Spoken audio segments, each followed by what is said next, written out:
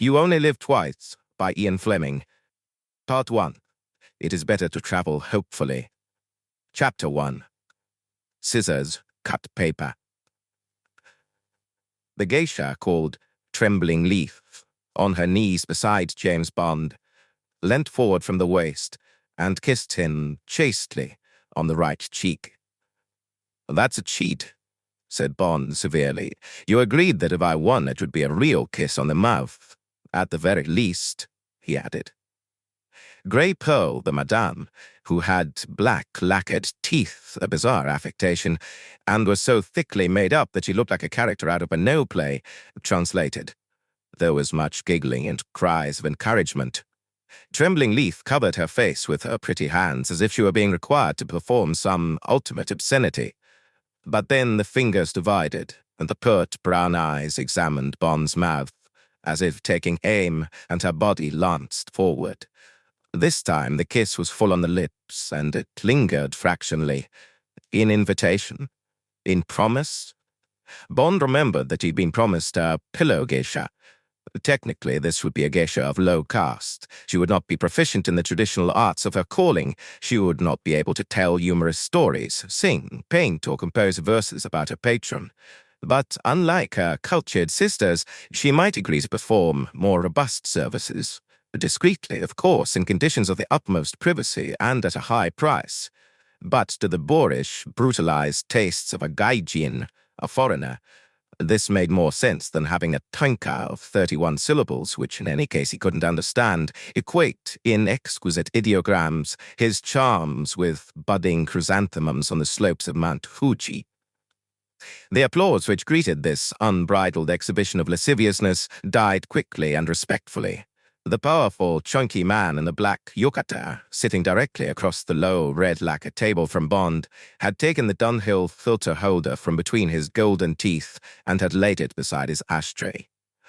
"Bondo-san," said Tiger Tanaka, head of the Japanese Secret Service, "I will now challenge you to this ridiculous game, and I promise you in advance that you will not win." The big, creased brown face that Bond had come to know so well in the past month split expansively. The wide smile closed the almond eyes to slits that glittered. Bond knew that smile. It wasn't a smile. It was a mask with a golden hole in it. Bond laughed. "All right, Tiger. But first, more sake. And not in these ridiculous thimbles. I've drunk 5 flasks of the stuff, and its effect is about the same as 1 double martini. I shall need another double martini if I'm to go on demonstrating the superiority of Western instinct over the wiles of the Orient. Is there such a thing as a lowly glass tumbler discarded in some corner behind the cabinets of Ming? Bondo-san, Ming is Chinese. Your knowledge of porcelain is as meager as your drinking habits are gross. Moreover, it is unwise to underestimate sake. We have a saying, it is the man who drinks the first flask of sake. Then the second flask drinks the first. Then it is the sake that drinks the man." Tiger Tanaka turned to Grey Pearl, and there followed a laughing conversation which Bond interpreted as jokes at the expense of this uncouth Westerner with his monstrous appetites. At a word from the madame, Trembling Leaf bowed low and scurried out of the room. Tiger turned to Bond. "You have gained much face, Bondo-san. It is only the small wrestlers who drink sake in these quantities without showing it. She says you are undoubtedly an 8-flask man." Tiger's face became sly. "But she also suggests that you will not make much of a companion for Trembling Leaf at the end of the evening. Tell her that I am more interested in her own, more mature charms. She will certainly possess talents in the art of lovemaking which will overcome any temporary lassitude on my part." This leaden gallantry got what it deserved. There came a spirited crackle of Japanese from Grey Pearl. Tiger translated. "Bondo-san, this is a woman of some wit. She has made a joke. She says she is already respectably married to one Bosa, and there is no room on her futon for another. Bosa means a priest, a greybeard. Futon, as you know, is a bed. She has made a joke on your name." The geisha party had been going on for 2 hours, and Bond's jaws were aching with the unending smiles and polite repartee. Far from being entertained by the geisha, or being bewitched by the inscrutable discords issuing from the cat-skin-covered box of the three-stringed samisen, Bond had found himself having to try desperately to make the party go. He also knew that Tiger Tanaka had been observing his effort with a sadistic pleasure. Dicko Henderson had warned him that geisha parties were more or less the equivalent for a foreigner of trying to entertain a lot of unknown children in a nursery with a strict governess, the madame, looking on. But Dicko had also warned him that he was being done a great honor by Tiger Tanaka, that the party would cost Tiger a small fortune, whether from secret funds or from his own pocket, and that Bond had better put a good face on the whole thing, since this looked like being a breakthrough in Bond's mission. But it could equally well be a disaster. So now, Bond smiled and clapped his hands in admiration. He said to Tiger, "Tell the old bitch she's a clever old bitch," accepted the brimming tumbler of hot sake from the apparently adoring hands of Trembling Leaf, and downed it in 2 tremendous gulps. He repeated the performance so that more sake had to be fetched from the kitchen. Then he placed his fist decisively on the red lacquer table and said with mock belligerence, "All right, Tiger, go to it." It was the old game of scissors cut paper, paper wrapped stone, stone blunt scissors that is played by children all over the world. The fist is the stone, 2 outstretched fingers are the scissors, and a flat hand is the paper. The closed fist is hammered twice in the air simultaneously by the 2 opponents, and at the 3rd downward stroke, the chosen emblem is revealed. The game consists of guessing which emblem the opponent will choose, and of you yourself choosing one that will defeat him. Best of 3 goes or more. It is a game of bluff. Tiger Tanaka rested his fist on the table opposite Bond. The 2 men looked carefully into each other's eyes. There was dead silence in the box-like little lath and paper room, and the soft gurgling of the tiny brook in the ornamental square of garden outside the open partition could be heard clearly for the first time that evening. Perhaps it was this silence, after all the talk and giggling, or perhaps it was the deep seriousness and purpose that was suddenly evident in Tiger Tanaka's formidable, cruel, samurai face, but Bond's skin momentarily crawled. For some reason, this had become more than a children's game. Tiger had promised he would beat Bond. To fail would be to lose much face. How much? Enough to breach a friendship that had become oddly real between the 2 of them over the past weeks. This was one of the most powerful men in Japan. To be defeated by a miserable gaijin in front of the 2 women might be a matter of great moment to this man. The defeat might leak out through the women. In the West, such a trifle would be farcically insignificant, like a cabinet minister losing a game of backgammon at Blades, but in the East... In a very short while, Dicko Henderson had taught Bond total respect for Oriental conventions, however old-fashioned or seemingly trivial, but Bond was still at sea in their gradations. This was a case in point. Should Bond try and win at this baby game of bluff and double bluff, or should he try to lose?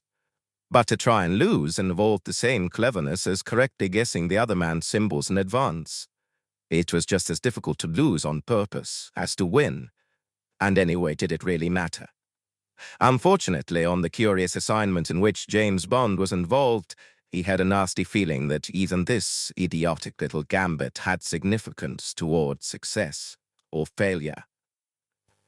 As if with second sight, Tiger Tanaka spelled the problem out. He gave a harsh, taut laugh that was more of a shout than an expression of humor or pleasure.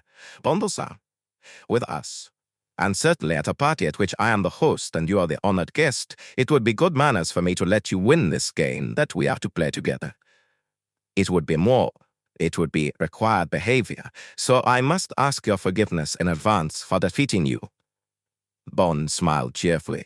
"My dear Tiger, there is no point in playing a game unless you try to win. It would be a very great insult to me if you endeavor to play to lose. But if I may say so, your remarks are highly provocative. They are like the taunts of the sumo wrestlers before the bout. If I was not myself so certain of winning, I would point out that you spoke in English. Please tell our dainty and distinguished audience that I propose to rub your honorable nose in the dirt at this despicable game, and thus display not only the superiority of Great Britain, and particularly Scotland, over Japan, but also the superiority of our queen over your emperor." Bond, encouraged perhaps by the crafty ambush of the sake, had committed himself. This kind of joking about their different cultures had become a habit between himself and Tiger, who, with a first in PPE at Trinity before the war, prided himself in the democrazu of his outlook and the liberality and breadth of his understanding of the West. But Bond, having spoken, caught the sudden glitter in the dark eyes, and he thought of Dicko Henderson's cautionary, "Now listen, you stupid limey bastard. You're doing all right, but don't press your luck. TT's a civilized kind of chap, as chaps go, that is, but don't overdo it. Take a look at that mug. There's Manchu there, and Tartar. And don't forget the so-and-so was a black belt at judo before he ever went up to your bloody Oxford.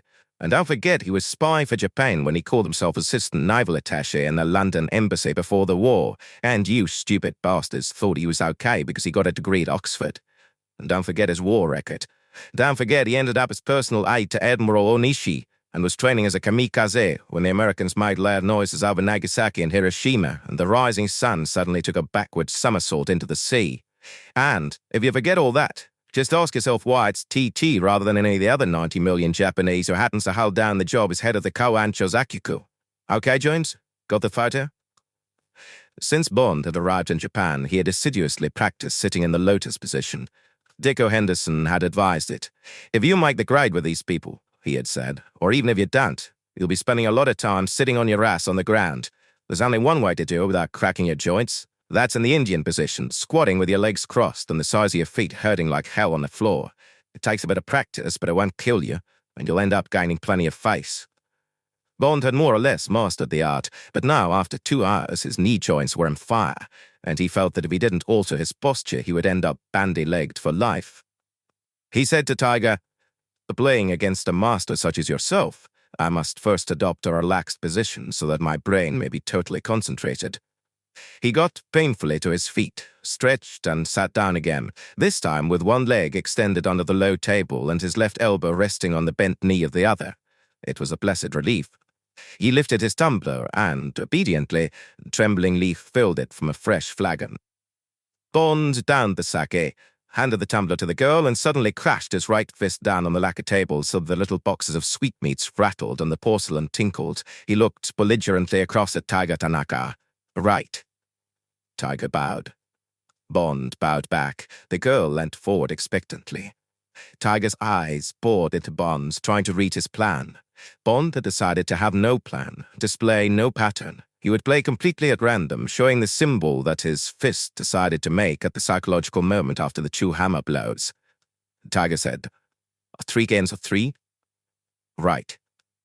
The 2 fists rose slowly from the tabletop, quickly hammered twice in unison and shot forward. Tiger had kept his fist balled in the stone. Bond's palm was open in the paper that wrapped the stone. 1 up to Bond. Again, the ritual and the moment of truth. Tiger had kept a stone. Bond's fist and second fingers were open in the scissors, blunted by Tiger's stone. 1 all. Tiger paused and placed his fist against his forehead. He closed his eyes and thought. He said, "Yes, I've got you, Bondo-san. You can't escape." "Good show," said Bond, trying to clear his mind of the suspicion that Tiger would keep to the stone, or alternatively that Tiger would expect him to play it that way, expect Bond to play the paper and himself riposte with the scissors to cut the paper, and so on and so forth. The 3 emblems whirled round in Bond's mind like the symbols on a fruit machine. The 2 fists were raised. 1, 2, forward. Tiger had kept to his stone. Bond had wrapped it up with a paper. First game to Bond. The second game lasted longer. They both kept on showing the same symbol, which meant a replay. It was as if the 2 players were getting the measure of each other's psychology. But that could not be so, since Bond had no psychological intent. He continued to play at random. It was just luck. Tiger won the game. 1 all. Last game. The 2 contestants looked at each other. Bond's smile was bland, rather mocking. A glint of red shone in the depths of Tiger's dark eyes. Bond saw it and said to himself, "I would be wise to lose. Or would I?" He won the game. In 2 straight goes, blunting Tiger's scissors with his stone, wrapping Tiger's stone with his paper. Tiger bowed low. Bond bowed even lower. He sought for a throwaway remark. He said, Now I must get this game adopted in time for your Olympics. I would certainly be chosen to play for my country. Tiger Tanaka laughed with controlled politeness. You play with much insight. What was the secret of your method? Bond had had no method. He quickly invented the one that would be most polite to Tiger. You're a man of rock and steel, Tiger. I guessed that the paper symbol would be the one you would use the least. I played accordingly. This bit of mumbo-jumbo got by. Tiger bowed. Bond bowed and drank more sake, toasting Tiger. Released from the tension, the geisha applauded, and the madame instructed Trembling Leaf to give Bond another kiss. She did so. How soft the skins of Japanese women were, and the touch was almost weightless. James Bond was plotting the rest of his night when Tiger said, Bondo-san, I have matters to discuss with you. Will you do me the honor of coming to my house for a nightcap? Bond immediately put away his lascivious thoughts. According to Dicko, to be invited to a Japanese private house was a most unusual sign of favor. So, for some reason, he had done right to win this childish game. This might mean great things. Bond bowed. Nothing would give me more pleasure, Tiger. An hour later, they were sitting in blessed chairs with a drink tray between them. The lights of Yokohama glowed a deep orange along the horizon, and the slight smell of the harbor and the sea came in through the wide open partition leading onto the garden. Tiger's house was designed enchantingly, as is even the meanest Japanese salaryman's house, to establish the thinnest possible dividing line between the inhabitant and nature. The 3 other partitions in the square room were also fully slid back, revealing a bedroom, a small study, and a passage. Tiger had opened the partitions when they entered the room. He had commented, In the West, when you have secrets to discuss, you shut all the doors and windows. In Japan, we throw everything open to make sure that no one can listen at the thin walls. And what I now have to discuss with you is a matter of the very highest secrecy. The sake is warm enough. Do you have the cigarettes you prefer? Then listen to what I have to say to you, and swear on your honor to divulge it to no one. Tiger Tanaka gave a great golden shout of mirthless laughter. If you were to break your promise, I would have no alternative but to remove you from the earth. Chapter 2. Curtains for Bond. Exactly 1 month before, it had been the eve of the annual closing of Blades. On the next day, the 1st of September, those members who were still unfashionably in London would have to pig for a month at White's or Boodle's. White's they considered noisy and smart. Boodle's too full of superannuated country squires who would be talking of nothing but the opening of the partridge season. For Blades, it was 1 month in the wilderness. But there it was. The staff, one supposed, had to have their holiday. More important, there was some painting to be done, and there was dry rot in the roof. M, sitting in the bow window looking out over St. James's Street, couldn't care less. He had 2 weeks of trout fishing on the test to look forward to, and for the other 2 weeks, he would have sandwiches and coffee at his desk. He rarely used Blades, and then only to entertain important guests. He was not a clubbable man, and if he had had the choice, he would have stuck to the Senior, the greatest of all services clubs in the world. But too many people knew him there, and there's too much shop talked. And there were too many former shipmates who would come up and ask him what he had been doing with himself since he retired. And the lie, got a job at some people called Universal Export, bored him, and though verifiable, had its risks. Porterfield hovered with the cigars. He bent and offered the wide case to M's guest. Sir James Maloney raised a quizzical eyebrow. I see the Havanas are still coming in. His hand hesitated. He picked out a Romeo y Julieta, pinched it gently, and ran it under his nose. He turned to M. What's Universal Export sending Castro in return? Blue streak? M was not amused.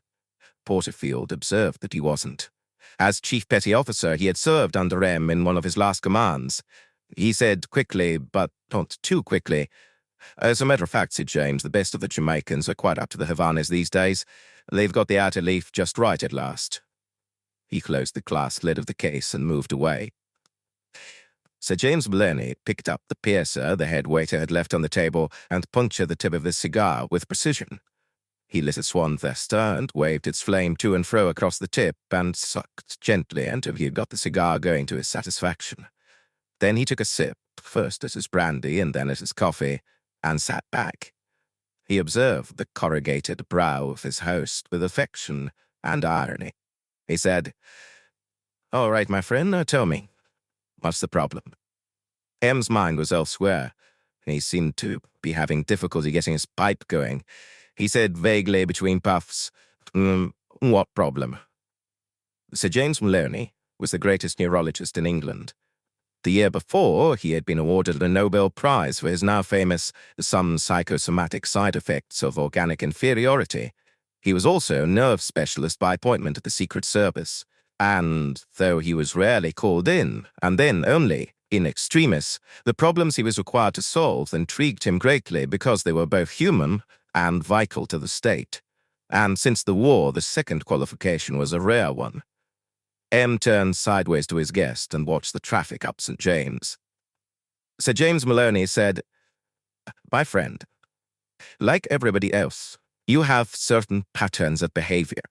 One of them consists of occasionally asking me to lunch at Blade's, stuffing me like a Strasbourg goose, and then letting me in on some ghastly secret and asking me to help you with it. The last time, as I recall, you wanted to find out if I could extract certain information from a foreign diplomat by getting him under deep hypnosis without his knowledge. You said it was a last resort.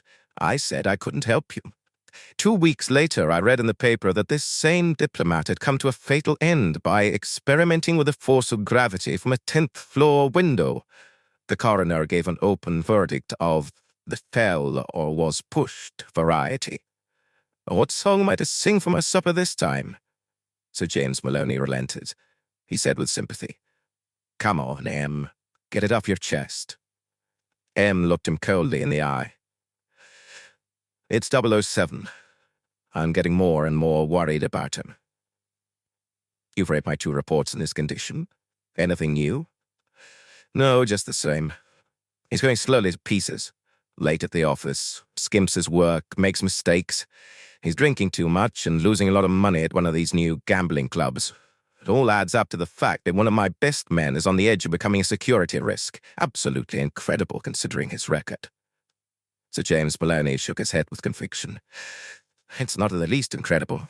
You either don't read my reports or you don't pay enough attention to them. I've said all along that the man is suffering from shock." Sir James Maloney leant forward and pointed his cigar at M's chest. "You're a hard man, M. In your job you have to be.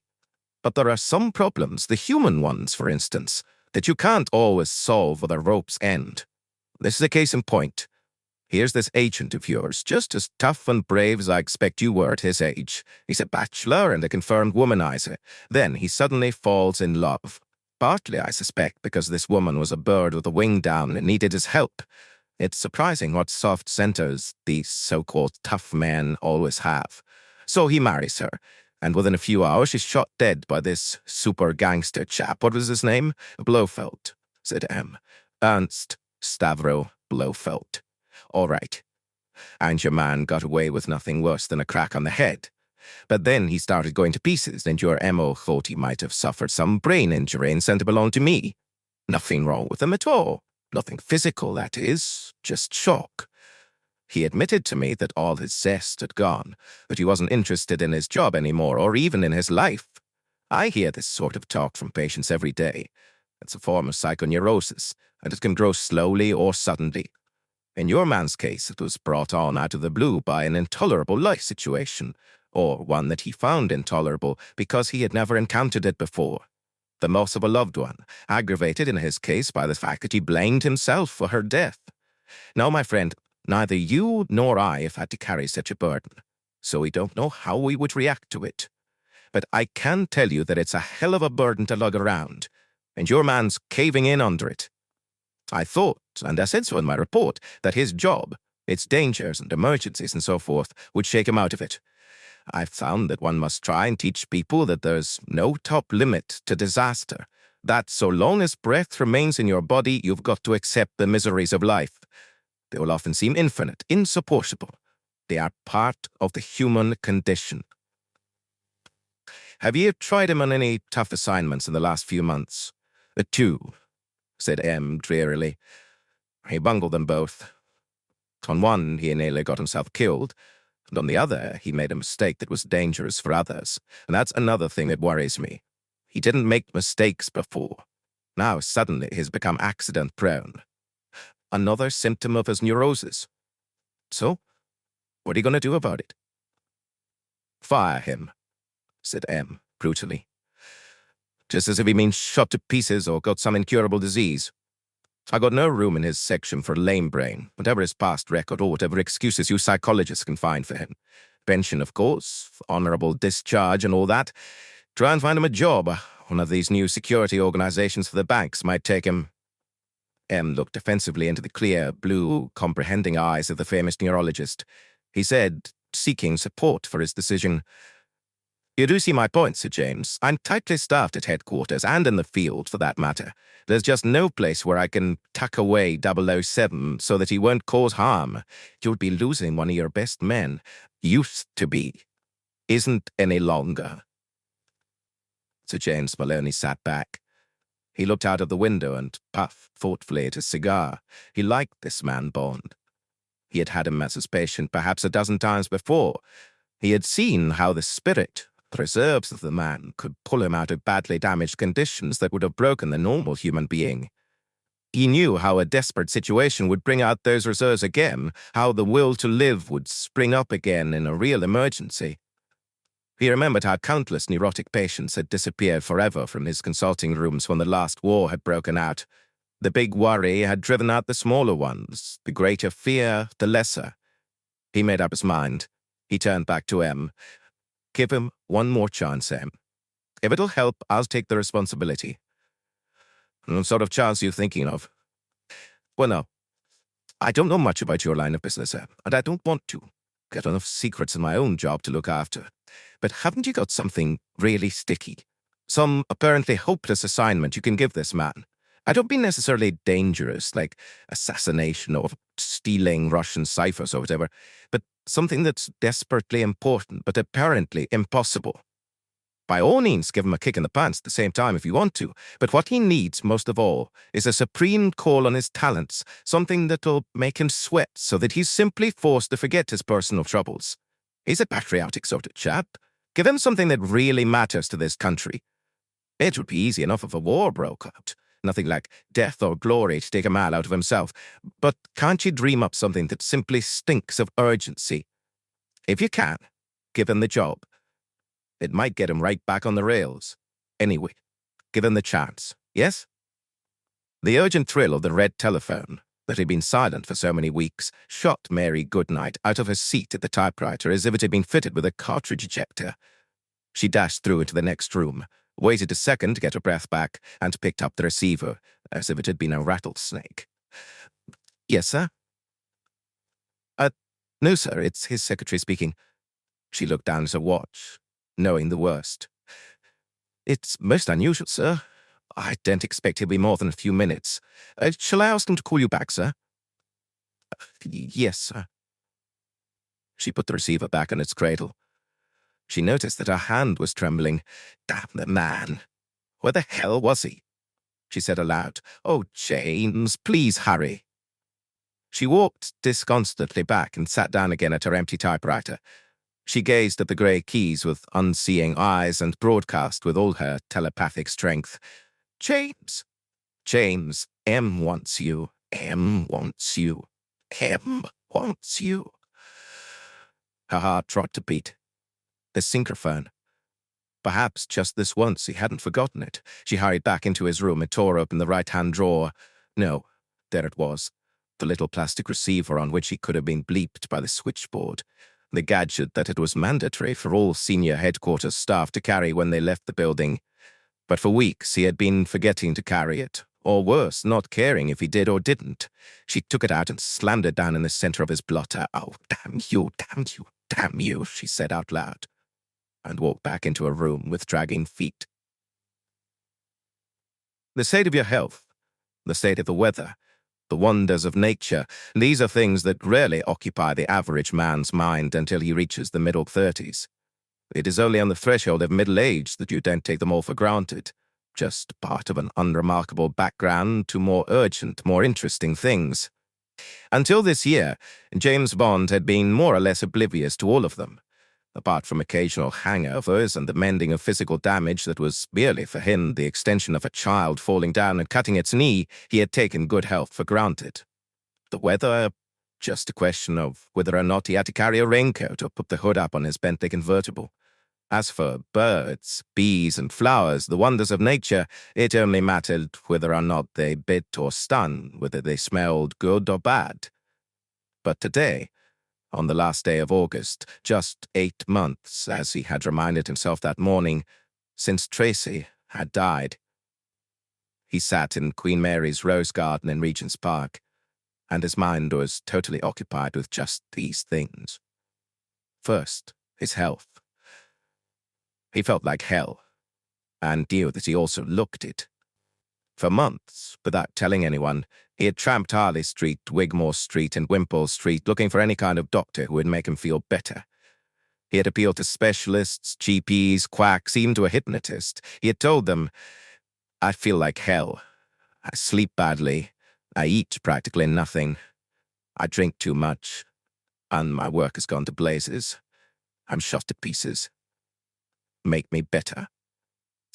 And each man had taken his blood pressure, a specimen of his urine, listened to his heart and chest, asked him questions he had answered truthfully, and told him there was nothing basically wrong with him.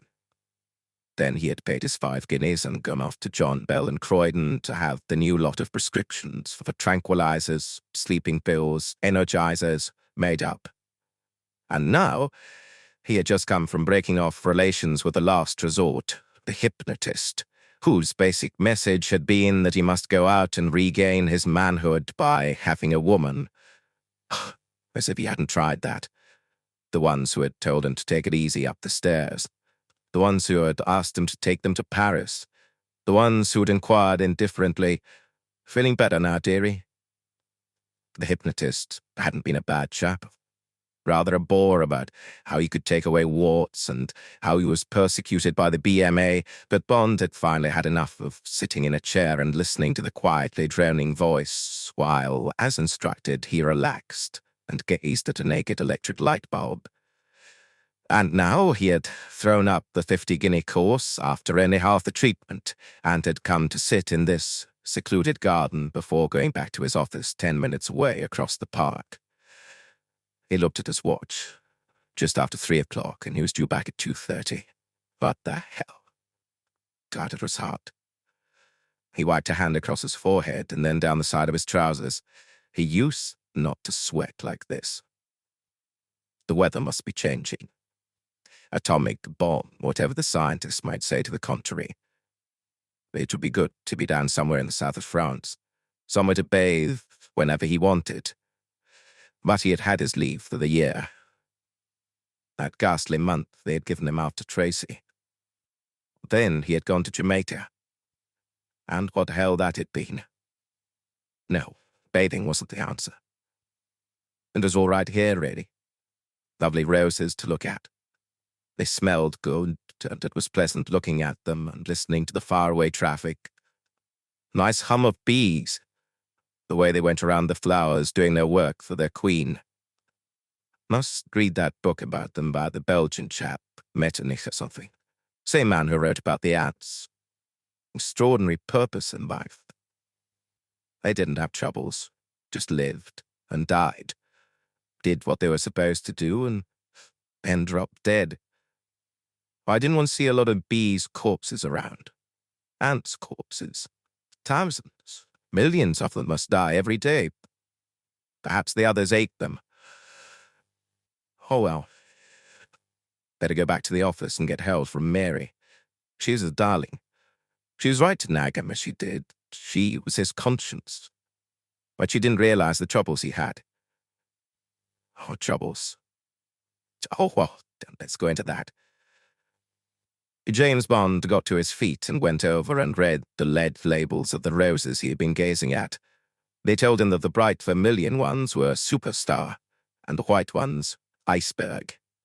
Then, with a jumble of his health, the heat, and the corpses of bees revolving lazily round his mind, James Bond strolled off in the direction of the tall, grey building whose upper stories showed themselves above the trees. It was 3:30. Only 2 more hours to go before his next drink. The liftman, resting the stump of his right arm on the operating handle, said, "Your secretary's a bit of a flap, sir. Been asking everywhere for you." "Thank you, Sergeant." He got the same message when he stepped out of the 5th floor and showed his pass to the security guard at the desk. He walked unhurriedly along the quiet corridor to the group of end rooms whose outer door bore the 00 sign. He went through and along to the door marked 007. He closed it behind him. Mary Goodnight looked up at him and said calmly, "M wants you. He rang down half an hour ago." "Who's M?" Mary Goodnight jumped to her feet, her eyes flashing. "Oh, for God's sake, James, snap out of it. Your tie's crooked." She came up to him, and he docilely allowed her to pull it straight. "And your hair's all over the place. Here, use my comb." Bond took the comb and ran it absent-mindedly through his hair. He said, "You're a good girl, Goodnight." He fingered his chin. "Suppose you haven't got your razor handy. Must look my best on the scaffold." "Please, James." Her eyes were bright. "Go and get on to him. He hasn't talked to you for weeks. Perhaps it's something important, something exciting." She tried desperately to put encouragement into her voice. "It's always exciting starting a new life. Anyway, who's afraid of the big bad M? Will you come and lend a hand on my chicken farm?" She turned away and put her hands up to her face. He patted her casually on the shoulder and walked through into his office and went over and picked up the red telephone. 007 here, sir. I'm sorry, sir. Had to go to the dentist." "I know, sir, I'm sorry. I left it on my desk." "Yes, sir." He put the receiver down slowly. He looked round his office, as if saying goodbye to it, walked out and along the corridor, and went up in the lift with the resignation of a man under sentence. Miss Moneypenny looked up at him with ill-concealed hostility. "You can go in." Bond squared his shoulders and looked at the padded door behind which he had so often heard his fate pronounced. Almost as if it were going to give him an electric shock, he tentatively reached out for the door handle and walked through and closed the door behind him. Chapter 3. The Impossible Mission. M, his shoulders hunched inside the square-cut blue suit, was standing by the big window looking out across the park. Without looking round, he said, "Sit down." No name, no number. Bond took his usual place across the desk from M's tall armchair. He noticed that there was no file on the expanse of red leather in front of the chair, and the in and out baskets were both empty. Suddenly, he felt really bad about everything, about letting M down, letting the service down, letting himself down. This empty desk, the empty chair with a final accusation. "We have nothing more for you," they seemed to say. "You're no use to us anymore. Sorry. It's been nice knowing you, but there it is." M came over and sat heavily down in the chair and looked across at Bond. There was nothing to read in the lined sailor's face. It was as impassive as the polished blue leather of the empty chair back had been. M said, "You know why I sent for you?" "I can guess, sir. You can have my resignation." M said angrily, "What the hell are you talking about? It's not your fault that the 00 section's been idle for so long. It's the way things go. You've had flat periods before now. Months with nothing in your line.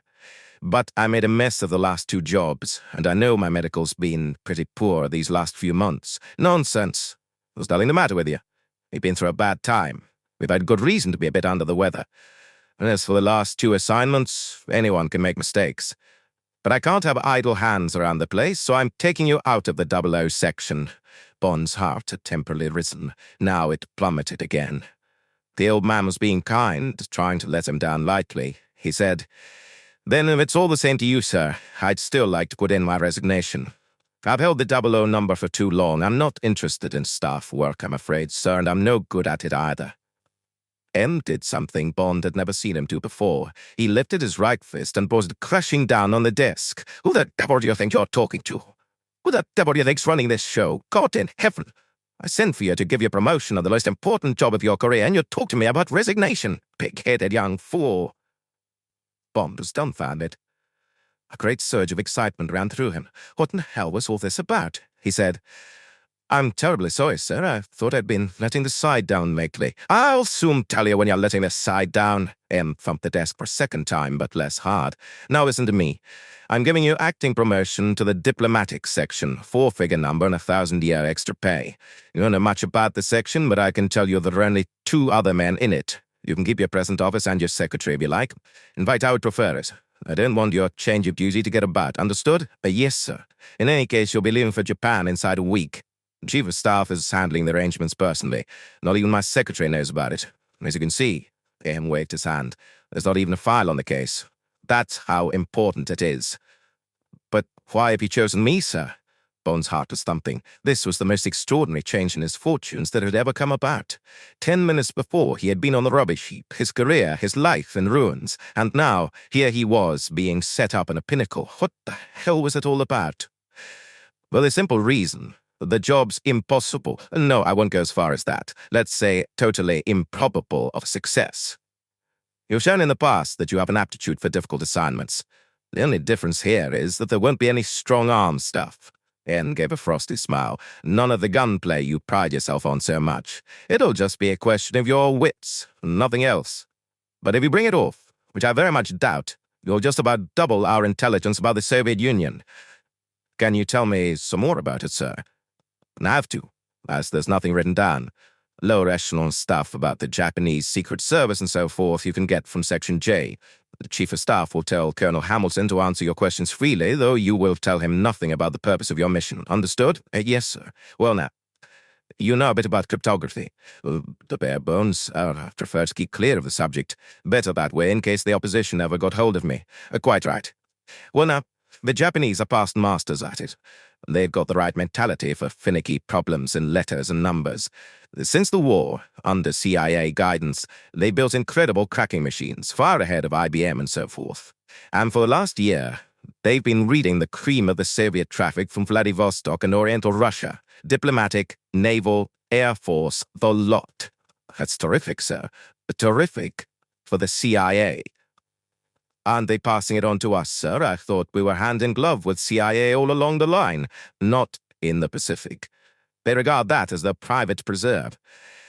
When Alan Dulles was in charge, we used at least to get digests of any stuff that concerned us.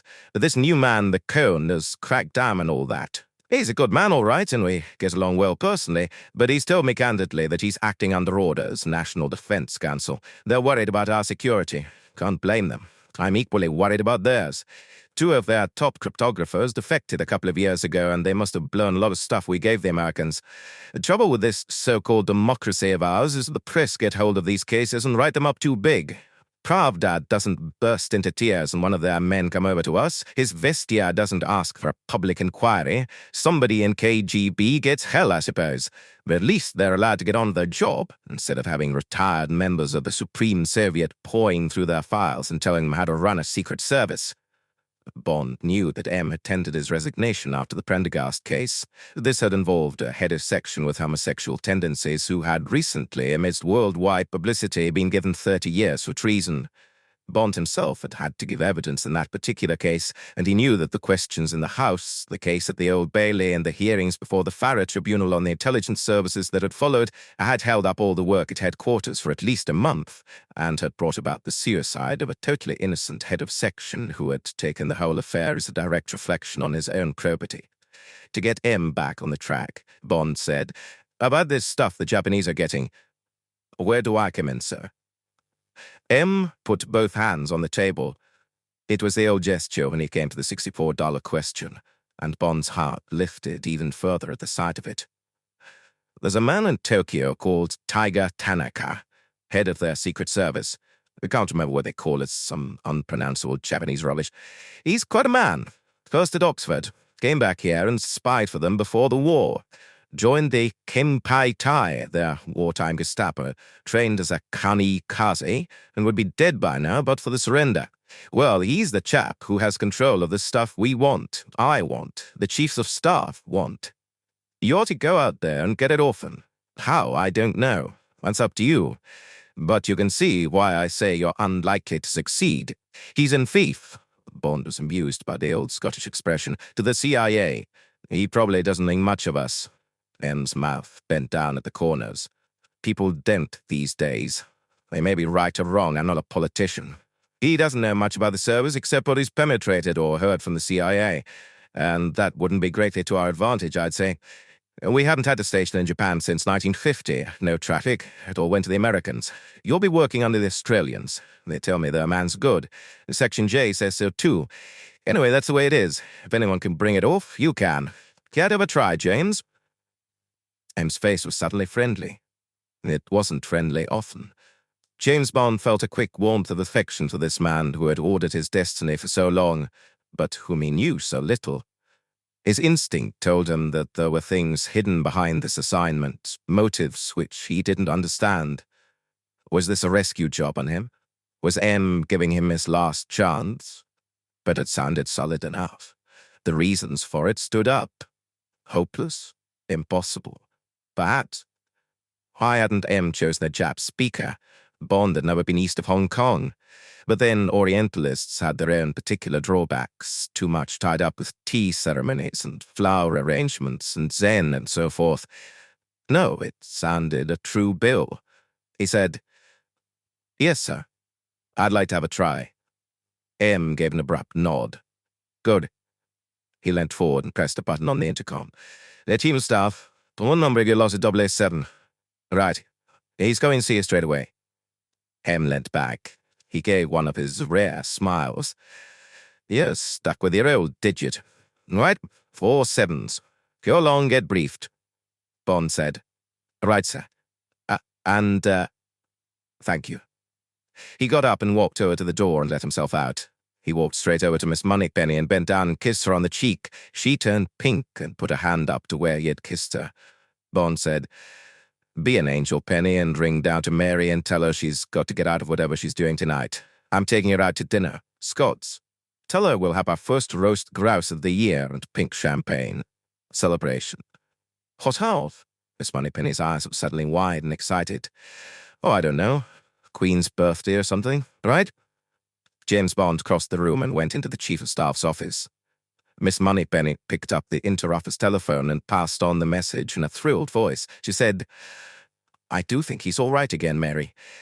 It's all there again, like it used to be. Heaven knows what M's been saying to him. He had lunch with Sir James Maloney today. Don't tell James that, but it may have something to do with it. He's with the Chief of Staff now, and Bill said he wasn't to be disturbed. Sounds like some kind of a job. Bill was very mysterious."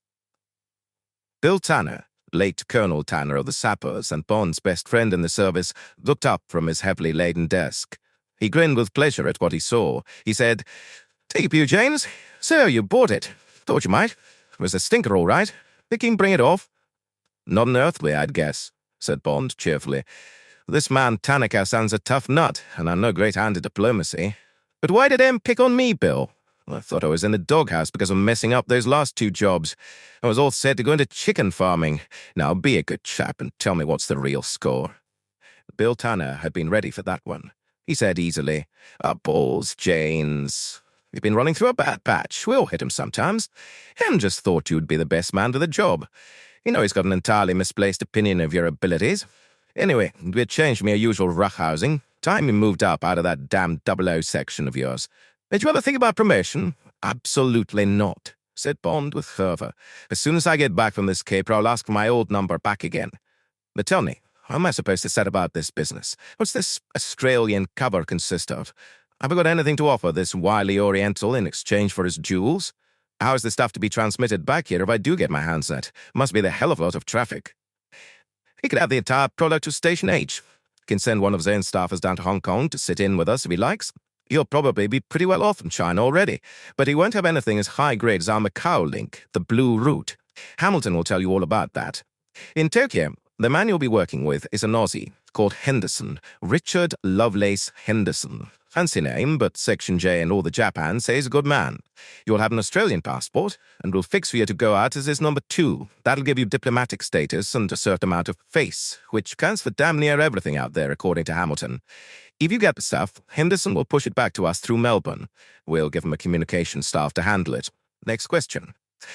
What are the CIA going to say about all this? After all, it's barefaced poaching. They don't own Japan. Anyway, they're not to know. That's up to this fellow Tanaka. You'll have to fix the machinery for getting it into the Australian embassy. That's his worry. But the whole thing's on pretty thin ice. The main problem is to make sure he doesn't go straight along to the CIA and tell them of your approach. If you get blown, we'll just have to get the Australians to hold the baby. They've done it before when we've been bowled out edging our way into the Pacific. We're good friends with their service. First-rate bunch of chaps. And anyway, the CIA's hands aren't as clean as all that. We've got a whole file of cases where they've crossed wires with us around the world, often dangerously. We can throw that book at McKeown if this business blows up in our faces. But part of your job is to see that it doesn't.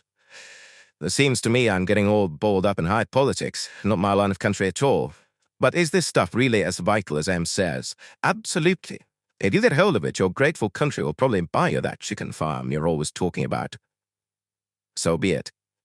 Now, if you'll give Hamilton a buzz, I'll go and start learning all about the mysterious East. Kange! Welcome aboard, said the pretty kimonoed and offbeat stewardess of Japan Airlines as, a week later, James Bond settled into the comfortable window seat of the four-jet turbofan Douglas DC-8 at London Airport and listened to the torrent of soft Japanese coming from the tannoy that would be saying all those things about life jackets and the flying time to Orly. The sick bags, in case of motion disturbance, were embellished with pretty bamboo emblems, and, according to the exquisitely bound travel folder, the random scribbles on the luggage rack above his head were the traditional and auspicious tortoiseshell motive. The stewardess bowed and handed him a dainty fan, a small hot towel in a wicker basket, and a sumptuous menu that included a note to the effect that an assortment of cigarettes, perfumes, and pearls were available for sale. They were off, with the 50,000 pounds of thrust on the first leg of the 4 that would take the good aircraft Yoshino over the North Pole to Tokyo.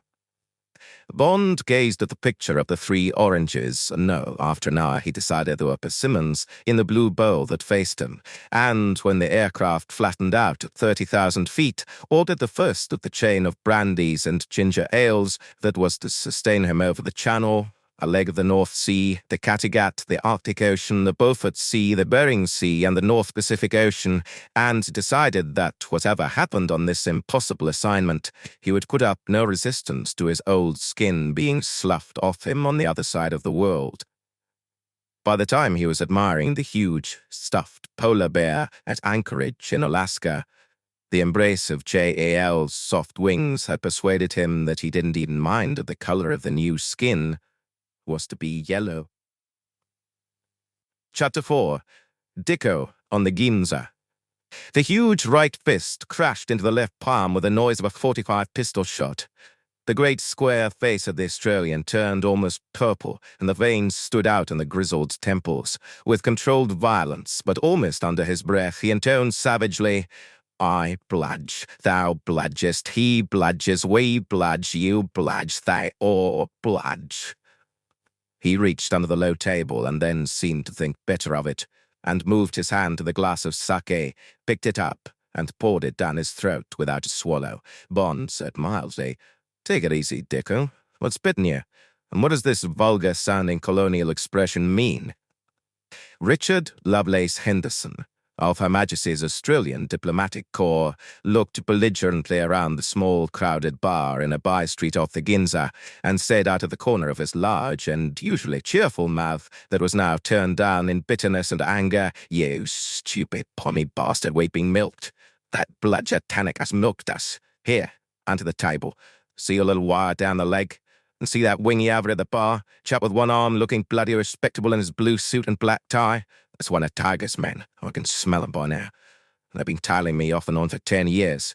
Tiger dresses 'em all like little CIA gentlemen. You watch out for any chap who's drinking Western and wearing that rig. All Tiger's men," he grumbled. "Damn good might it go over and call the bastard." Bond said, "Well, if we're being milked, all this'll make sweet reading for Mr. Tanaka tomorrow morning." "What the hell?" said Dicko Henderson resignedly. "The old bastard knows what I think of him. No, just have it in writing. Teach him to stop leaning on me and my friends," he added with a blistering glance at Bond. "It's really you he wants to size up. Well, I don't mind if he hears me saying so." "Bludger, well, hear me now, Tiger.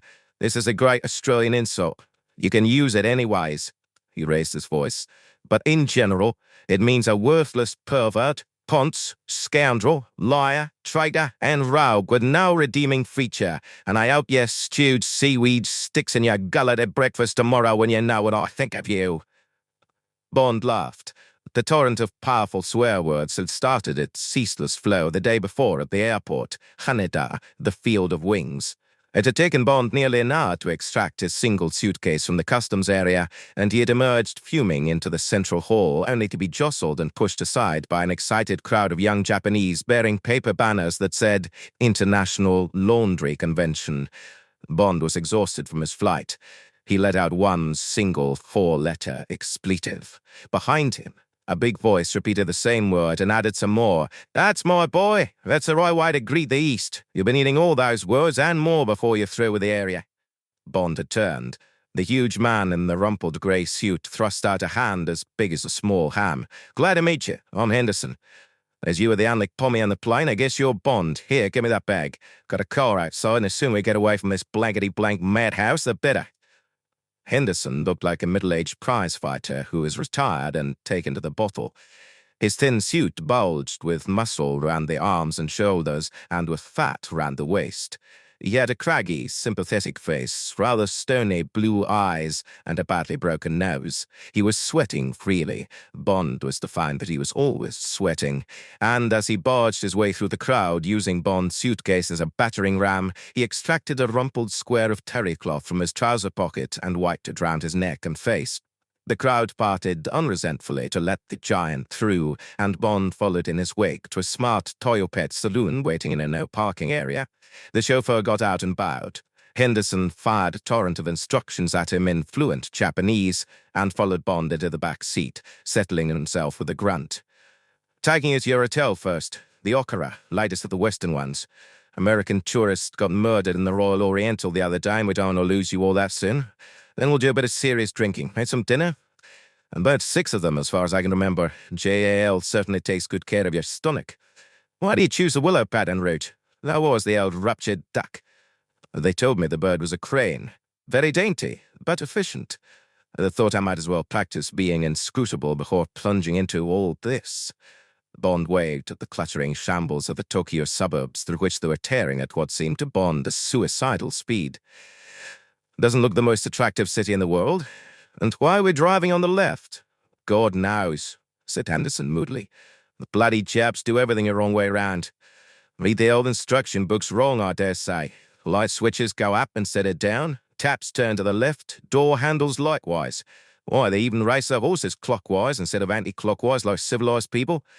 As for Tokyo, it's bloody awful. It's either too hot, or too cold, or pouring with rain. And there's an earthquake about every day. But don't worry about them. And just make you feel slightly drunk. The typhoons are worse. If one starts to blow, go into the stoutest bar you can see and get drunk. The first 10 years are the worst. It's got its point when you know your way around. Bloody expensive if you live Western, but I stick to the back alleys and do all right. Really quite exhilarating. Got to know the lingo, though, and where to bow and take off your shoes and so on. Enough to get the basic routine straight pretty quickly if you're going to make any headway with the people you've come to see. Underneath the stiff collars and striped pants in the government departments, there's still plenty of the old samurai tucked away. I laugh at them for it, and they laugh back because they've gotten to know my line of patter. That doesn't mean I don't bow from the waist when I know it's expected of me and when I want something. You'll get the hang of it all right." Henderson fired some Japanese at the driver who had been glancing frequently in his driving mirror. The driver laughed and replied cheerfully. "Thought so," said Henderson. "We've got ourselves a tail. Typical of old Tiger. I told him you were staying at the Okara, but he wants to make sure for himself. Don't worry, just part of his crafty ways. If you find one of his men breathing down your neck in bed tonight, or a girl if you're lucky, just talk to him politely and they'll bow and hiss themselves out. But a solitary sleep had followed the serious drinking in the bamboo bar of the Okara, and the next day had been spent doing the sights and getting some cards printed that described Bond as second secretary in the cultural department of the Australian Embassy. "No, now that's our intelligence side," said Henderson. "And they know I'm the head of it, and you're my temporary assistant, so why not spill it out for them?" And that evening they had gone for more serious drinking to Henderson's favourite bar, Melodies, off the Ginza, where everybody called Henderson Dicko or Dicko-san, and where they were ushered respectfully to the quiet corner table that appeared to be his Stammtisch. And now Henderson reached under the table and, with a powerful wrench, pulled out the wires and left them hanging. "I'll give that black bastard Melody hell for this when I get around to it," he said belligerently. "And to think of all I've done for the dingo bastard. He used to be a favourite pub of the English colony in the press club layabouts. Had a good restaurant attached to it. That's gone now. The Aitai cook trod on the cat and spilled the soup, and he picked up the cat and threw it at the cooking stove. Of course, that got around pretty quick, and all the animal lovers and sanctimonious bastards got together and tried to have Melody's license taken away. I managed to put in Squeeze in the right quarter and saved him, but everyone quit his restaurant. He had to close it. I'm the only regular who stuck to him. And now he goes and does this to me. Oh, well, he'll have had the squeeze put on him, I suppose. Anyway, that's the end of the tape so far as TT's concerned. I'll give him hell, too. You ought to have learned by now that me and my friends don't want to assassinate the Emperor or blow up the Diet or something." Dicko glared around him as if he proposed to do both those things. "Now then, James, to business. I've fixed up for you to meet Tiger tomorrow morning at 11. I'll pick you up and take you there. The Bureau of All Asian Folkways. I'll describe it to you to spoil it. Now, I don't really know what you're here for. Spate of top-secret cables from Melbourne, to be deciphered by yours truly in person. Thanks very much. And my ambassador, Jim Saunderson, good bloke, says he doesn't want to know anything about it. Thinks it'd be even better if he didn't meet you at all. Okay with you? No offense, but he's a wise guy and likes to keep his hands clean. And I don't want to know anything about your job either. That way, you're the only one who gets the powdered bamboo in his coffee. But I gather you want to get some high-powered gen out of Tiger without the CIA knowing anything about it, right? Well, that's going to be a dicey business. Tiger's a career man with a career mind. Although, on the surface, he's 100% demokarazu, he's a deep one. Very deep indeed. The American occupation and the American influence here look like a very solid basis for a total American-Japanese alliance. But once a Jap, always a Jap. It's the same with all the other great nations, Chinese, Russian, German, English. It's the bones that matter, not the lying faces. And all those races have got tremendous bones. Compared with the bones, the smiles, the scowls don't mean a thing. And time means nothing for them either. 10 years is the blink of a star for the big ones. Get me? So Tiger and his superiors, who I suppose are the Diet, and in the end the Emperor, will look at your proposition principally from two angles. Is it immediately desirable today? Or is it a long-term investment? Something that may pay off for the country in 10, 20 years. And if I were you, I'd stick to that spiel, the long-term talk. These people like Tiger, who's an absolutely top man in Japan, don't think in terms of days or months or years. They think in terms of centuries. Quite right, when you come to think of it. Dicko Henderson made a wide gesture with his left hand. Bond decided that Dicko was getting cheerfully tight. He had found a Palomar pony to run with. They must be rare enough in Tokyo. They were both past the 8th flask of sake, but Dicko had also laid a foundation of Suntory whiskey in the Okara while he'd been waiting for Bond to write out an innocuous cable to Melbourne with the prefix information-wise, which meant that it was for Mary Goodnight to announce his arrival and give his current address. But it was all right with Bond that Dicko should be getting plastered. He would talk better and looser, and in the end, wiser that way. And Bond wanted to pick his brains. Bond said, "But what sort of a chap is this Tanaka? Is he your enemy or your friend?" "Both. More a friend, probably. At least I'd guess so. I amuse him. His CIA pals don't. He listens up with me. We've got things in common. We share a pleasure in the delights of samsara, wine and women. He's a great coxman. I also have ambitions in that direction. I've managed to keep him out of 2 marriages. Trouble with Tiger is he always wants to marry him. He's paying cock tax, that's alimony in Australian vernacular, to 3 already. So he's acquired an on with regard to me. That's an obligation, almost as important in the Japanese way of life as face. When you have an on, you're not very happy until you discharge it honorably, if you'll pardon the bad pun. And if a man makes you a present of a salmon, you mustn't repay him with a shrimp. It's got to be with an equally large salmon, larger if possible, so that then you've jumped the man, and now he has an on with regard to you, and your quid's in morally, socially, and spiritually, and last one's the most important. Well now, Tiger's on towards me is a very powerful one, very difficult to discharge. He's paid off little slices of it with various intelligence dope. He's paid off another big slice by accepting your presence here and giving you an interview so soon after your arrival. If you'd been an ordinary supplicant, it might have taken you weeks. He'd have given you a fat dose of shkiri naosh. That's making you wait, giving you the great stone face. The small wrestlers use it in the ring to make an opponent look and feel small in front of the audience. Got it? So, you start with that in your favor. He would be predisposed to do what you want because that would remove all his ong towards me, and by his accounting, stick a whole packet of ong on my back towards him. But it's not so simple as that. All Japanese have permanent ong towards their superiors, the emperor, the ancestors, and the Japanese gods. This they can only discharge by doing the right thing. Not easy, you'll say, because how can you know what the higher echelon thinks is the right thing? Well, you get out of that by doing what the bottom of the ladder thinks right, i.e. your immediate superiors. That passes the buck psychologically onto the emperor, and he's got to make his peace with ancestors and the gods. But that's all right with him because he embodies all the echelons above him, so he can get on with dissecting fish, which is his hobby, with a clear conscience. Got it? It's not really as mysterious as it sounds. Much the same routine as operates in big corporations like ICI or Shell or in the services, except with them, the ladder stops at the board of directors or the chiefs of staff. It's easier that way. You don't have to involve the Almighty and your great-grandfather in a decision to cut the price of aspirin by a penny a bottle. It doesn't sound very demokarazu to me. Of course it isn't, you damn bastard. For God's sake, get it into your head that the Japanese are a separate human species. They've only been operating as a civilized people, in the debased sense we talk about it in the West, for 50, at the most 100 years. Scratch a Russian, you'll find a Tartar. Scratch a Japanese, and you'll find a samurai. Or what he thinks is a samurai. And most of this samurai stuff is a myth, like the Wild West bunk the Americans are brought up on, or your knights in shining armor at King Arthur's court. Just because people play baseball and wear bowler hats doesn't mean they're, quote, civilized, unquote. Just to show you that I'm getting rather tight, and not drunk, mark you, I'd add that the UN are going to reap the father and mother of a whirlwind by, quote, liberating, unquote, the colonial peoples. Give them 1,000 years, yes, but give them 10 now. You're only taking away the blowpipes and giving them machine guns. Just you wait for the first one to start crying to high heaven for nuclear fission.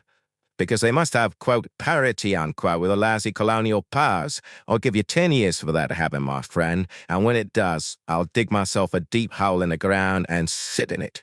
Bond laughed. That also doesn't sound very demokarazu. I fornicate upon thy demokarazu, as Brother Hemingway would have said. I stand for government by an elite.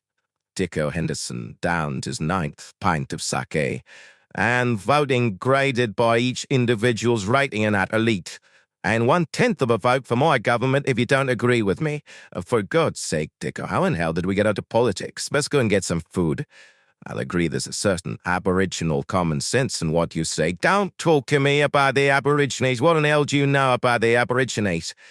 Do you know that in my country there's a move afoot, not afoot, at full gallop, to give the Aborigines the vote? You pommy poofter, you give me any more of that liberal crap and I'll have your balls for a bow tie.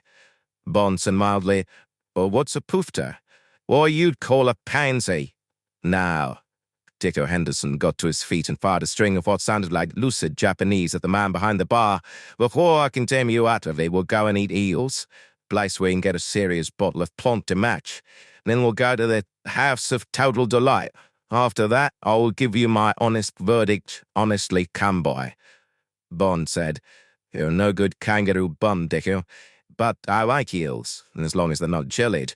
I'll pay for them and for the later relaxation. You pay for the rice wine and the plonk, whatever that is. And take it easy. The winger at the bar has an appraising look.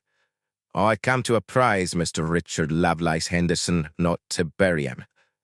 Dicko Henderson produced a wad of 1,000-yen notes and began counting them out for the waiter. Not yet, that is. He walked, with careful majesty, up to the bar and addressed himself to the huge Negro in a plum-colored coat behind it. Melody, be ashamed of yourself. Then he led the way, with massive dignity, out of the bar. Chapter 5. Magic 44. Dicko Henderson came to fetch Bond at 10 o'clock next morning. He was considerably overhung. The hard blue eyes were veined with blood, and he made straight for the bamboo bar and ordered himself a double brandy and ginger ale. Bond said mildly, "You shouldn't have poured all that sake in top of the suntory. I can't believe Japanese whiskey makes a good foundation for anything. You've got something there, sport. I've got myself a proper foot sky-oi. Honorable hangover. That's like a vulture's crutch. As soon as we got home from that lousy cat house, I had to go for the big spit.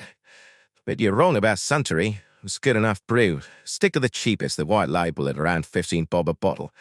There are two smart-up brands, but the cheap one's the best. I went up to the distillery some whiles ago and met one of the family. Told me an interesting thing about whiskey. He said you can only make good whiskey where you can take good photographs. Ever heard that one? Said it was something to do with the effect of clear light and the alcohol. But did I talk a lot of crap last night, or did you? Seem to recollect that one of us did. You only gave me hell about the state of the world and called me a poofter. And you were quite friendly about it. No offense given or taken. Oh, Christ. Dicko Henderson gloomily pushed a hand through his tough, grizzled hair. But I didn't hit anyone. Only that girl you slapped so hard on the button that she fell down. Oh, that, said Dicko Henderson with relief. No, it's just a love pat. It's a girl's bottom four, anyway. And so far as I recall, they all screamed with laughter, including her, right? How did you make her with yours, by the way? She looked pretty enthusiastic. She was. Good show. He swallowed the remains of his drink and got to his feet.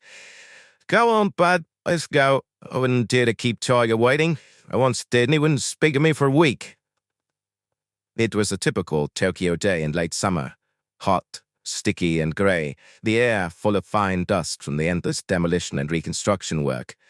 They drove for half an hour towards Yokohama and pulled up outside a dull grey building which announced itself in large letters to be the Bureau of All Asian Folkways.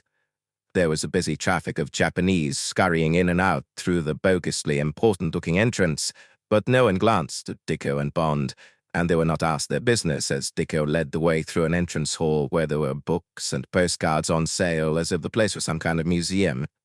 Dicko made for a doorway marked Coordination Department, and there was a long corridor with open rooms on both sides. The rooms were full of studious-looking young men at desks. There were large wall maps with colored pins dotted across them and endless shelves of books. A door marked International Relations gave onto another corridor, this time lined with closed doors which had people's names on them in English and Japanese. A sharp right turn took them through the Visual Presentation Bureau with more closed doors and onto Documentation, a large hall-shaped library with more people bent over desks. Here, for the first time, they were scrutinized by a man at a desk near the entrance.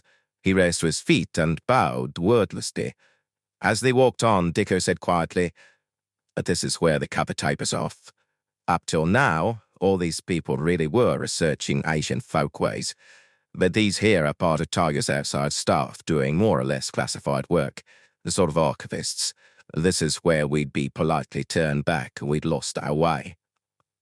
Behind a final wall of bookshelves that stretched into the room, a small door was concealed. It was marked, "Proposed Extension to Documentation Department. Danger. Construction work in progress." From behind it came the sound of drills, a circular saw cutting through the wood, and other building noises. Dicko walked through the door into a totally empty room with a highly polished wood floor. There was no sign of construction work. Dicko laughed at Bond's surprise. He gestured towards a large metal box fitted to the back of the door through which they'd come. "Type recorder," he said. "Clever gimmick. Sounds just like the real thing. And this," He pointed to a stretch of bare floor ahead. "Is what the Japanese call a nightingale floor, a relic of the old days when people wanted to be warned of intruders. It serves the same purpose here. Imagine trying to get across here without being heard." They set off, and immediately the cunningly sprung boards gave out penetrating squeaks and groans. In a small facing door, a spy hole slid open, and one large eye surveyed them. The door opened to reveal a stocky man in plain clothes who had been sitting at a small deal table reading a book.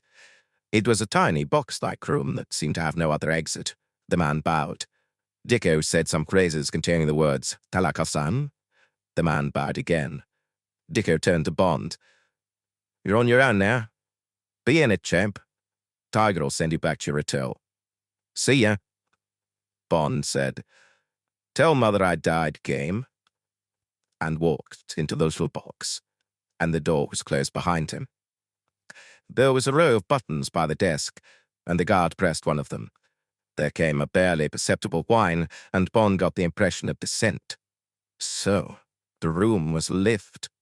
What a box of tricks the formidable Tiger had erected as a screen for himself. The authentic Eastern nest of boxes. What next?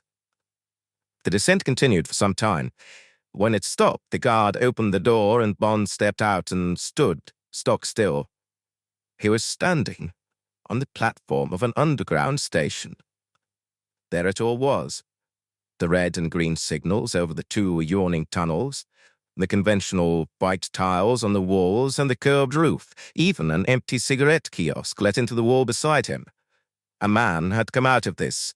He now said in good English, "Please to follow me, Commander," and led the way through an arch marked Exit. But here, all the floor space of the hall that would one day lead to the moving stairways was occupied by trim prefabricated offices on both sides of a wide corridor. Bond was led into the first of these, which revealed itself as a waiting room and outer office. A male secretary rose from his typewriter, bowed, and went through a communicating door. He immediately reappeared, bowing again, and held the door open. "Please to come this way, Commander." Bond went through, and the door was softly closed behind him. The big, square figure that Dicko had described to him came forward across the handsome red carpet and held out a hand that was hard and dry. "My dear Commander, good morning. It's a great pleasure to meet you." The wide, gold-toothed smile signaled welcome. The eyes glittered between long, dark lashes that were almost feminine. "Come and sit down. How would you like my offices? Rather different from your own chiefs, no doubt. But the new underground will take another 10 years to complete, and there is little office space in Tokyo. It crossed my mind to make use of this disused station. It is quiet. It is private. It is also cool. I shall be sorry when the trains are required to run. We shall have to move out." Bond took the proffered chair across the empty desk from Tanaka. "It's a brilliant idea. And I enjoyed the folkways above our heads. Are there really so many people in the world interested in folkways?" Tanaka shrugged. "What does it matter? The literature is given away free. I have never asked the director who reads it. Americans, I expect, and Germans. Perhaps some Swiss. The serious-minded can always be found for such stuff. It is an expensive conceit, of course. But fortunately, the expense is not carried by the Ministry of Internal Affairs with whom I am concerned. Down here, we have to count our pennies. I suppose it is the same with your own budget." Bond assumed that this man would know the published facts of the Secret Service vote. He said, "Under £10 million a year doesn't go far when there is the whole world to cover." The teeth glistened under the neon strip lighting. "At least for the last 10 years you have saved money by closing down your activities in this part of the world. Yes, we rely on the CIA to do our work here for us. They are most efficient and helpful. As much so under McCone as under Dallas?" The old fox. "Well, nearly so. Nowadays they're even more inclined to regard the Pacific as their own back garden, from which you wish to borrow the mowing machine, without their knowing." Tiger's smile was even more tigerish. Bond had to laugh. The wily devil had certainly been putting two and two together. When Bond laughed, Tiger also laughed, but carefully. Bond said, "We had a man called Captain Cook and various others who discovered much of this garden. Australia and New Zealand are two very great countries. You must admit that our interest in this half of the world is perfectly legitimate. My dear Commander, you are lucky that we struck at Pearl Harbor rather than at Australia. Can you doubt that we would have occupied that country and New Zealand if we had done otherwise? These are big and important land spaces, insufficiently developed. You could not have defended them. The Americans would not have. If our policy had been different, we would now own half the British Commonwealth. Personally, I have never understood the strategy behind Pearl Harbor. Did we wish to conquer America?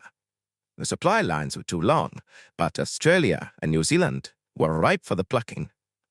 He pushed forward a large box of cigarettes. "Do you smoke? These are Shinsei. It is an acceptable brand."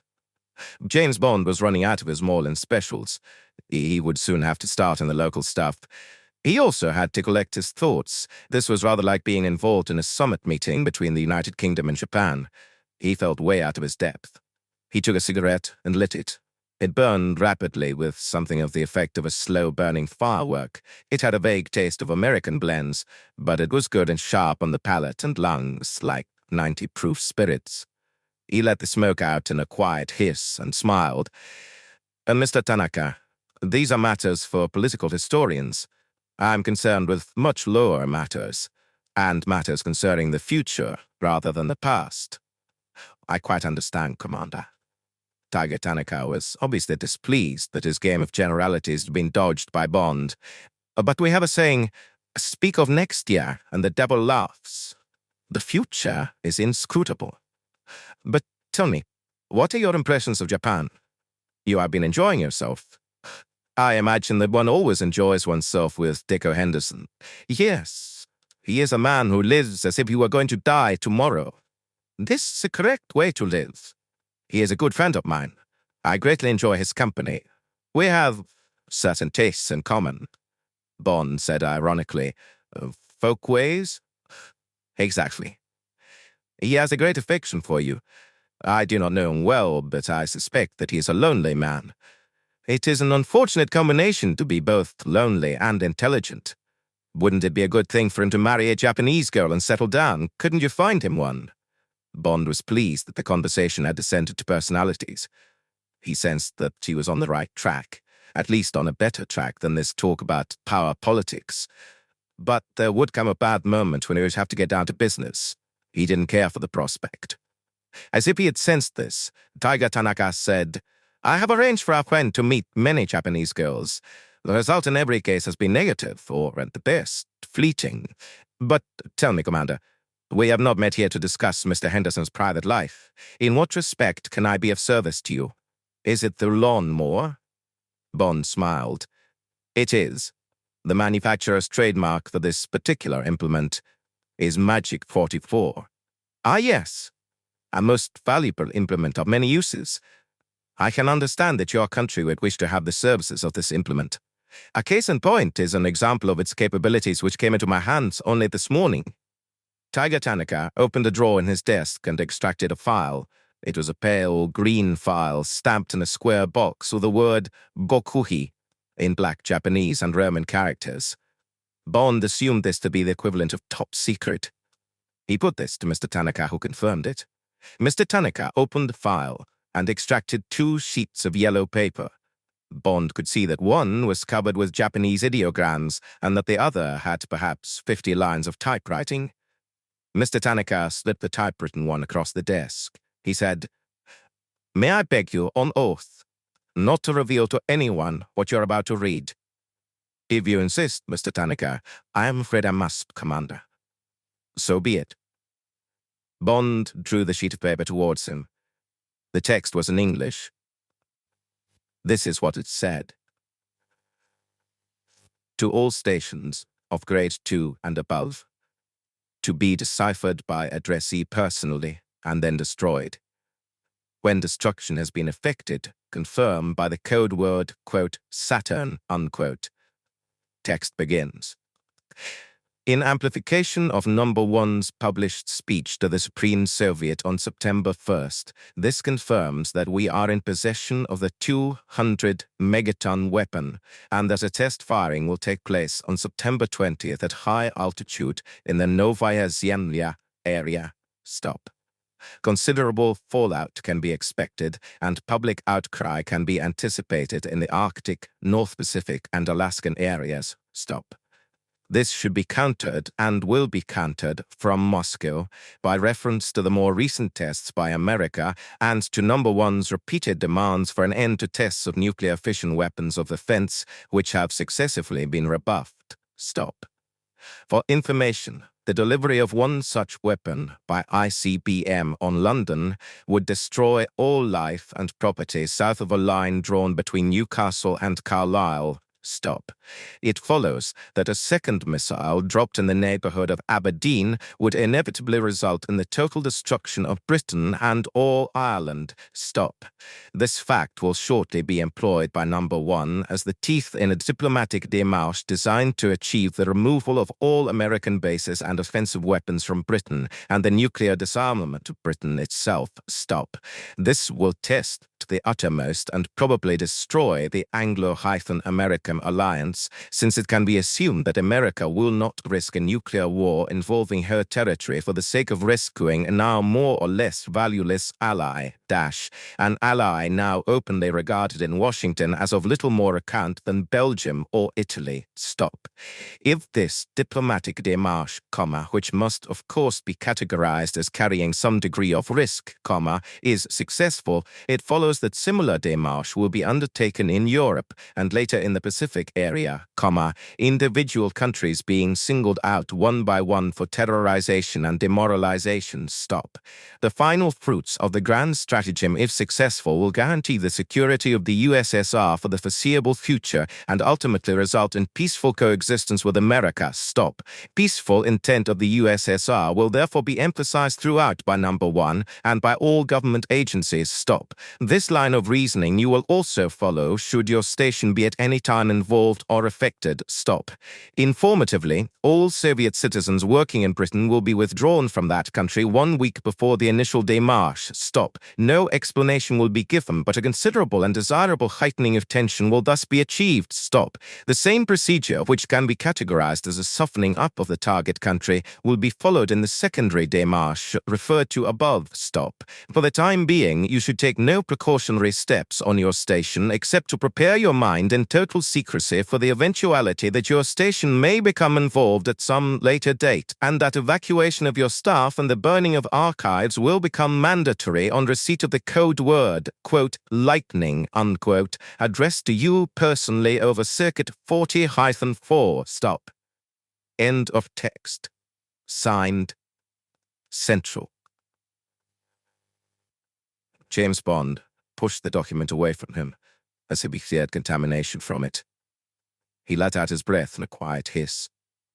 He reached for a box of Shinsei and lit one, drawing the harsh smoke deep down into his lungs. He raised his eyes to Mr. Tanaka's, which were regarding him with polite interest.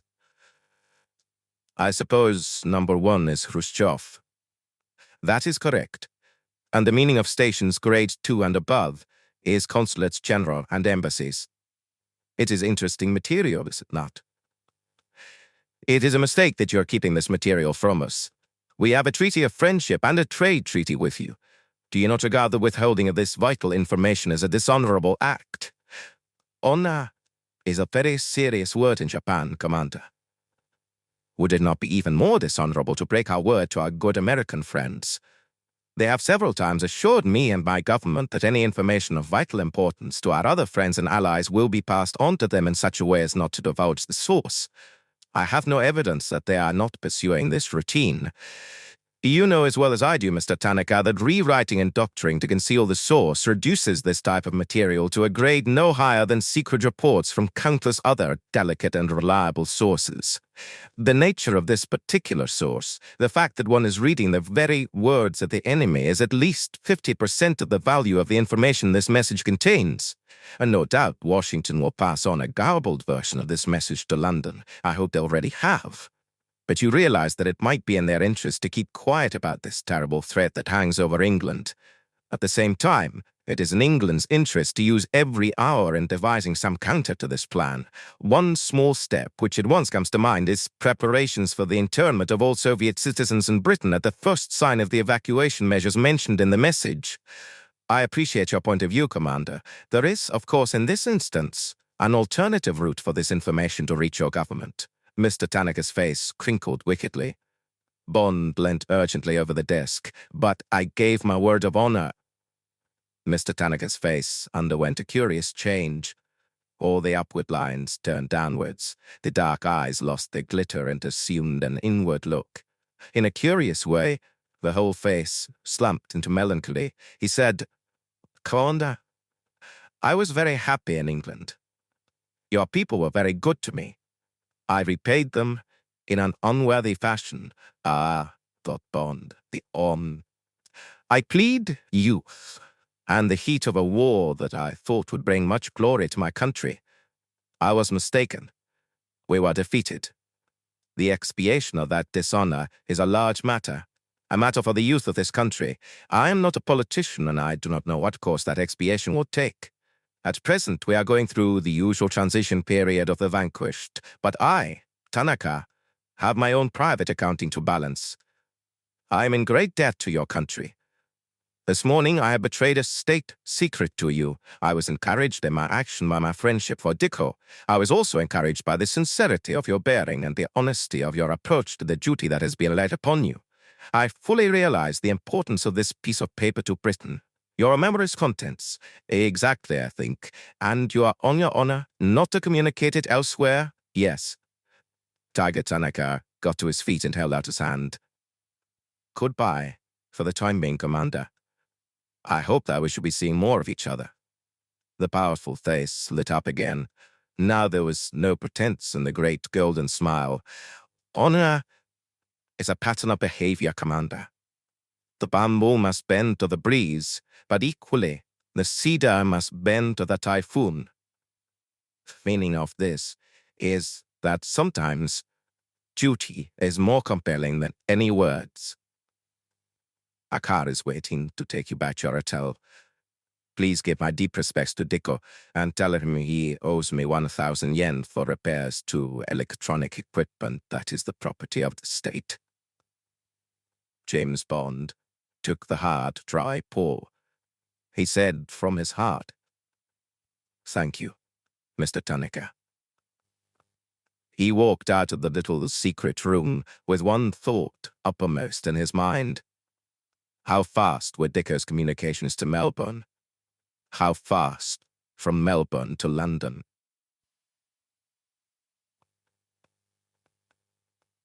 Chapter 6. Tiger, Tiger. And now, it was a month later, and Mr. Tanaka had become Tiger, and Commander Bond had become Bondo-san.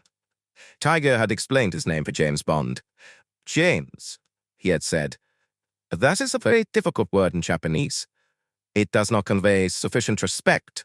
Bon-san is too much like the Japanese word bon-san, which means a priest, a graybeard. The hard consonants at the end of Bond are also not easy for the Japanese, and when these occur in a foreign word, we add an O. So you are Bondo-san. This is acceptable? Does Bondo mean a pig or anything like that in Japanese? No. It has no meaning. Forgive my asking. The Japanese seem to enjoy many private jokes at the expense of the gaijin. I referred the other day to a friend of mine called Monkey McCall, whom we used to call Monko. You told me this was an unmentionable word in your language, so I thought Bondo might be equally unmentionable. Have no fear. It is totally respectable. The weeks had passed without any significant progress in Bond's mission, except in the direction of what seemed to be a genuine friendship between Bond, Tiger, and Dicko. Outside working hours, the three men had become well-nigh inseparable, but Bond sensed that on their excursions into the countryside and during their roistering in the evenings, he was being constantly, but with great discretion, sized up. Dicko had confirmed Bond's impression. "I think you're making progress, champ. The tiger would regard it as dishonorable to lead you up the garden path and then pull the rug out from under you with a flat refusal. Something's definitely cooking in the background, but what it is, I haven't the faintest idea. I guess the ball's with Tiger's superiors, but with Tiger on your side. And in the vernacular, Tiger's got what's called a broad face. That means he has great powers as a fixer. And this on he's got in respect to Britain is a huge factor in your favour. What he gave you in your first meeting was an unheard of presento, as they call it here. But watch out. You're piling up a great heap of on in respect of Tiger. And if it comes to striking a bargain, I hope you've got a pretty massive presento up your sleeve so that the on both sides is more or less evenly balanced. None of this salmon and shrimp business. Have got? Can do? I'm not so sure, said Bond doubtfully. The Macau blue root material is already dwindled in his mind to the size of a minnow in comparison with the salmon that was Tiger's to give or withhold. The impact of the single slice he had handed Bond had already been formidable. The test of the 200-megaton bomb had duly taken place and had been greeted by the public uproar anticipated by Moscow, but counteraction by the West had been swift. On the excuse of protecting Soviet personnel in England from demonstrations of public animosity, they had been confined within a radius of 20 miles of their homes, and, for their protection, police were thick round the Soviet embassy, the consulates, and the various trading offices. There had, of course, been reprisals on British diplomats and journalists in Russia, but these were to have been expected. Then President Kennedy had come out with the strongest speech of his career and had committed total reprisals from the United States in the event of a single nuclear device being exploded by the Soviet Union in any country in the world outside Soviet territory. This thundering pronouncement, which had produced a growl of dismay from the American man in the street, was greeted from Moscow by the feeble riposte that they would take similar action in answer to any Western nuclear device exploded on the territory of the USSR or her allies. A few days later, Bond had been summoned again to Tiger's underground hideout. "You will not, of course, repeat this," Tiger had said with a wicked smile, "but action in respect of the matter of which you are privately aware has been indefinitely postponed by the central authority." "Thank you for this private information," Bond had said, "but you do realize how your kindness of 3 weeks ago has greatly alleviated the international tension, particularly in relation to my country. My country would be immensely grateful if they knew of your personal generosity to me. Have I grounds for hoping for your further indulgence?" Bond had got used to the formalities of Oriental circumlocution, although he had not yet attained the refinements of Dicko's speech with Tiger, which included at least one four-letter word in each flowery sentence, and which caused Tiger much amusement. "Bondo-san, this implement which you wish to rent from us, in the most improbable event that it is made available, will command a very high price. As a fair trader, what has your country to offer in exchange for the full use of Magic 44? "We have a most important intelligence network in China, known as the Macau Blue Route. The fruits of this source would be placed entirely at your disposal." Melancholy settled over Tiger's massive face, but deep down in the Tartar eyes there was a wicked gleam. "I am very much afraid that I have bad news for you, Bondo-san. Blue Route has been penetrated by my organization almost since its inception. We already receive the entire fruits of that source. I could show you the files if you wish. We have simply renamed it Route Orange. And I admit that the material is very acceptable, but we already have it. What other goods had you in mind for exchange?" Bond had to laugh. The pride of Section J, and of M for that matter, the work, the expense, the danger of running the Blue Route, and at least 50% in aid of Japan. By God, his eyes were being opened on this trip. This news would put a fine cat among the pigeons at HQ. He said blandly, "We have many other commodities. Now that you have demonstrated the undoubted value of your implement, may I suggest that you name your price? I believe that you have something on your shelves that is of comparable value. Perhaps material from a similar though no doubt inferior source that would be of equal importance in the defense of our country?" "Undoubtedly," said Bond staunchly. "But, my dear Tiger, would it not be a good idea, once your mind is made up, for you to pay a visit to London and inspect the shelves for yourself? I'm sure my chief would be honored to receive you." "You do not possess full powers of negotiation?" "That would be impossible, my dear Tiger. Our security is such that even I have not full knowledge of all our merchandise.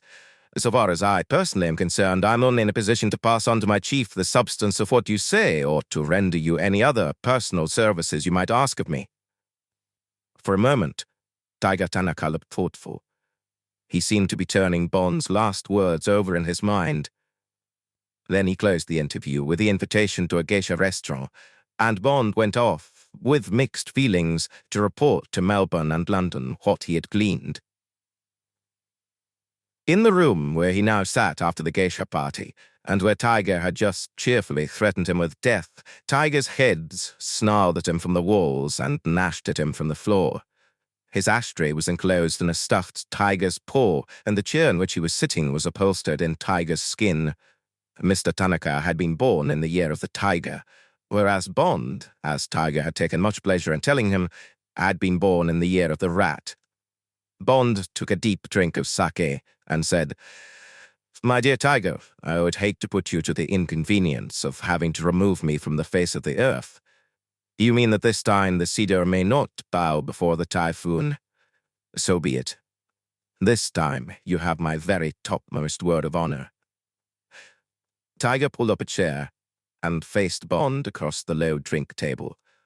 He poured himself a liberal tot of suntory and splashed in the soda. The sound of night traffic from the main Tokyo-Yokohama road came in from some way beyond the surrounding houses, only a few of which now showed doll's house squares of yellow light. It was the end of September, but warm. It was 10 minutes to midnight. Tiger began talking in a soft voice. "In that case, my dear Bonno-san, and since I know you to be a man of honor, except, of course, in matters affecting your country, which this does not, I will tell you quite an interesting story. This is how it is." He got out of his chair and sat down on the tatami and arranged himself in the lotus position. He was obviously more comfortable in this posture. He said, in an expository tone of voice, "Ever since the beginning of the era of Meiji, who you will know was the emperor who fathered the modernization and westernization of Japan from the beginning of his reign nearly 100 years ago, there have from time to time been foreigners who have come to this country and settled here. They have, for the most part, been cranks and scholars, and the European-born American Lafcadio Hearn, who became a Japanese citizen, is a very typical example. In general, they have been tolerated, usually with some amusement. So perhaps would a Japanese who bought a castle in the Highlands of Scotland and who learned and spoke Gaelic with his neighbours and expressed unusual and often impertinent interest in Scottish folkways. If he went about his researches politely and peaceably, he would be dubbed an amiable eccentric.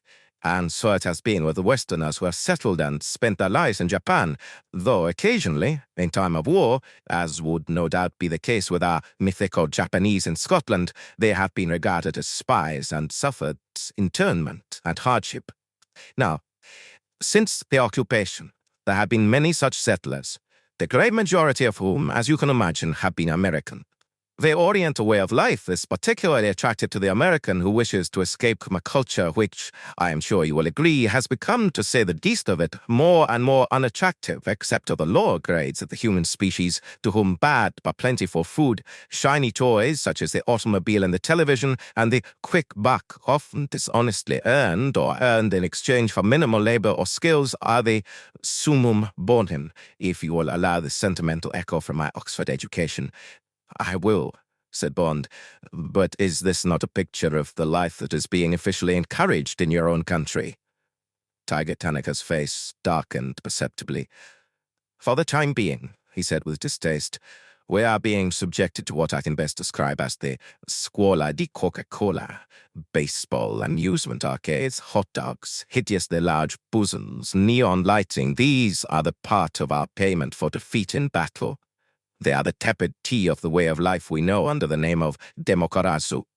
They are a frenzied denial of the official scapegoats for our defeat, a denial of the spirit of the samurai as expressed in the kamikaze, a denial of our ancestors, a denial of our gods. They are a despicable way of life." Tiger almost spat the words, but fortunately they are also expendable and temporary. they have as much importance in the history of Japan as the life of a dragonfly. He paused. But to return to my story. Our American residents are of a sympathetic type, on a low level, of course. They enjoy the subservience, which I may say is only superficial, of our women.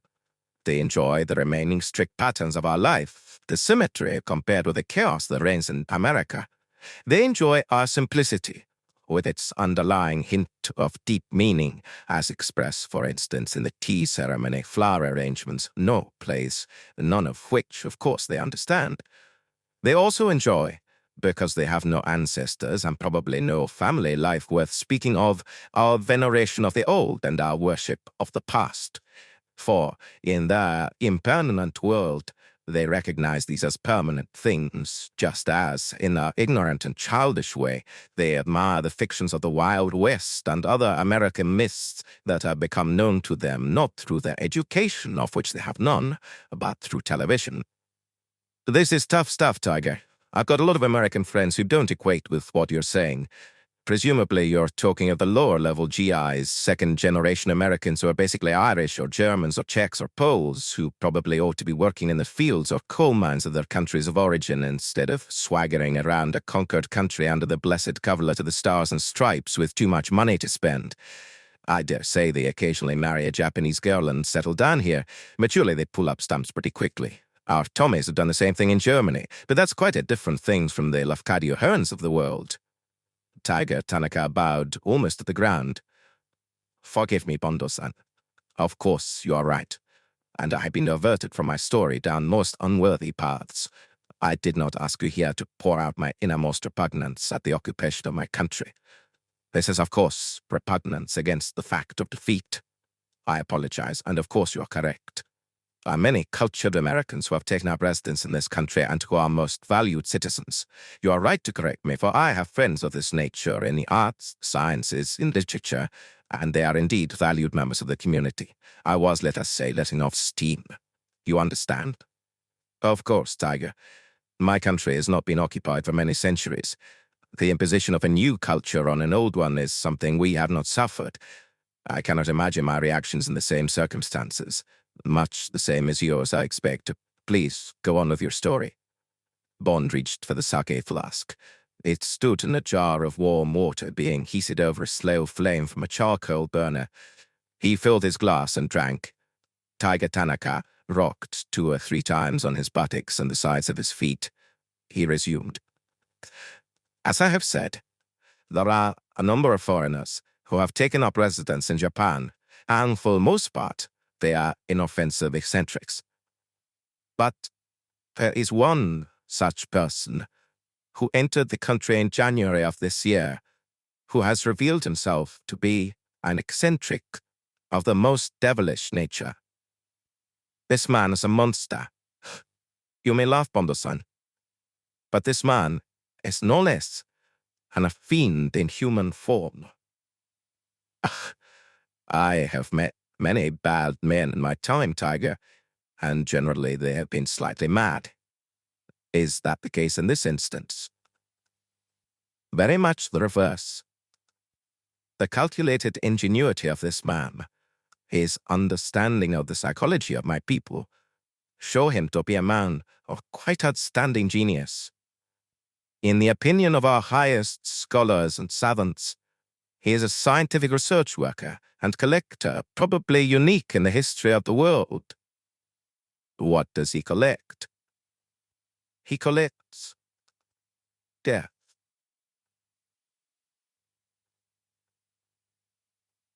Chapter 7. The Death Collector. James Bond smiled at this dramatic utterance. A collector of death? You mean he kills people? No, Bondo-san. It is not as simple as that. He persuades, or rather entices people to kill themselves. Tiger paused, the wide expanse of his brow furrowed. No, that also is not being just. Let us just say that he provides an easy and attractive opportunity, a resort for people to do away with themselves. His present tally in just under 6 months is something over 500 Japanese. Why don't you arrest him? Hang him? Bondo-san, it is not as easy as that. I had better begin at the beginning. In January of this year, there entered the country, quite legally, a gentleman by the name of Dr. Guntram Shatterhand. He was accompanied by Frau Emmy Shatterhand, born de Bedon. They had Swiss passports, and the doctor described himself as a horticulturalist and botanist specializing in subtropical species. He carried high references from the Jardin des Plantes in Paris, Kew Gardens, and other authorities, but these were couched in rather nebulous terms. He quickly got in touch with the equivalent authorities in Japan and with experts in the Ministry of Agriculture, and these gentlemen were astonished and delighted to learn that Dr. Shatterhand was prepared to spend no less than £1 million on establishing an exotic garden or park in this country, which he would stock with a priceless collection of rare plants and shrubs from all over the world. These he would import at his own expense in a sufficient state of maturity to allow his park to be planted with the minimum of delay, an extremely expensive procedure if you know anything about horticulture. I know nothing about it, like the Texan millionaires who import fully grown palms and tropical shrubs from Florida. Exactly. Well, the park was not to be open to the public, but would be freely available for study and research work by authorized Japanese experts. All right. A wonderful offer that was enthusiastically accepted by the government, who in return granted the good doctor a 10-year residence permit, a very rare privilege. Meanwhile, as a matter of routine, the immigration authorities made inquiries about the doctor through my department. Since I have no representative in Switzerland, I referred the matter to our friends of the CIA, and in due course he was given complete clearance. It appeared that he was of Swedish origin and was not widely known in Switzerland, where he only possessed the minimum requirements for residential status in the shape of 2 rooms in an apartment block in Lausanne. But his financial standing with the Union de Banque Suisse was grade 1, which I understand requires you to be a millionaire many times over. Since money is almost the unique status symbol in Switzerland, his clearance by the Swiss was impeccable, though no information could be obtained about his standing as a botanist. Kew and the Jardin des Plantes, on inquiry, referred to him as an enthusiastic amateur who had made valuable contributions to these institutions in the form of tropical and subtropical species collected for him by expeditions which he had financed. So, an interesting and financially sound citizen whose harmless pursuits would be of some benefit to Japan. Yes? Sounds like it. After traveling around the country in great style, the doctor took a fancy to a semi-ruined castle in Kyushu, our southern island. The castle was in an extremely remote corner of the coast, not far from Fukuoka, the principal prefecture of the island, and in ancient times it had been one of a line of castles facing the Tsushima Straits, the scene of the famous defeat of the Russian Navy. These castles were originally designed to repel attacks from the Korean mainland. Most of them had fallen into disrepair, but the one chosen by the doctor was a giant edifice that had been occupied until the last war by a rich and eccentric family of textile millionaires, and its monumental surrounding wall was just what the doctor required for the privacy of his undertaking. An army of builders and decorators moved in. Meanwhile, the plants ordered by the doctor began arriving from all over the world, and with a blanket customs clearance from the Ministry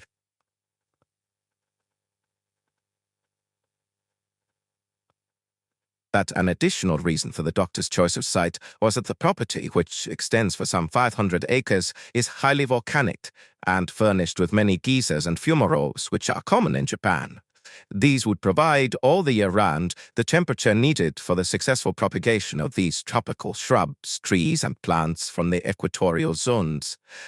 The doctor and his wife, who is, by the way, extremely ugly, moved into the castle with all speed and set about recruiting staff in the neighborhood who would look after the establishment and its grounds. Here Tiger assumed a sorrowful face. And it was at this time that I should not have dismissed as fanciful certain reports that reached me from the chief of police at Fukuoka. These were to the effect that the doctor was recruiting his staff uniquely from former members of the Black Dragon Society. And what might that be?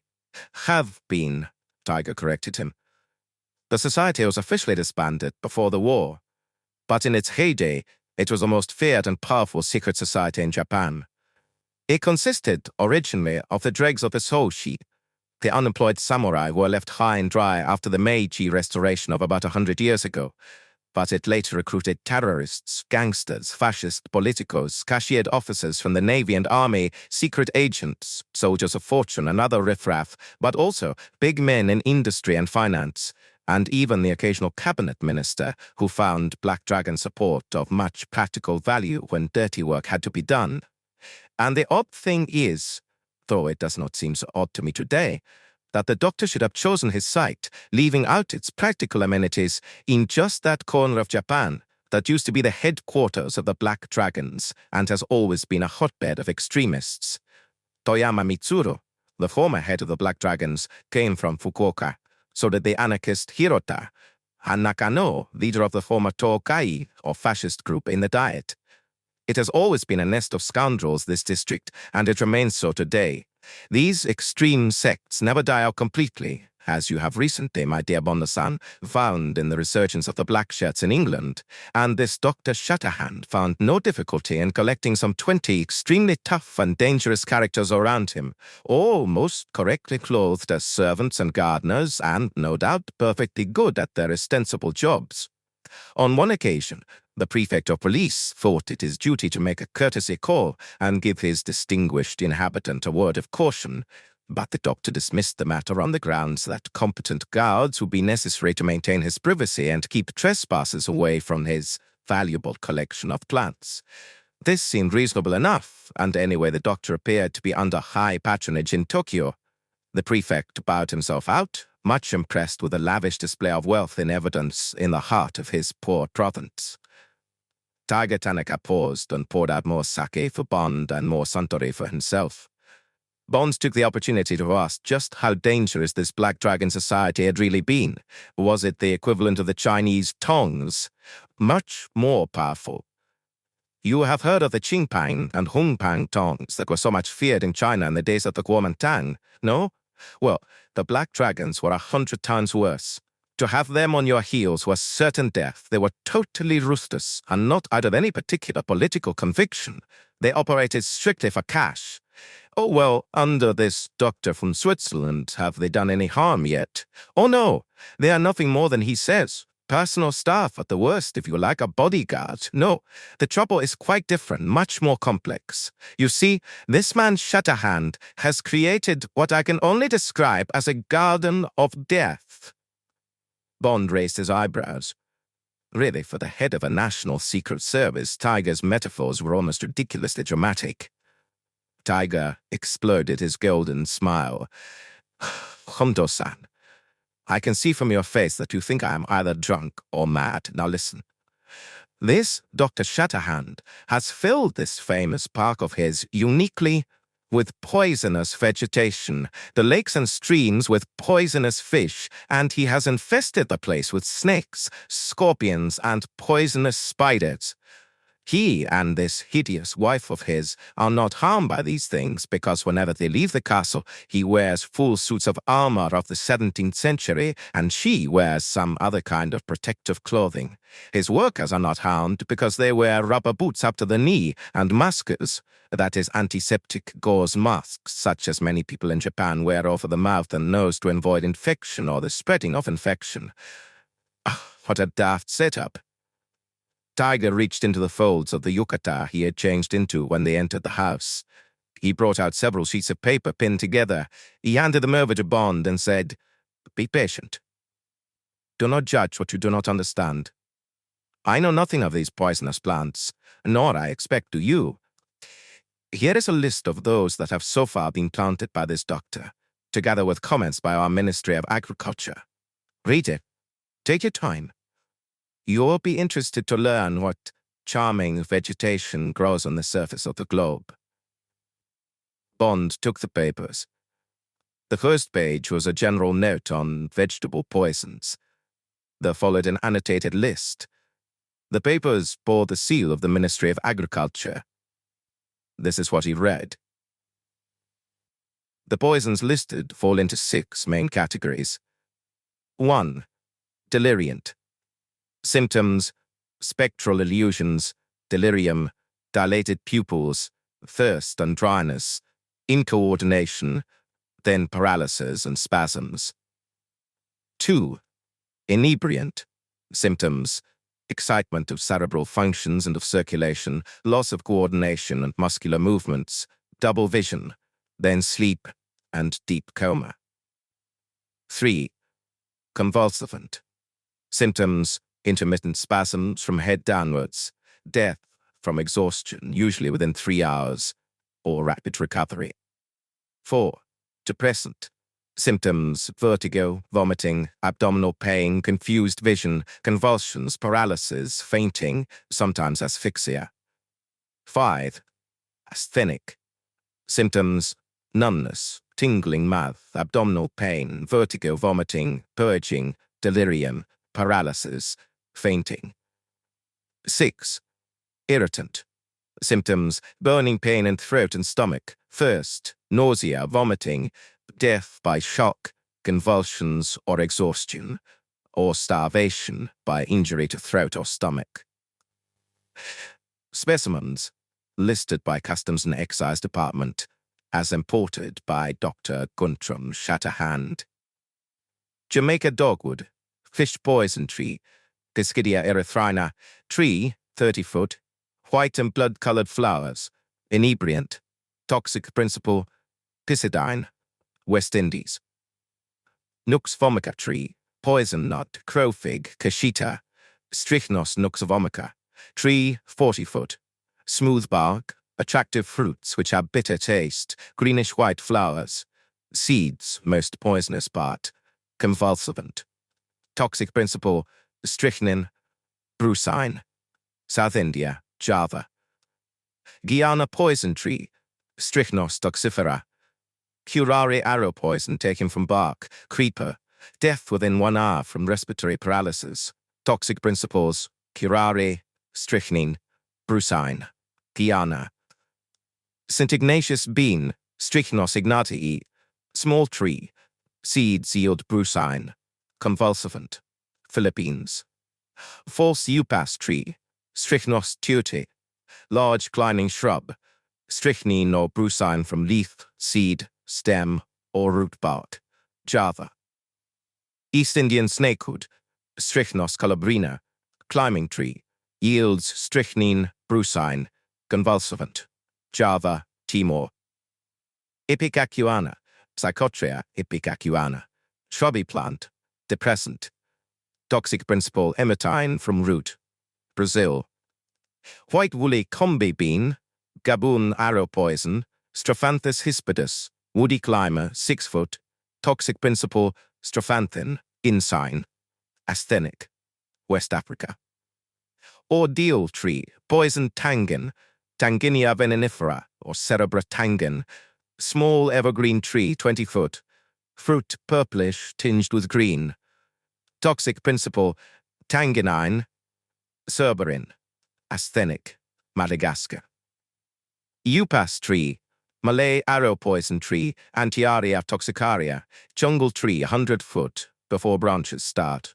Wood, light, white, hard, milk-bearing, toxic principle antiarin from milky sap, asthenic, Java, Borneo, Sumatra, Philippines. Poison ivy, trailing poison oak, Rus toxicodendron, climbing shrub, greenish-yellow flowers, stem contains milky juice, irritant, toxic principle, toxicodendron, USA. Yellow oleander, Campanilla, bee-stool tree, Cavetia peruviana, small tree, all parts can be fatally toxic, particularly fruit, pulse slows, vomiting, shock, Hawaii. Castor bean plant, Ricinus communis, seeds are source of castor oil, also contain toxic principle ricin, harmless if eaten. If it enters the circulation through scratch or abrasion, is fatal within 7 to 10 days. 1/100th of a milligram can kill a 200-pound man. Loss of appetite, emesis, purgation, delirium, collapse, and death. Hawaii, South America. Common oleander, Nerium indicum, evergreen shrub. The roots, bark, juice, flowers, and leaves, all fatally toxic, acts chiefly on the heart. Used in India as leprosy treatment, abortifacient, Means of suicide: India, Hawaii. One death was due to the victims having eaten meat cooked over an open fire, spitted on a stick of oleander wood. Rosary pea, crab's eye, chikerity bean, Abrus precatorius, climbing shrub, small, shiny red seeds, weight average 1.75 grains, used by Indian goldsmiths as weights. Seeds are ground down into a paste with a little cold water, made into small pointed cylinders. If these are inserted beneath skin of human or animal, death occurs within 4 hours. India, Hawaii. Jimson weed, Datura stramonium, variety of thorn apple plant, found in North Africa, India. Also, ololiuqui, Datura metalloides, from Mexico, and Datura tatula from Central and South America. All 3 are hallucinatory. Datura stramonium's apples are smoked by Arabs and Swahilis, leaves eaten by East African Negroes, seeds added to hashish, and leaves to hemp by Bengalese Indians. Datura tatula was used as a truth drug by Zapotec Indians in courts of law. Addiction to toloachi, a drink made from Datura tatula, causes chronic imbecility. Gloriosa superba, spectacularly beautiful climbing lily. Roots, stalks, leaves contain an acrid narcotic, superbine, as well as colchicine and choline. 3 grains of colchicine are fatal. Hawaii. Sandbox tree, Hura crepitans. Whole tree contains an active emetic used as fish poison in Brazil. Also contains crepitin, same group of poisons as ricin. Harmless if swallowed, must be taken into circulation through a wound to be fatal. Death comes in 7 to 10 days. Central and South America. Pride of India, chinaberry tree, china tree, Melia acidarach, small tree, beautiful dark green leaves, lavender blossoms. Fruit contains toxic narcotic which attacks entire central nervous system. Hawaii, Central and South America. Physic nut, Jatropha caucus, bushy tree, raw seeds violently purgative, often fatal due to exhaustion. Caribbean. Mexican tuber, camotillo, wild potato, grows generally. According to Indian tradition, it is plucked during the waning of the moon. It is alleged to begin deadly action the same number of days after consumption as it was stored after being dug up. Toxic principle, solanin, Central and South America. Divine mushroom, Amanita mexicana, closely related to European fly agaric. Black mushroom, eaten fresh or steeped in warm milk, laced with agave spirits. Causes hypersensitivity of the skin surface, ultra-acute hearing and sight, then hallucinations of several hours, followed by deep melancholia. Active principle unknown. Central and South America. Bond finished his reading. He handed the papers back. He said, "Dr. Shatterhand's garden is indeed a loathsome thing, God wot. And you have, of course, heard of the South American piranha fish. They can strip a whole horse to the bones in less than an hour. The scientific name is Sarasalmus. The subspecies Natareri is the most voracious. Our good doctor has preferred these fish to our native goldfish for his lakes. You see what I mean?" "No," said Bond. "Frankly, I don't. What's the object of the good doctor's exercise?" Chapter 8. Slay it with flowers. It was 3 o'clock in the morning. The noise of the traffic to Yokohama had died. James Bond didn't feel tired. He was now totally absorbed in this extraordinary story of the Swiss doctor who, as Tiger had originally said, collected death.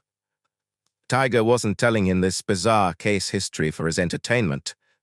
There was going to come a moment of climax. What would that climax be? Tiger wiped his hand over his face. He said, "Did you read a story in the evening edition of the Asahi today? It concerned a suicide." "No. This was a young student aged 18 who had failed his examinations for the university for the 2nd time. He lived in the suburbs of Tokyo. There was construction work on a new departamento, a department store, going on near where he lived. He went out of his room onto the site. A pile driver was at work, sinking the foundations. Suddenly, this youth broke through the surrounding workmen and, as the pile came crashing down, laid his head on the block beneath it." "What a ghastly business. Why?" He had brought dishonor on his parents, his ancestors. This was his way of expiation. Suicide is a most unfortunate aspect of the Japanese way of life. Tiger paused. Or perhaps a most noble one. It depends how you look at it. That boy and his family will have gained great face in his neighborhood. Can't gain face from strawberry jam. Think again, Bando-san.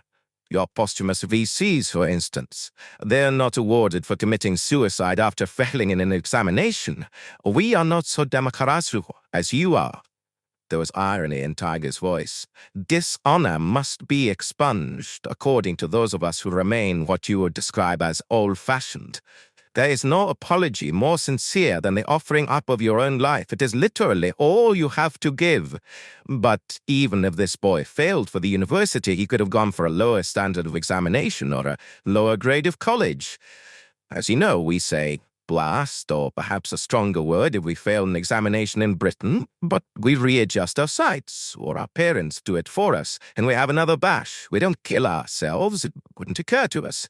It would be dishonorable rather than honorable. It would be cowardly.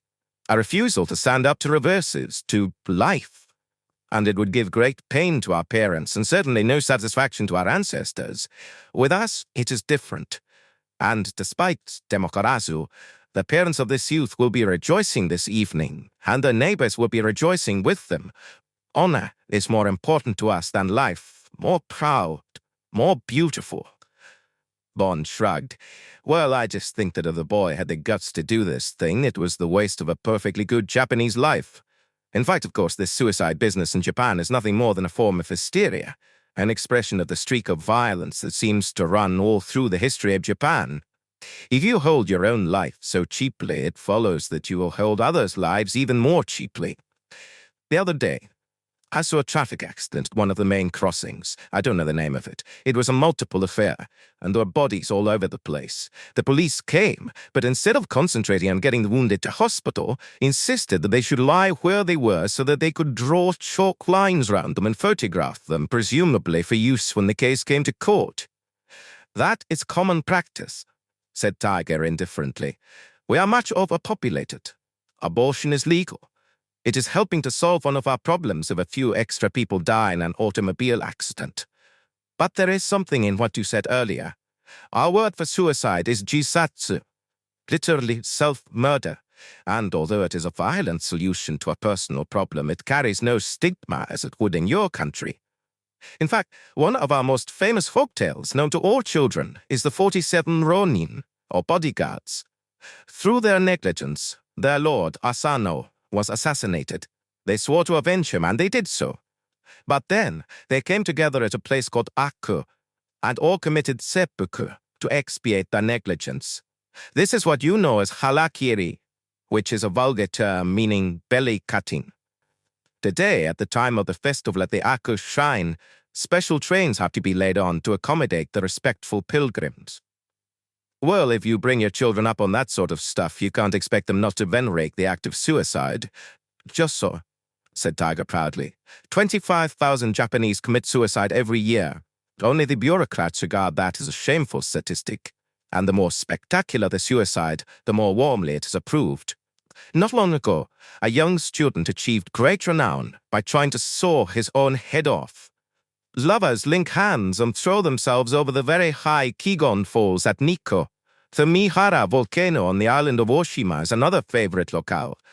People run down the roasting slope of the crater and hurl themselves, their shoes on fire, into the bubbling cauldron in its center. To combat this popular pastime, the interfering authorities have now opened, at great expense, a suicide prevention office on the peak. But always, the wheels of the good old-fashioned railway train provide the most convenient guillotine. They have the merit of being self-operating. All you need to do is make a 4-foot jump. You're a bloodthirsty old bastard, Tiger. But what's all this lecture about, anyway? What's it got to do with friend Shatterhand and his pretty garden? Everything, Bondo-san. Everything. You see, much against the good doctor's wishes, of course, his poison garden has become the most desirable site for suicides in the whole of Japan. It has everything. A ride in our famous Romance Express to Kyoto, A boat trip across our beautiful inland sea that is so full of Japanese history, a local train from the terminal harbor at Beppu to Fukuoka, and a walk or taxi drive along a beautiful coast of the awe-inspiring ramparts of this mysterious castle of death. Climb these, or smuggle yourself in on a provision cart, and then a last, delicious ruminative walk, perhaps hand in hand with your lover, through the beautiful groves. And finally the great gamble, the game of pachinko the Japanese love so much. Which ball will have your number on it? Will your death be easy or painful? Will a Russell's viper strike at your legs as you walk the silent, well-raked paths? Will some kindly, deadly dew fall upon you during the night as you rest under this or that gorgeous tree? Or will hunger or curiosity lead you to munch a handful of those red berries or pick one of those orange fruit? Of course, if you want to make it quick, there is always a bubbling, sulphurous fumarole at hand. In any one of those, the 1,000 degrees centigrade will allow you just enough time for one scream. The place is nothing more than a departamento of death. Its shelves laden with delicious packages of self-destruction, all given away for nothing. Can you not imagine that old and young flock there as if to a shrine? The police have erected a barricade across the road. Genuine visitors, botanists, and so on have to show a pass, but the suicides fight their way to the shrine across the fields and marshes, scrabble at the great walls, break their nails to gain entrance. The good doctor is, of course, much dismayed. He has erected stern notices of warning with skulls and crossbones upon them. They act only as advertisements. He has even gone to the expense of flying one of those high helium balloons from the roof of his castle. The hanging streamers threaten trespassers with prosecution, but alas for the doctor's precautions, the high balloon serves only to beckon. Here is death, it proclaims. Come and get it. You daft tiger, why did you arrest him? Burn the place down. Arrest him for what? For presenting Japan with this unique collection of rare plants? Burn down a £1 million establishment belonging to a respected gaijin resident? The man has done nothing wrong. If anyone is to blame, it is the Japanese people. It is true that he could exercise more careful surveillance, have his grounds more regularly patrolled, and it is certainly odd that when he has the ambulance called, the victims are always totally dead, and usually in the form of a bag of calcined bones fished out of one of the fumaroles. From the list I have shown you, one would have expected some to be only crippled or blinded. The Herr Doctor expresses himself as much puzzled. He suggests that, in the cases of blindness or amnesia, the victims presumably fall into one of the fumaroles by mistake. Maybe. But, as I have said, his tally so far is over 500, and with the stream of publicity, more and more people will be attracted to the Castle of Death. We have got to put a stop to it. And what steps have been taken so far? Commissions of investigation have visited the doctor. They have been most courteously treated. The doctor has begged that something shall be done to protect him from these trespassers. He complains that they interfere with his work, break off precious boughs, and pick valuable plants. He shows himself as entirely cooperative with any measures that can be suggested short of abandoning this project, which is so dear to his heart and so much appreciated by the Japanese specialists in botany and so forth. He has made a further most generous offer. He is constructing a research department, to be manned by workers of his own choice, mark you, to extract the poisons from his shrubs and plants, and give the essences free to an appropriate medical research center. You will have noted that many of these poisons are valuable medicines in a diluted form. But how has all this come on your plate? Bond was now getting drowsy. It was 4 o'clock, and the horizon of jagged grey, porcelain-shingled rooftops was lightening.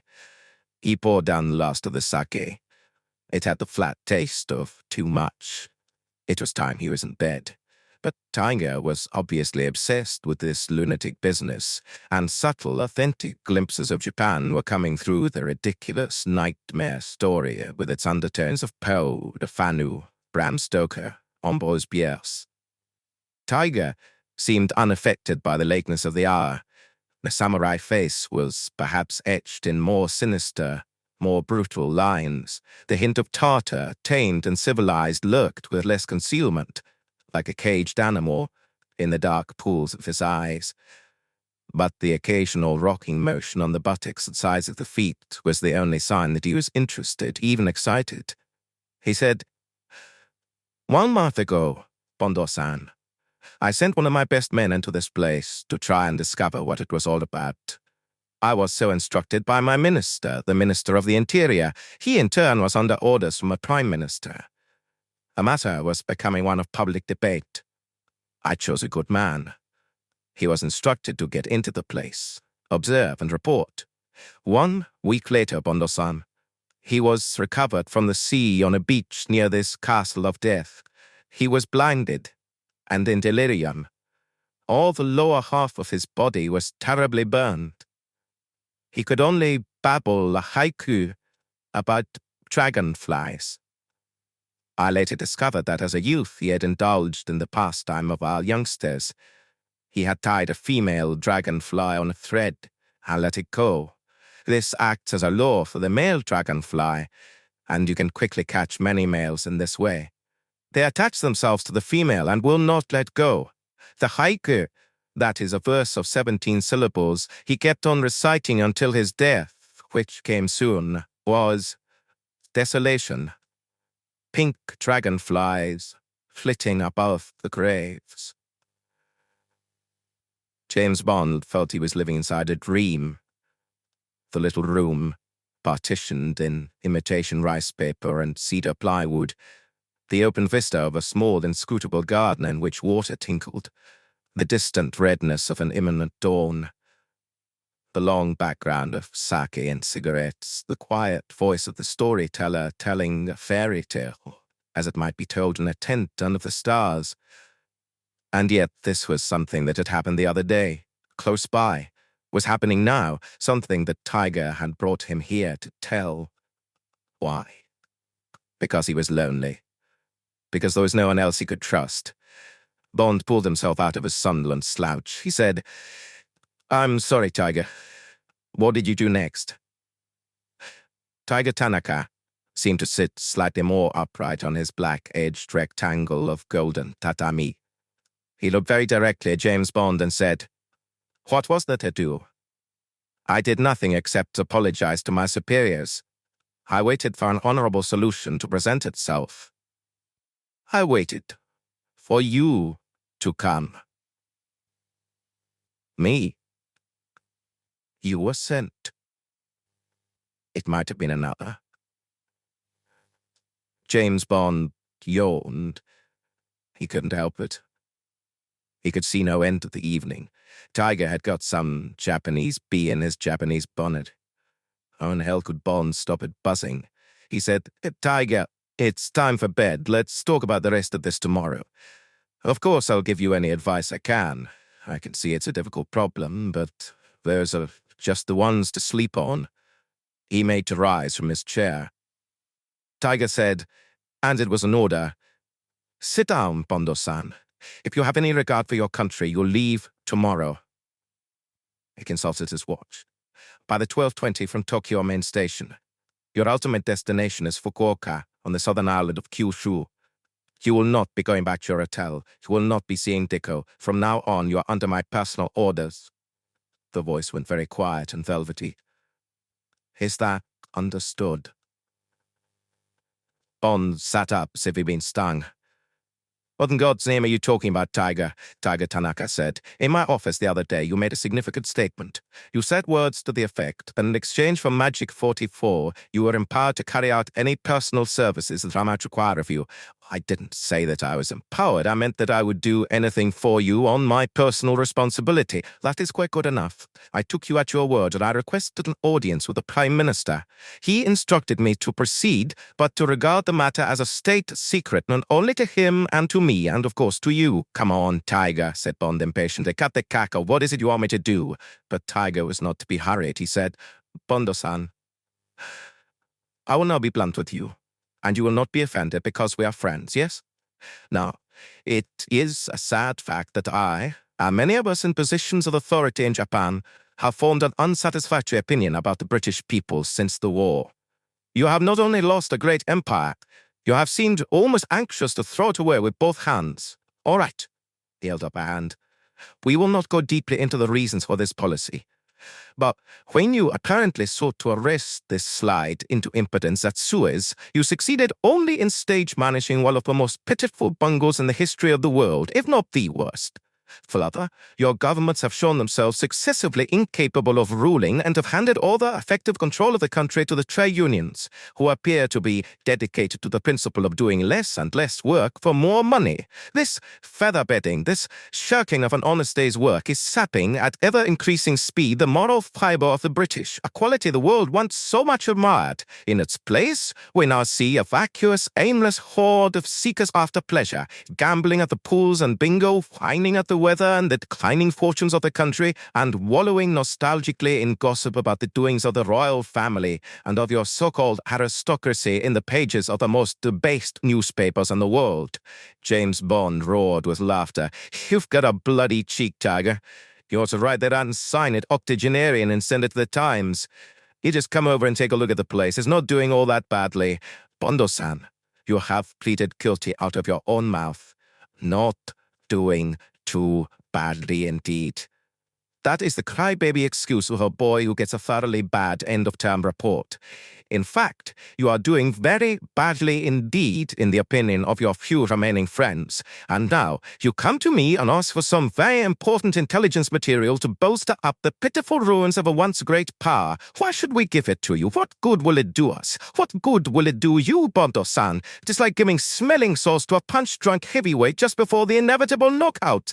Bond said angrily, balls to you, Tiger, and balls again.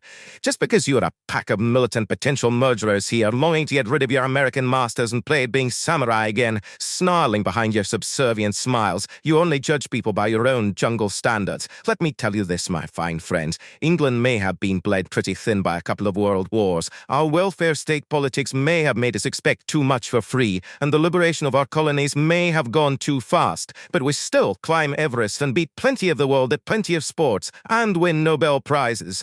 Our politicians may be a feather-pated bunch, and I expect yours are too. All politicians are. But there's nothing wrong with the British people, although there are only 50 million of them. Tiger Tanaka smiled happily. Well spoken, Bondo-san. I thought your famous English stoicism might break down if I hit hard enough. I just wanted to see. And for your information, those are very similar to the words I addressed to my Prime Minister. And you know what he said?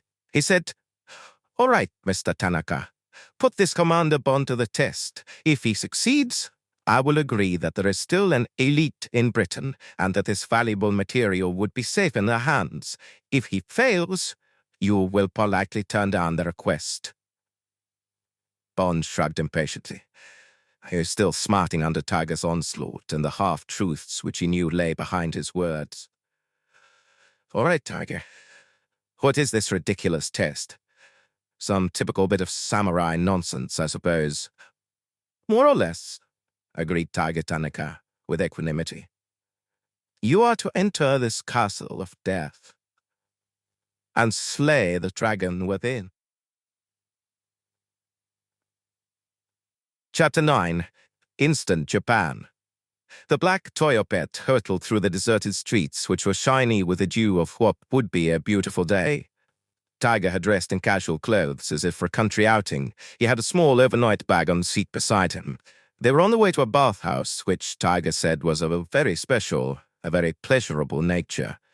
It was also, Tiger said, very discreet, and the opportunity would be taken to make a start in transforming Bond's appearance into something more closely resembling a Japanese. Tiger had overridden all Bond's objections. On all the evidence, this doctor was a purveyor of death. Because he was mad? Because it amused him. Tiger neither knew nor cared. For obvious reasons of policy, his assassination, which had been officially agreed to, could not be carried out by Japanese. Bond's appearance on the scene was therefore very timely. He had had much practice in such clandestine operations, and if he was subsequently arrested by the Japanese police, an adequate cover story involving foreign intelligence services could be cooked up. He would be tried, sentenced, and then quietly smuggled out of the country. If he failed, then presumably the doctor or his guards would kill him. That would be too bad. Bond argued that he had personally nothing against this Swiss botanist. Tiger replied that any good man's hand would be against a man who had already killed 500 of his fellow creatures. Was that not so? And in any case, Bond was being hired to do this act in exchange for Magic 44. Did that not quieten his conscience? Bond agreed reluctantly that it did. As a last resort, Bond said that the operation was in any case impossible. A foreigner in Japan could be spotted 5 miles away. Tiger replied that this matter had been provided for, and the first step was a visit to this most discreet bathhouse. Here Bond would receive his first treatment and then get some sleep before catching the train on which Tiger would be accompanying him, and Tiger, with a devilish grin, had assured him that at any rate part of his treatment would be most pleasurable and relaxing. The exterior of the bathhouse looked like a Japanese inn. Some carefully placed stepping stones meandering briefly between dwarf pines, a wide-open yellow-lighted doorway with a vista of polished wood floors behind, 3 bowing, smiling women in traditional dress as bright as birds, although it was nearly 5 in the morning, and the inevitable row of spotless but undersized slippers. After much bowing and counter-bowing and a few phrases from Tiger, Bonds took off his shoes, and in his socks, explanation by Tiger, polite giggles behind raised hands, did as Tiger told him, and followed one of the women along a gleaming corridor and through an open partition that revealed a miniature combination of a bedroom and a Turkish bath. A young girl, wearing nothing but tight, brief shorts and an exiguous white brassiere, bowed low and said, "Excuse, please," and began to unbutton Bond's trousers. Bond held the pretty hand where it was. He turned to the older woman who was about to close the partition and said, "Tanaka-san," in a voice that pleaded and ordered. Tiger was fetched. He was wearing nothing but his underpants. He said, "What is it now?" Bond said, "Now listen, Tiger, I'm sure this pretty girl and I will get along very well indeed, but just tell me what the menu is. Am I going to eat her, or is she going to eat me?" Tiger said patiently, "You really must learn to obey orders without asking questions, Bondo-san. That is the essence of our relationship during the next few days. You see that box? When she has undressed you, she will put you in the box, which has a charcoal fire under it. You will sweat. After perhaps 10 minutes, she will help you out of the box and wash you from head to foot. She will even tenderly clean out your ears with a special ivory instrument.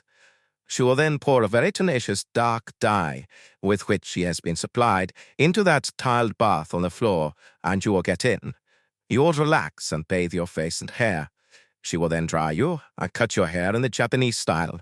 She will then give you a massage on that couch, and, according to your inclinations, she will make this massage as delightful, as prolonged as you wish.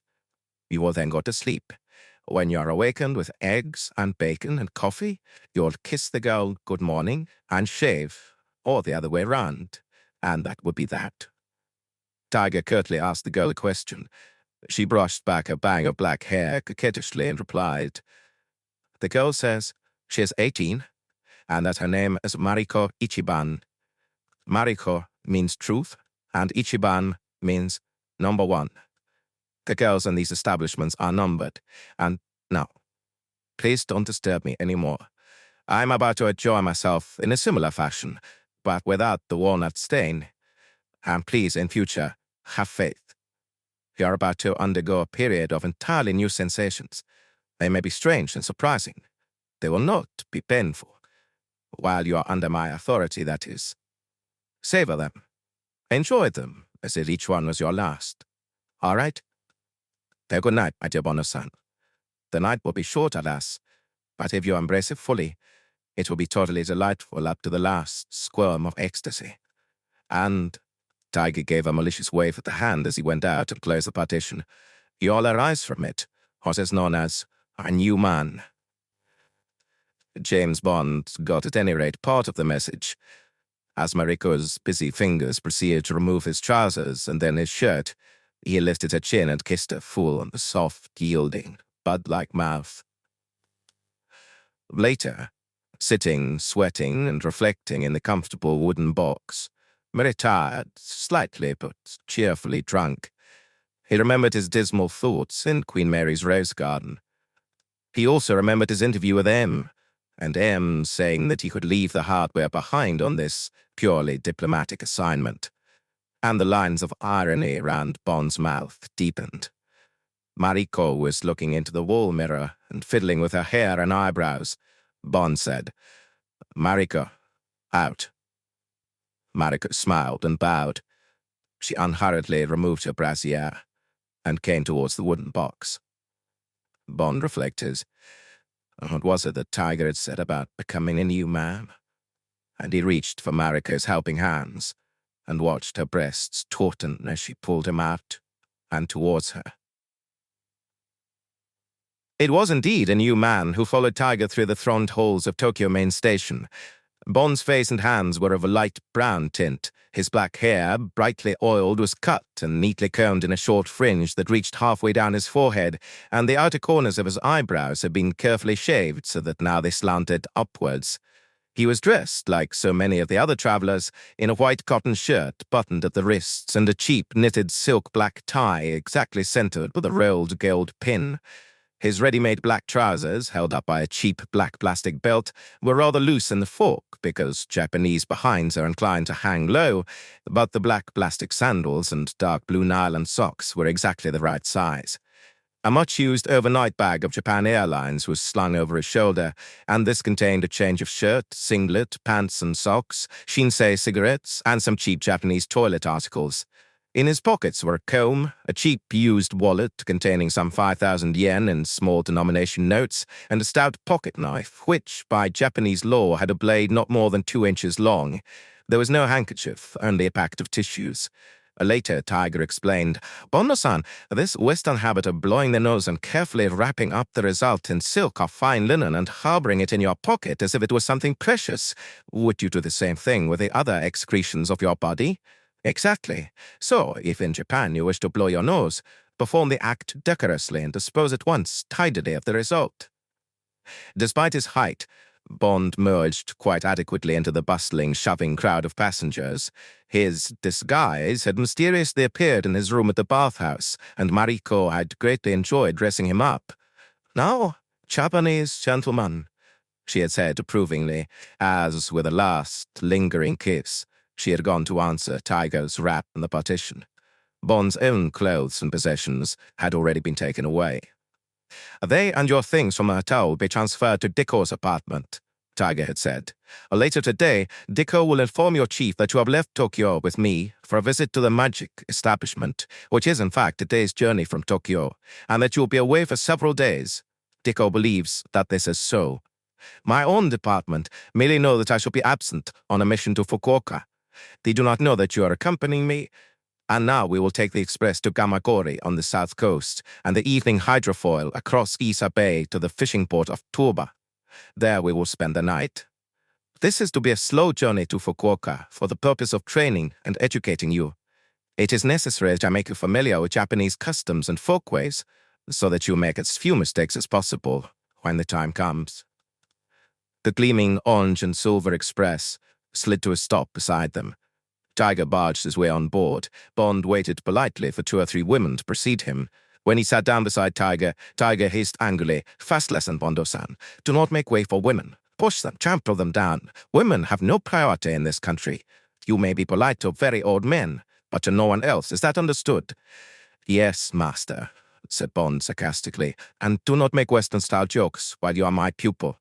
We are engaged on a serious mission." "Oh, all right, Tiger," said Bond resignedly. "But that at all," Tiger held up a hand, "and that is another thing. No swearing, please. There are no swear words in the Japanese language, and the usage of bad language does not exist." "But good heavens, Tiger, no self-respecting man could get through the day without his battery of 4-letter words to cope with the roughage of life and let off steam. If you're late for a vital appointment with your superiors and you find that you left all your papers at home, surely you say, 'Well, Freddie, Uncle, Charlie, Katie, if I may put it so as not to offend.'" "No," said Tiger. "I would say, 'Shimata,' which means, 'I have made a mistake.'" "Nothing worse?" "There's nothing worse to say." "Well, supposing it was your driver's fault that the papers have been forgotten, wouldn't you curse him backwards and sideways?" If I wanted to get myself a new driver, I might conceivably call him Bakiaro, which means a bloody fool, or even Conchiksho, which means you animal, but these are deadly insults, and he would be within his rights to strike me. He would certainly get out of the car and walk away. And those are the worst words in the Japanese language? What about your taboos, the emperor, your ancestors, all these gods? Don't you ever wish them in hell or worse? No, that would have no meaning. Well then, dirty words, sex words. There are two, simpo, which is masculine, and monko, which is feminine. They are nothing but coarse anatomical descriptions. They have no meaning as swearing words. There are no such things in our language. Well, I'm astonished. A violent people without a violent language. I must write a learned paper on this. No wonder you have nothing left but to commit suicide when you fail an exam, or cut your girlfriend's head off when she annoys you. Tiger laughed. We generally push them under trams or trains. Well, for my money, it'd do much better to say you... Bond fired off the hackneyed string and get it off your chest that way. That is enough, Bando-san, said Tiger patiently. Our subject is now closed. But you will kindly refrain both from using these words or looking them. Be calm, stoical, impassive. Do not show anger. Smile at misfortune. If you sprain your ankle, laugh. Tiger, you're a cruel taskmaster.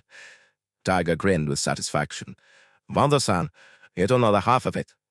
But now, let us go and get something to eat and drink in the buffet car. All that suntory you forced on me last night is crying out for the skin of the dog that bit me. The hair, corrected Bond. One hair would not be enough, Bando-san. I need the whole skin. James Bond wrestled with his chopsticks and slivers of raw octopus and a mound of rice. You must get accustomed to the specialities of the country, Bando-san, and watch the jagged coastline, interspersed with glittering paddy fields, flash by. He was lost in thought when he felt a hard jostle from behind.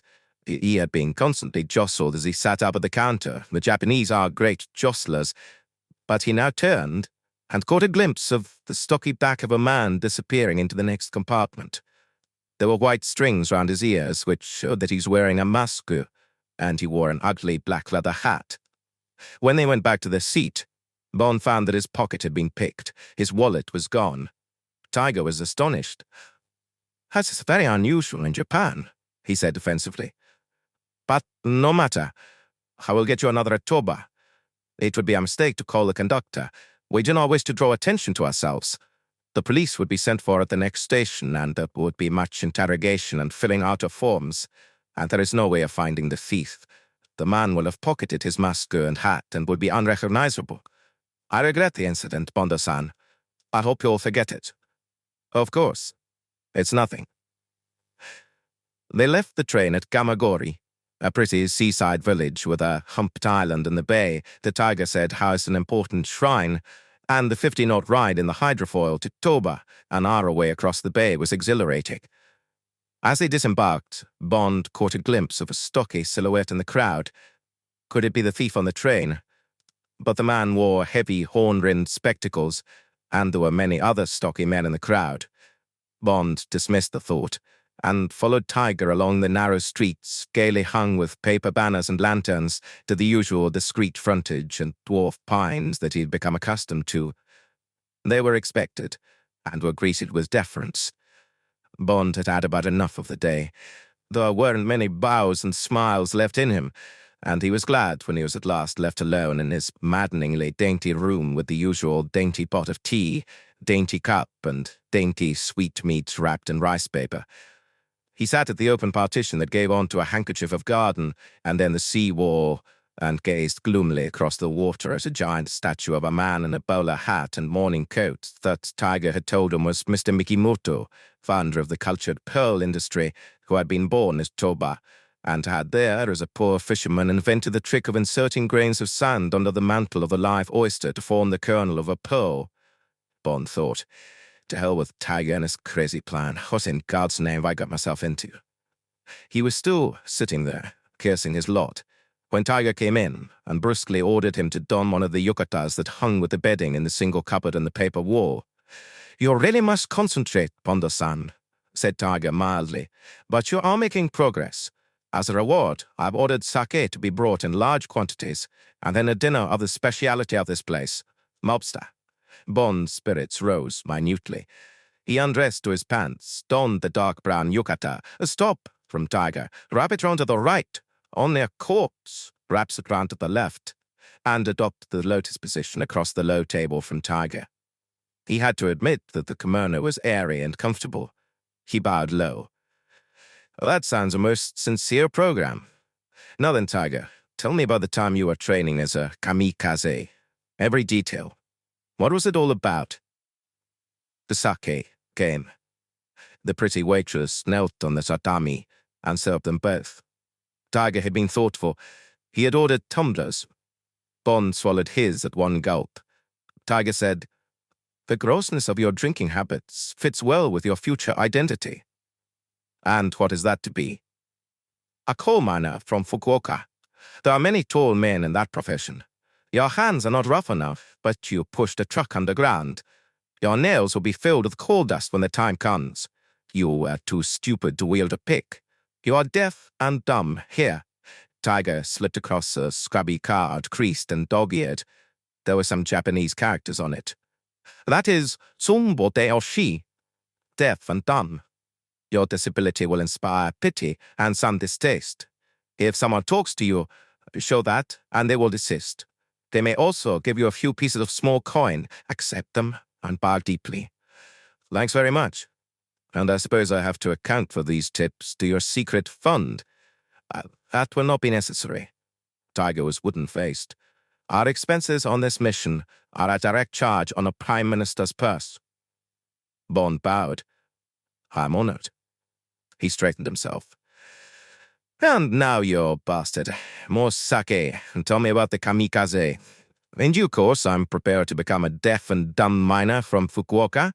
In public, I'm prepared to hiss and bow with the best of them, but by God, when we're alone, the password is Freddy, Uncle, Charlie, Katie, or I'll be putting my head under a pile driver before you get me onto the first tee. Is that agreed?" Tiger bowed low. "Schmuther, I am in error. I have been pressing you hard. It is my duty to entertain a friend as well as instruct a pupil. Raise your glass, Bondo-san. Until you do so, the girl will not pour. Right. Now, you asked me about the kamikaze." Tiger rocked backwards and forwards, and his dark assassin's eyes became introspective. He didn't look up at Bond. He said, "It was nearly 20 years ago. Things were looking bad for my country. I had been doing intelligence work in Berlin and Rome. I had been far from the air raids and even further from a front line. And every night when I listened to the radio from my homeland and heard the bad news of the slow but sure approach of the American forces, island by island, airstrip by airstrip, I paid no attention to the false news of the Nazis, but thought only that my country was in danger and that I was needed to defend it." Tiger paused. "And the wine turned sour in my mouth, and the girls turned cold in my bed. I listened to the accounts of this brilliant invention, the core of kamikaze, that is, the divine wind that saved my country from invasion by Kublai Khan in the 13th century by destroying his fleet. I said to myself that that was the way to die. No medals, total death, suicide if you like, but at enormous cost to the enemy. It seemed to me the most heroic form of personal combat that had ever been invented. I was nearly 40. I had lived fully. It seemed to me that I could take the place of a younger man. The technique was simple. Anyone can learn to pilot a plane. The escorts of fighter planes led into the attack. It was then just a question of aiming yourself at the largest ship, preferably an aircraft carrier that was bringing planes to the islands to attack the homeland. You got the ship lined up below you, and you went for the flight deck and the lift, which is the heart of a carrier. Pay no attention to the bridge or the waterline. They are heavily armored. Go for the vulnerable machinery of the flight deck. You understand?" Tiger was completely sent. He was back there again, fighting the war. Bond knew the symptoms. He often visited this haunted forest of memory himself. He lifted his glass. The kneeling girl bowed and poured. Bond said, "Yes, go on, Tiger." "I forced the Kempei Tai to accept my resignation, and I returned to Japan and more or less bribed my way into a kamikaze training squadron. They were very difficult to get into. All the youth of the nation seemed to want to serve the emperor in this way. At this time, we were running out of aircraft, and we were forced to use the more difficult Baku. That was a small plane made mostly of wood with 1,000 pounds of explosive in the nose, a kind of flying bomb. It had no engine, but was released from below the belly of a fighter bomber. The pilot had a single joystick for controlling direction. Tiger looked up. I can tell you, Bondo-san, that it was a terrible and beautiful thing to see an attack wave going off. These young men, in their pure white shifts, and with the ancient white scarf that was the badge of the samurai bound round their heads, running joyfully for their planes, as if they were running to embrace a loved one. The roar of the engines of the mother planes, and then the takeoff into the dawn or into the setting sun towards some distant target that had been reported by spies or intercepted on the radio. It was as if they were flying to their ancestors in heaven, as indeed they were, for of course, none ever came back or were captured. But what did it all achieve? Of course, it frightened the American fleet, all right, and the British. But you lost thousands of your best young men. Was it worth it? Is it worth writing one of the most glorious pages in your country's history? Do you know that the kamikaze is the only unit in the history of air warfare whose claims were less than the truth? The unit claimed as sunk or damaged 276 naval craft from aircraft carriers downwards. Those actually sunk or damaged was 322. You were lucky the surrender came before you were sent on a mission. Perhaps. And yet, Mondo-san, it is one of my most cherished dreams today to come diving out of the sun into a hail of anti-aircraft fire, see the tiny, terrified figures running for shelter from the flight deck of a wildly swerving carrier, and know that you are about to kill 100 or more of the enemy and destroy £1 million worth of his fighting machine, all by yourself. And I suppose Admiral Onishi, who invented the whole idea, committed suicide when the surrender came. Naturally. And in a most honorable fashion. When you commit seppuku, you invite 2 of your best friends to be present to finish you off if you fail. The Admiral executed the cross-cut from the left to right of the belly and then the upward cut to the breastbone most admirably, but it did not kill him. Yet he refused the coup de grace. He sat there, contemplating his insides for a whole day before he finally died. A most sincere gesture of apology to the Emperor. Tiger waved a hand airily. However, I must not spoil your dinner. I can see that some of our honorable customs offend your soft Western susceptibilities. Here comes the lobster. They are splendid animals. Lacquer boxes of rice, raw quail's eggs and sauce, and bowls of sliced seaweed were placed in front of them both. Then they were each given a fine oval dish bearing a large lobster whose head and tail had been left as a dainty ornament to the sliced pink flesh in the center. Bond set to with his chopsticks. He was surprised to find that the flesh was raw. He was even more surprised when the head of his lobster began moving off his dish, and with a questing antenna and scrambling feet tossed it off across the table. "Good God, Tiger," Bond said, aghast. "The damn thing's alive!" Tiger hissed impatiently. "Really, Bando-san, I'm much disappointed in you. You failed test after test. I sincerely hope you will show improvement during the rest of our journey. Now eat up. Stop being squeamish. This is a very great Japanese delicacy." James Bond bowed ironically. "Shimata," he said, "I have made a mistake. It crossed my mind that honorable Japanese lobsters might not like being eaten alive. Thank you for correcting the unworthy thought." "He also become accustomed to the Japanese way of life," said Tiger graciously. "It's the way of death that's got me a little bit puzzled," said Bond amiably, and he handed his glass to the kneeling waitress for more sake, to give him strength to try the seaweed. Chapter 10. Advanced Studies. Tiger and Bond stood in the shade of the avenue of giant cryptomerias and observed the pilgrims, slung with cameras, who were visiting the famous outer shrine of Ise. the greatest temple to the creed of Shintoism. Tiger said, "All right, you have observed these people and their actions. They have been saying prayers to the sun goddess. Go and say a prayer without drawing attention to yourself." Bond walked over the raked path and through the great wooden archway and joined the throng in front of the shrine. Two priests, bizarre in their red kimonos and black helmets, were watching.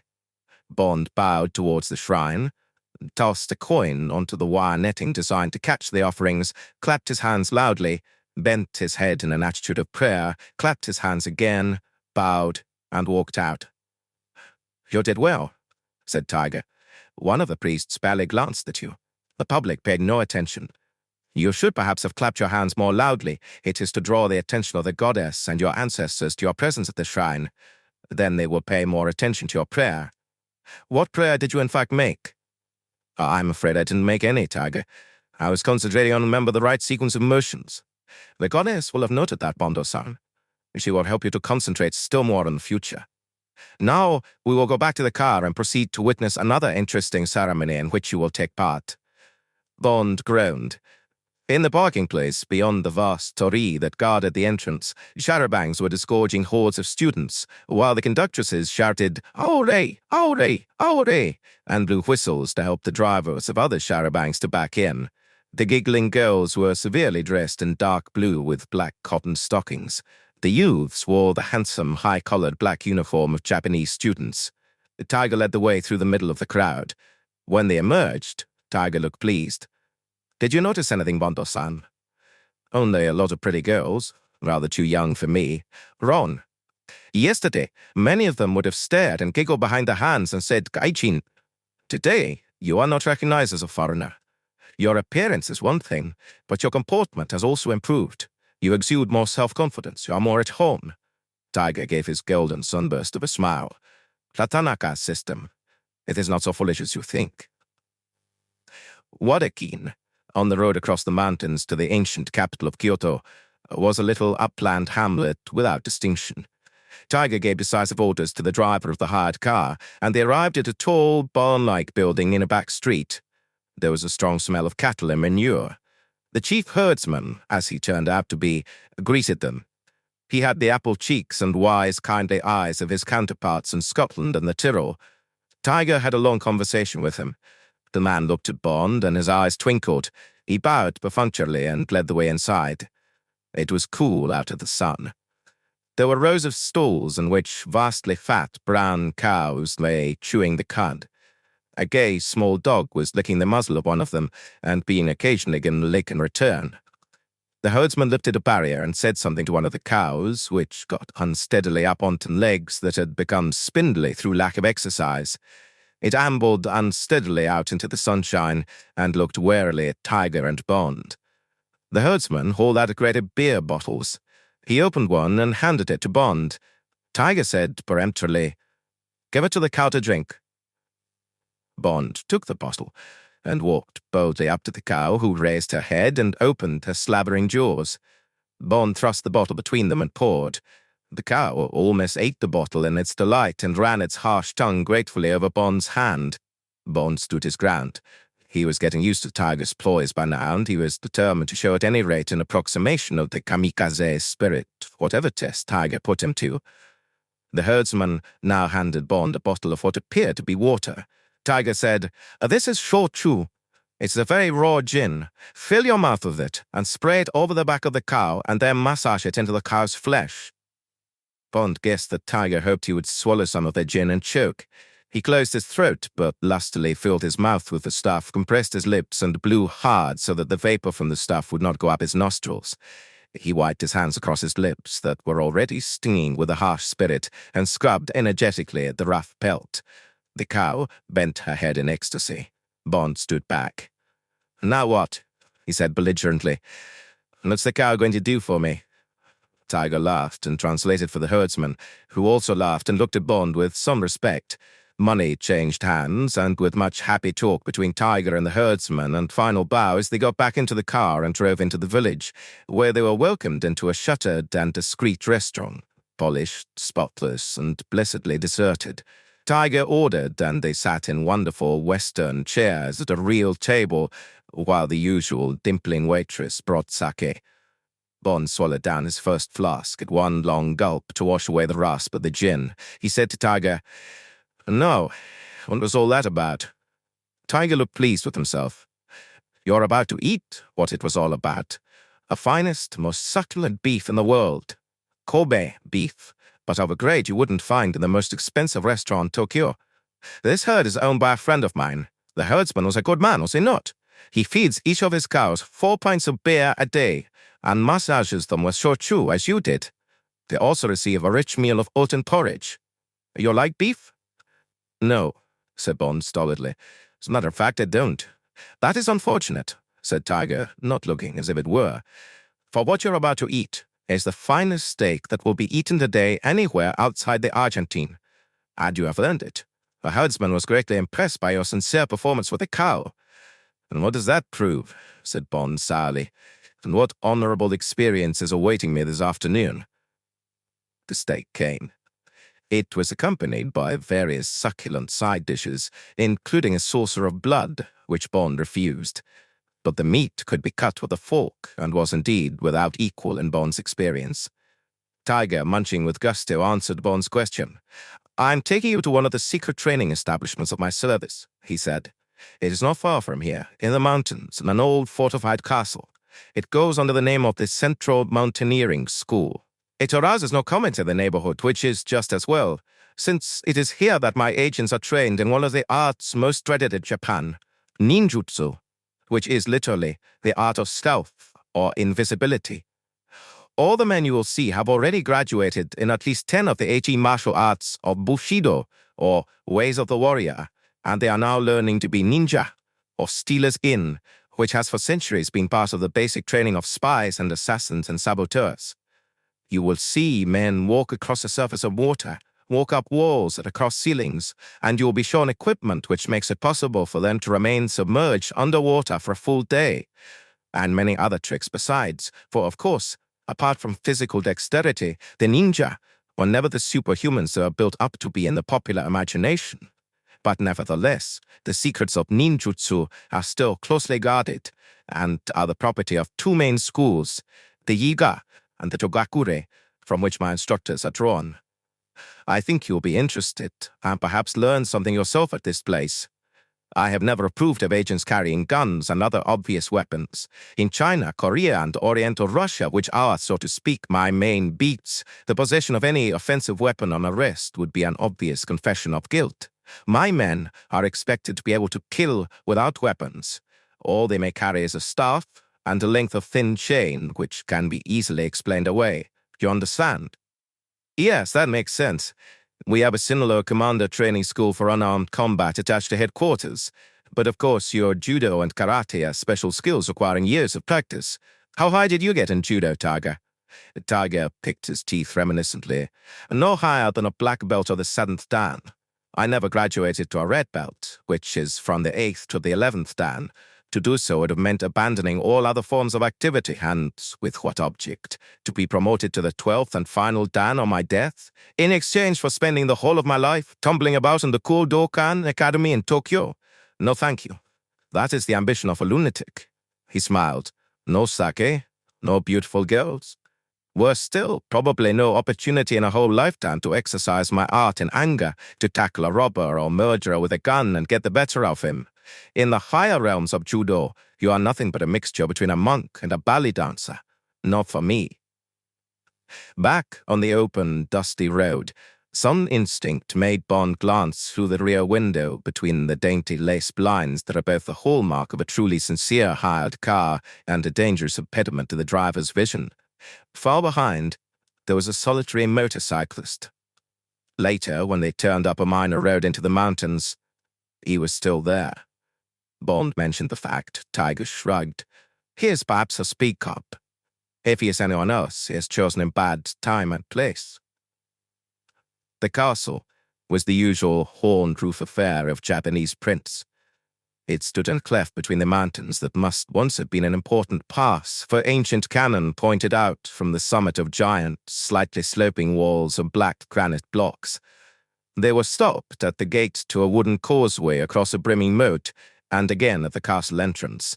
Tiger showed his pass, and there was much hissing and deep bowing from the plainclothes guards, and a bell clanged to the topmost tier of the soaring edifice, which, as Bond could see from the inner courtyard, was badly in need of a coat of paint.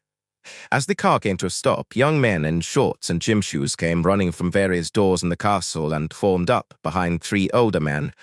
They bowed almost to the ground as Tiger descended regally from the car. Tiger and Bond also bowed.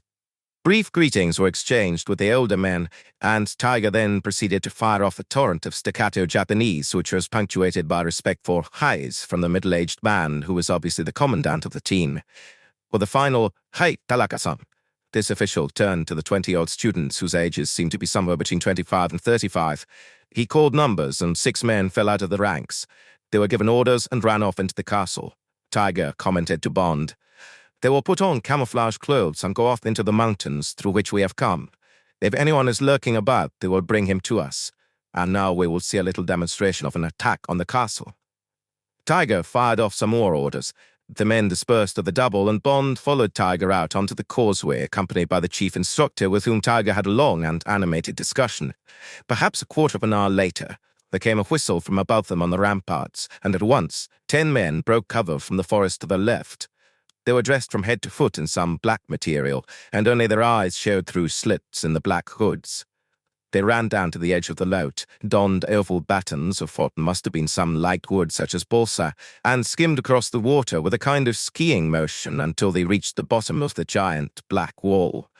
There, they discarded their battens, took lengths of rope and a handful of small iron pitons out of pockets in their black robes, and proceeded to almost run up the walls like fast black spiders. Tiger turned to Bond. "You understand that it is night time. In a few days you will have to be doing something similar. Note that the lengths of rope terminate in an iron hook, which they throw up and catch in crevices between the stone blocks." The instructor said something to Tiger and pointed. Tiger nodded. He said to Bond, "The man at the end is the weakest of the team. The instructor thinks he will soon fall." The line of climbing men was now almost at the summit of the 200-foot wall, and, sure enough, with only yards to go, the end man lost his foothold and, with arms and legs flailing and with a scream of terror, fell back down the sheer black face. His body hit once and then crashed into the calm waters of the moat. The instructor muttered something, stripped off his shirt, clambered onto the rail of the causeway and dived 100 feet down into the water. It was a perfect dive, and he swam in a swift crawl towards the body that lay ominously face downwards in the moat. Tiger turned to Bond. "It is on no account. He is going to fail the man anyway. And now, come into the courtyard. The invaders have scaled the wall, and they will now use bojutsu on the defenders. That is fighting with a stave." Bond took a last glance at the instructor, who was now towing the corpse, which it certainly was, to the shore by its black hood. Bond wondered if any of the students was going to fail this test at bojutsu. Failure was certainly total in Tiger's training camp. Back in the courtyard, individual couples, dancing and dodging, were fighting furious single combats with thick staves about 2 yards long. They swung and parried with 2 hands on the stave, lunged at the belly using the stave as a lance, or did complicated infighting with face almost pressed against face. Bond was astonished to see tremendous thrusts and whacks into the groin, leaving the victim unmoved when he, Bond, would have been writhing in agony. He asked Tiger about this. Tiger, his eyes bright with the lust of battle, answered briefly that he would explain this later. Meanwhile, the invaders were slowly being overcome by the defense. Black figures toppled unconscious or lay groaning with hands clutched to head or stomach or shin.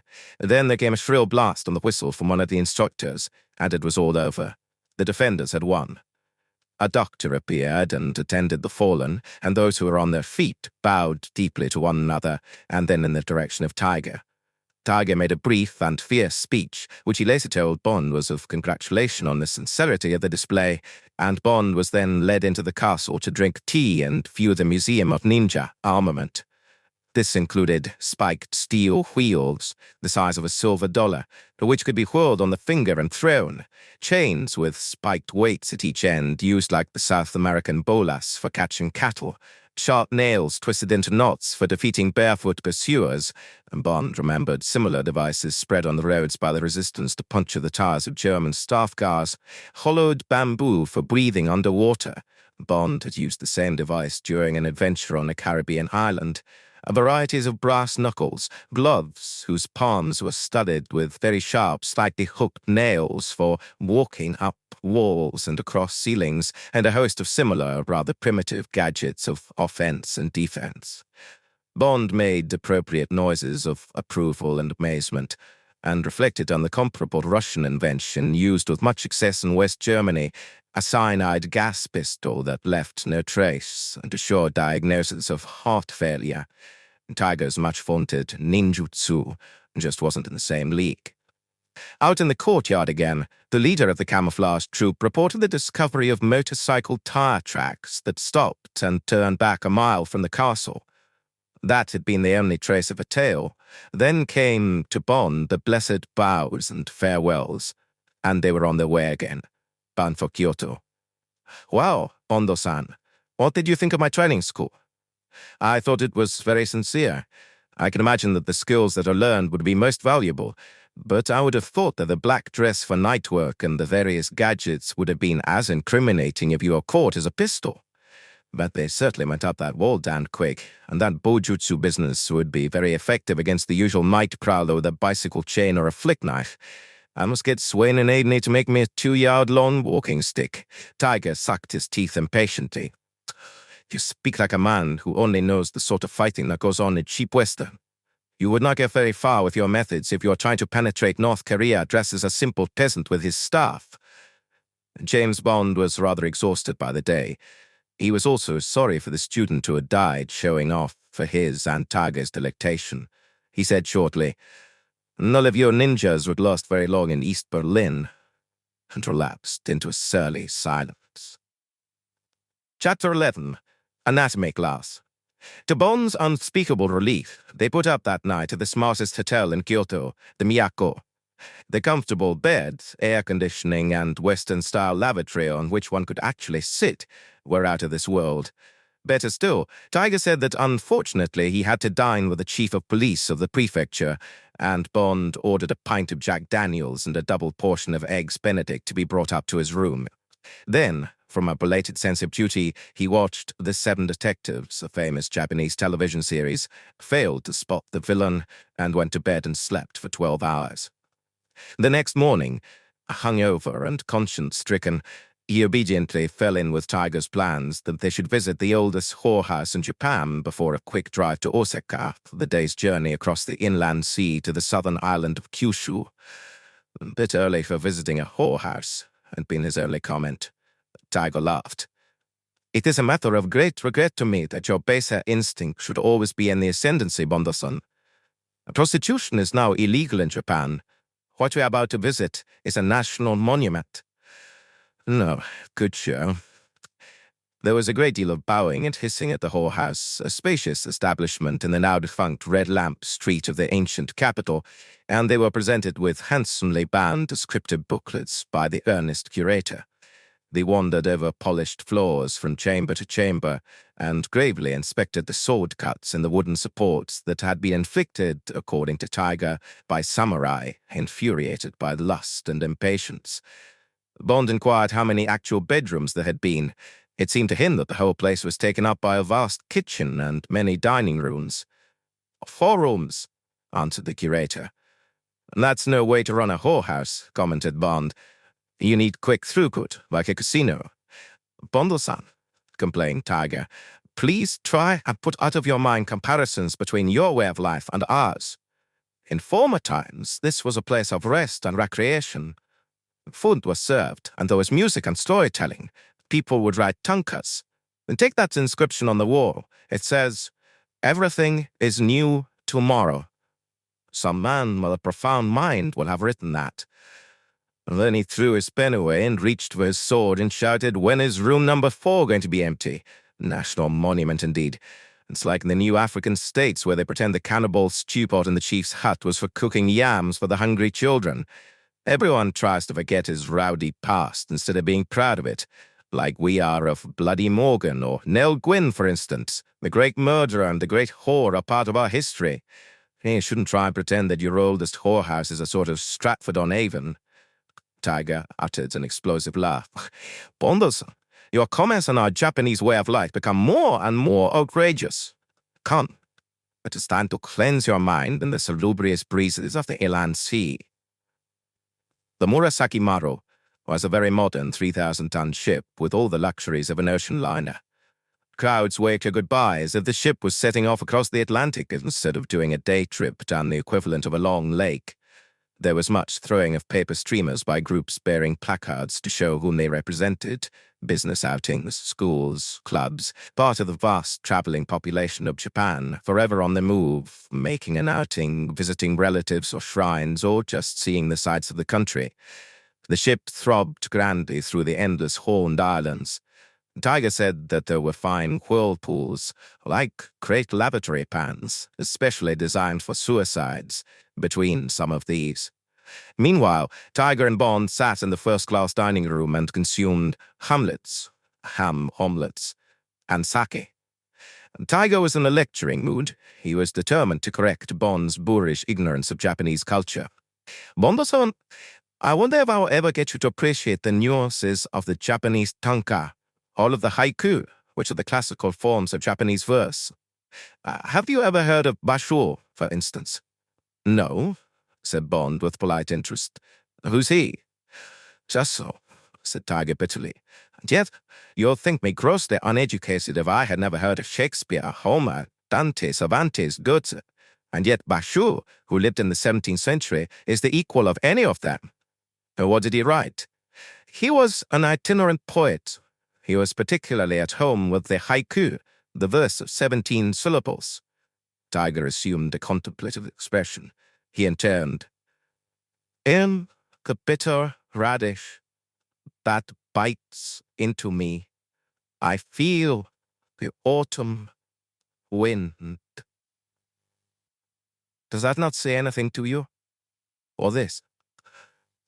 A butterfly is perfuming its wings in the scent of the orchid.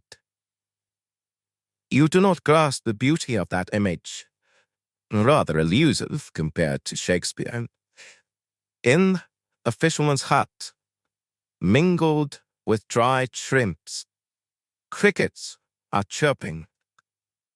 Tiger looked at him hopefully. "I can't get the hang of that one," said Bond apologetically. "You do not catch the still life quality of these verses, a flash of insight into humanity, into nature. Now, do me a favor, Bondo-san. Write a haiku for me yourself. I'm sure you could get the hang of it. After all, you must have had some education." Bond laughed. "Mostly in Latin and Greek, all about Caesar and Balbus and so on. Absolutely no help in ordering a cup of coffee in Rome or Athens after I'd left school. And things like trigonometry, which I've totally forgotten. But give me a pen and a piece of paper and I'll have a bash, if you'll forgive the bad joke." Tiger handed them over and Bond put his head in his hands. Finally, after much crossing out and rewriting, he said, "Tiger, how's this? It makes just as much sense as old Basho, but is much more pithy." He read out, "You only live twice. Once, when you are born, and once, when you look death in the face." Tiger clapped his hands softly. He said with real delight, "But that is excellent, Bondo-san. Most sincere." He took the pen and paper and jotted some ideograms up the page. He shook his head. "No, it won't do in Japanese. You have the wrong number of syllables, but it is a most honorable attempt." He looked keenly at Bond. "You are perhaps thinking of your mission?" "Perhaps," said Bond with indifference. "Is it weighing on your mind?" "The practical difficulties are bound to do so. I have swallowed the moral principles involved. Things being as they are, I have to accept that the end justifies the means." "Then you are not concerned with your own safety?" "Not particularly. I've had worse jobs to do." "I must congratulate you on your stoicism. You do not appear to value your life as highly as most Westerners." Tiger looked at him kindly. Is there perhaps a reason for that? Bond was offhand. Not that I can think of. But for God's sake, chuck it, Tiger. None of your Japanese brainwashing. More sake. And answer my question of yesterday. Why weren't those men disabled by those terrific slashes to the groin? None might be of some practical value to me instead of all this waffle about poetry. Tiger ordered the sake. He laughed. Unfortunately, you are too old to benefit. I would need to have caught you at the age of about 14. You see, it is this way. You know the sumo wrestlers? It is they who invented the trick many centuries ago. It is vital for them to be immune from danger to those parts of the body. Now, you know that in men, the testicles, which until puberty have been held inside the body, are released by a particular muscle and descend between the legs? Yes. Well, the sumo wrestler would have been selected for his profession by the time of puberty, perhaps because of his weight and strength, or perhaps because he comes of a small family. Well, by assiduously massaging those parts, he is able, after much practice, to cause the testicles to re-enter the body up the inguinal canal down which they originally descended. My God, you Japanese, said Bond with admiration. You really are up to all the tricks. You mean he gets them right out of the way behind the bones of the pelvis or whatnot? Your knowledge of anatomy is as vague as your appreciation for poetry, but that is more or less so, yes. Then, before a fight, he will bind up that part of the body most thoroughly to maintain these vulnerable organs in a hiding place. Afterwards, in the bath, he will release them to hang normally. I have seen him do it. It is a great pity that it is now too late for you to practice this art. It might have given you more confidence in your mission. It is my experience that agents fear most for that part of the body when there is fighting to be done or when they risk capture. These organs, as you know, are most susceptible to torture for the extraction of information. Don't I know it? Said Bond from the heart. Some of our chaps wear a box when they think they're in for a roughhouse. I don't care for them, too uncomfortable. What is a box? It is what our cricketers wear to protect those parts when they go out to bat. It is a light padded shield of aluminium. I regret that we have nothing of that nature. We do not play cricket in Japan, only baseball. Lucky for you, you weren't occupied by the British, commented Bond. Cricket is a much more difficult and skillful game. The Americans say otherwise. Naturally, they want to sell you baseball equipment. They arrived at Betu in the southern island of Kyushu as the sun was setting. Tiger said that this was just the time to see the famous geysers and fumaroles of the little spa. In any case, there would be no time in the morning, as they would have to start early for Fukuoka, their final destination. Bond shivered slightly at the name. The moment was rapidly approaching when the sake and sightseeing would have to stop. Above the town of Beppu, they visited in turn the 10 spectacular hells, as they are officially designated. The stink of sulfur was disgusting, and each bubbling, burping nest of volcanic fumaroles was more horrific than the last. The steaming mud and belching geysers were of different colors, red, blue, and orange, and everywhere there were warning notices and skulls and crossbones to keep visitors at a safe distance. The 10th hell announced in English and Japanese that there would be an eruption punctually every 20 minutes. They joined a small group of spectators under the arc lights that pinpointed a small quiescent crater in a rock area bespattered with mud. Sure enough, in 5 minutes, there came a rumbling from underground, and a jet of streaming grey mud shot 20 feet up into the air and splashed down inside the enclosure. As Bond was turning away, he noticed a large, red, painted wheel, heavily padlocked and surrounded by wire netting in a small separate enclosure. There were warning notices above it, and a particularly menacing skull and crossbones. Bond asked Tiger what it was. It says that this wheel controls the pulse of the geyser. It says that if this wheel was screwed down, it would result in the destruction of the entire establishment. It gives the explosive force of the volcano, if the exhaust valve of the geyser were to be closed, as the equivalent of 1,000 pounds of TNT. It is, of course, all a bit of nonsense to attract the tourists. But now, back to the town, Bond-san. Since it is our last day together, he added hastily, on this particular voyage I've arranged a special treat. I ordered it by radio from the ship. A hugo feast. Bond cursed silently. The memory of his eggs Benedict the night before was intolerably sweet. What new monstrosity was this, he asked. Hugo is the Japanese blowfish. In the water, it looks like a brown owl, but when captured, it blows itself up into a ball covered with wounding spines. We sometimes dry the skins and put candles inside and use them as lanterns, but the flesh is particularly delicious. It is the staple food of the small wrestlers, because it is supposed to be very strength-giving. The fish is also very popular with suicides and murderers because its liver and sex glands contain a poison which brings death instantaneously. That's just what I would have chosen for dinner, and I'm very thoughtful of you, Tiger. I have no fear, Bondo-san. Because of the dangerous properties of the fish, every huko restaurant has to be manned by experts and be registered with the state.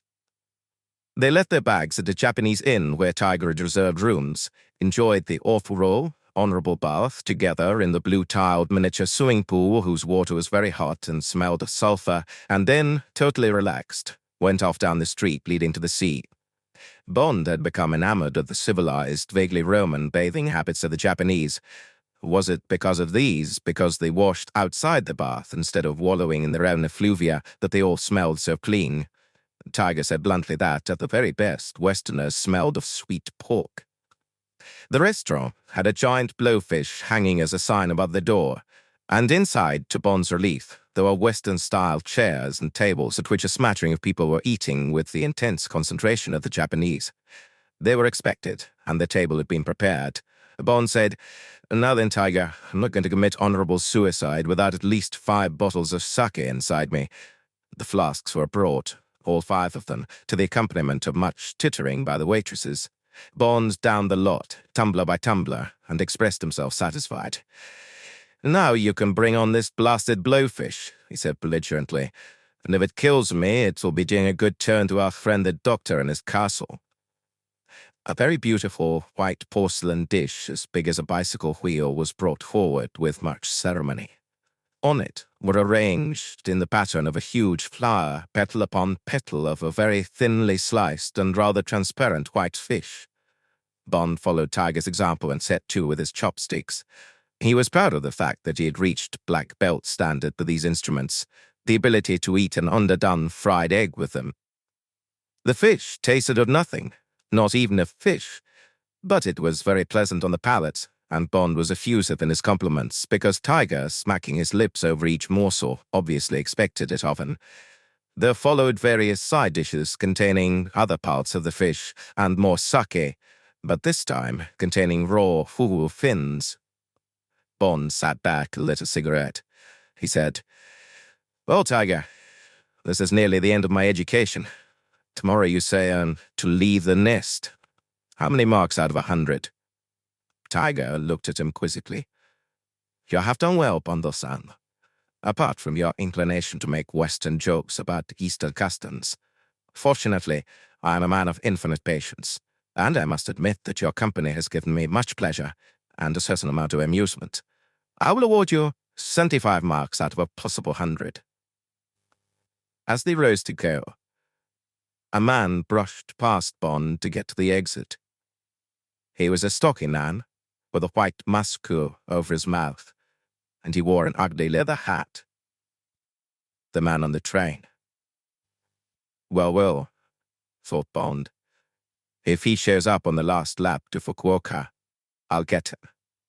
If not, I'll reluctantly put it down to funny coincidence department. But it looks like 0 out of 100 to Tiger for powers of observation."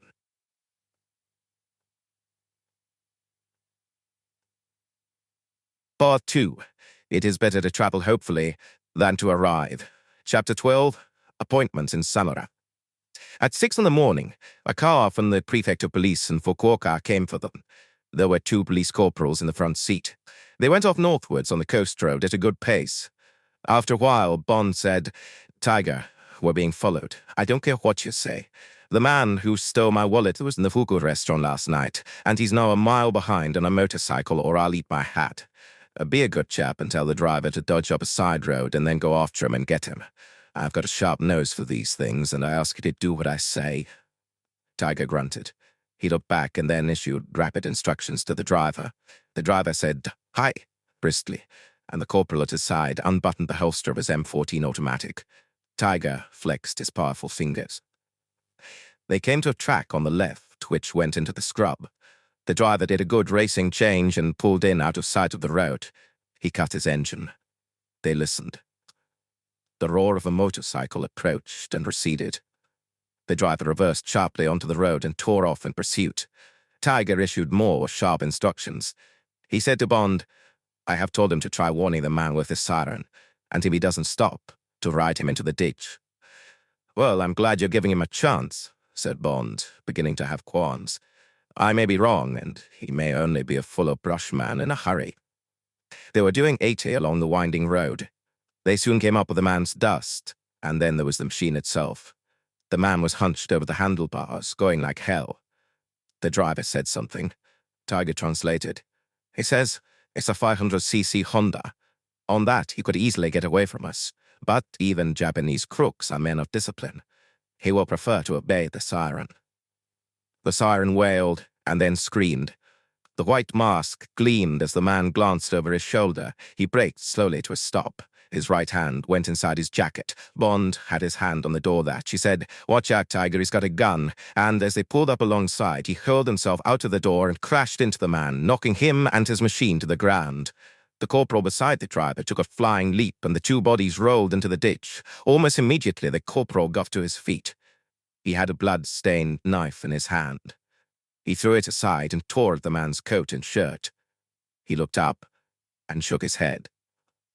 Tiger shouted something, and the corporal began slapping the man's face as hard as he could from side to side.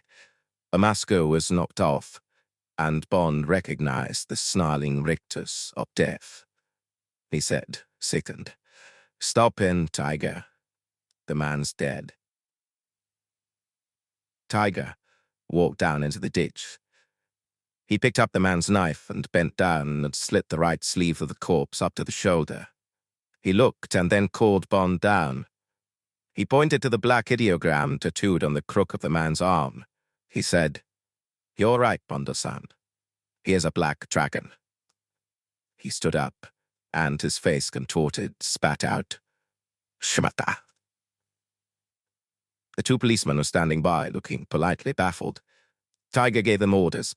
They searched the man's clothing and extracted various commonplace objects, including Bond's wallet, with the 5,000 yen still intact, and a cheap diary. They handed everything to Tiger and then hauled the corpse out of the ditch and stuffed it roughly into the boot of the car. Then they hid the motorcycle in some bushes, and everyone dusted themselves and got back into the car. After a few moments, Tiger said thoughtfully, "It is incredible. These people must have a permanent tail on me in Tokyo." He riffled through the diary. "Here's all my movements for the past week and all the stopping places on our journey. You are simply described as a gaijin, but you could have telephoned the description. This is an unfortunate business, Bondo-san. I apologize most deeply. You may already be incriminated. I will naturally absolve you from your mission. It is entirely my fault for being careless. I have not been taking these people seriously enough. I must talk to Tokyo as soon as we get to Fukuoka. But at least you have seen an example of the measures Dr. Shatterhand takes for his protection. There is certainly more to this man than meets the eye. At some time in his life, he must have been an experienced intelligence agent, to have discovered my identity, for instance, which is a state secret, to have recognized me as his chief enemy, to have taken the appropriate countermeasures to ensure his privacy. This is either a great madman or a great criminal. You agree, Bondo-san?" "Looks mighty like it. I'm really getting quite keen to have a sight of the fellow. And don't worry about the mission. That was probably just the jolt I needed to get the wind under my tail." The headquarters of the local department of the Sosaka, the CID, for the southern island of Kyushu, was just off the main street of Fukuoka. It was a stern-looking building in yellow lavatory brick in a style derived from the German. Tiger confirmed that it had been the headquarters of the Kempeitai, the Japanese Gestapo, before and during the war. Tiger was received with pomp. The office of the chief of the CID was small and cluttered. Superintendent Ando himself looked upon like any other Japanese salaryman, but he had a military bearing, and the eyes behind the rimless spectacles were quick and hard. Bond sat patiently smoking, while much conversation went on. A blow-up aerial mosaic of the Castle of Death and the surrounding country was produced from a filing cabinet and laid out on the desk. Superintendent Ando weighed down the corners with ashtrays and other hardware, and Tiger called him over with a respect upon notice that was not lost on the superintendent. It crossed Bond's mind that he had heaped much on Tiger, or alternatively that Tiger had lost much face vis-a-vis Bond by the business of the Black Dragon agent. Tiger said, "Please to examine this photograph, Bondo-san. The superintendent says that a clandestine approach from the landward side is now very difficult. The suicides pay local peasants to lead them through these marshlands," he pointed, "and there are recognized breaches in the walls surrounding the property which are constantly changed and kept open for the suicides. Every time the superintendent posts a guard at one of them, another is made known to the peasants by the castle guards. He says he is at his wit's end. 20 bodies have been fetched to the mortuary in the past week. The superintendent wishes to hand in his resignation." "Naturally," said Bond. "And then perhaps honorable fugu poisoning. Let's have a look." At first glance, Bond's heart quailed. Might just as well try and storm Windsor Castle single-handed.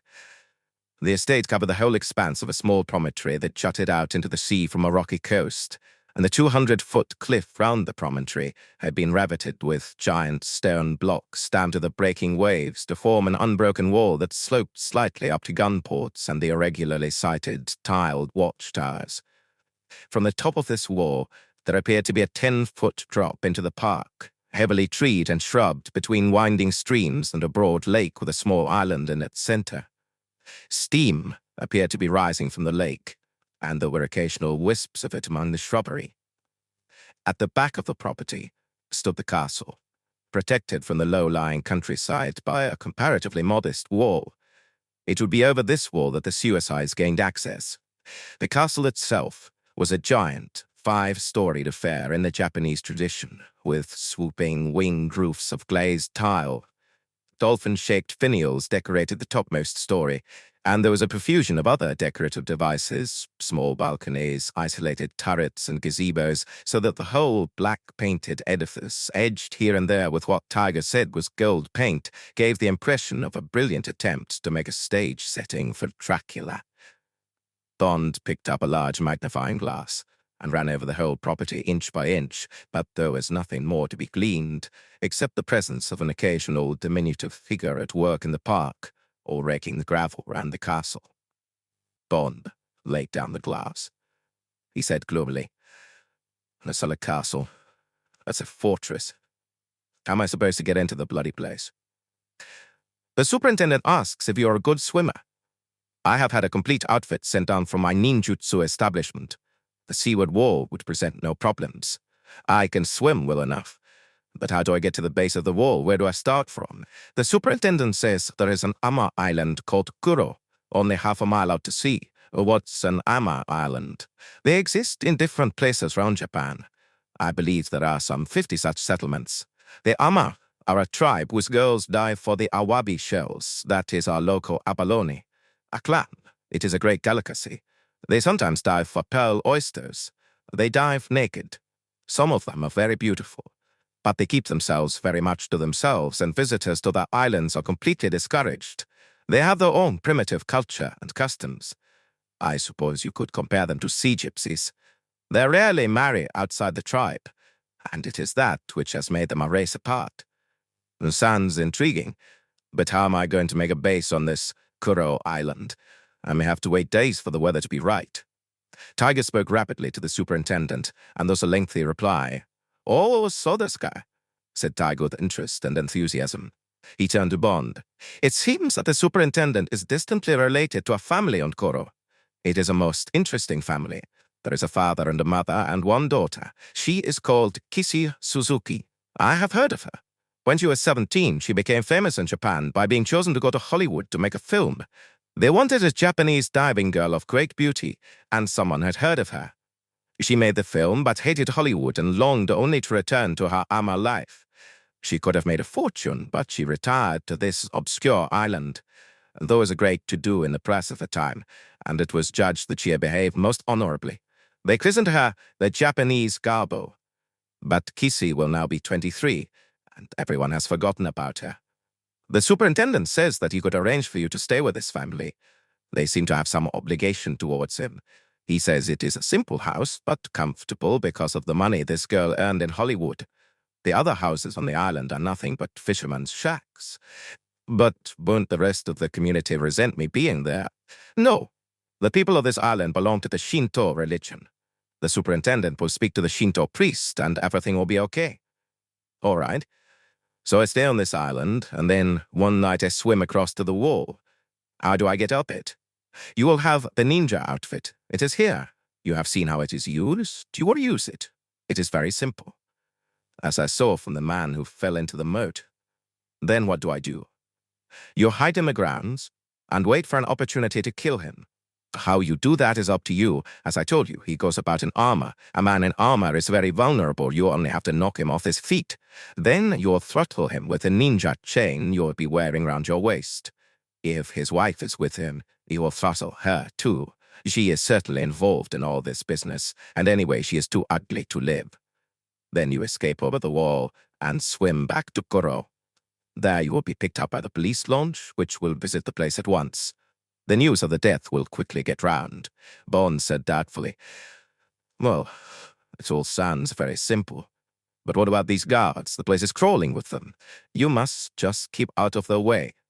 As you can see, the park is full of hiding places. Thanks very much. From one of those poison bushes or up one of those trees. I don't want to blind myself or go mad. The ninja clothing will give you complete protection. You will have a black suit for night and a camouflage one for the day. You will wear the swimming goggles to protect your eyes. All this equipment you will tow over in a plastic bag which will be provided. My dear Tiger, you've thought of everything. But I'd much rather have just one little gun. That would be crazy, Bondo-san. You know perfectly well that silence will be essential, and with a silencer, which would be very heavy to swim with, the speed of the bullet would be so much reduced that you might not pierce the armor. No, my friend, use ninjutsu. It is the only way. All right, said Bond resignedly. Now, let's have a look at a photograph of this chap. Has the superintendent got one? It had been taken from a long way away with a telephoto lens. It showed a giant figure in full medieval chain armor with a jagged, winged helmet of ancient Japanese warriors. Bond studied the photograph carefully, noting the vulnerable spots at neck and joints. A metal shield protected the man's groin. A wide-bladed samurai sword hung from his waist, but there was no sign of any other weapon. Bond said thoughtfully, Doesn't look as daft as he ought to. Probably because of the Dracula setting. Have you got one of his face? Perhaps he looks a bit madder in the raw. The superintendent went to the bottom of his file and extracted what looked like a blown-up copy of Dr. Guntram Shatterhand's passport photograph and handed it over. Bond took it nonchalantly. Then his whole body stiffened. He said to himself, God Almighty. God Almighty. Yes, there was no doubt. No doubt at all. He had grown a drooping black moustache. He had had the syphilitic nose repaired. There was a gold-capped tooth among the upper frontals. But there could be no doubt. Bond looked up. He said, Have you got one of the woman? Startled by the look of controlled venom on Bond's face, and by the pallor that showed through the walnut dye, the superintendent bowed energetically and scrabbled through his file. Yes. There she was, the bitch. The flat, ugly, wardress face, the dull eyes, the scraped back bun of hair. Bond held the pictures, not looking at them, thinking. Ernst Stavro Blofeld. Irma Bunt. So, this was where they had come to hide. And the long, strong gut of fate had lassoed him to then. They of all people, he of all people. A taxi ride down the coast in this remote corner of Japan. Could they smell him coming? Had the dead spy got hold of his name and told them? Unlikely. The power and prestige of Tiger would have protected him. Privacy, discretion are the heartbeat of Japanese inns. But would they know that an enemy was on his way, that fate had arranged this appointment in Samara? Bond looked up from the pictures. He was in cold control of himself. This was now a private matter. It had nothing to do with Tiger or Japan. It had nothing to do with Magic 44. It was ancient feud. He said casually, "Tiger, could the superintendent inquire what his detectives have made of that Black Dragon agent and of his belongings? I'm particularly interested to know whether he may have telephoned or telegraphed my description or my purpose in coming down here."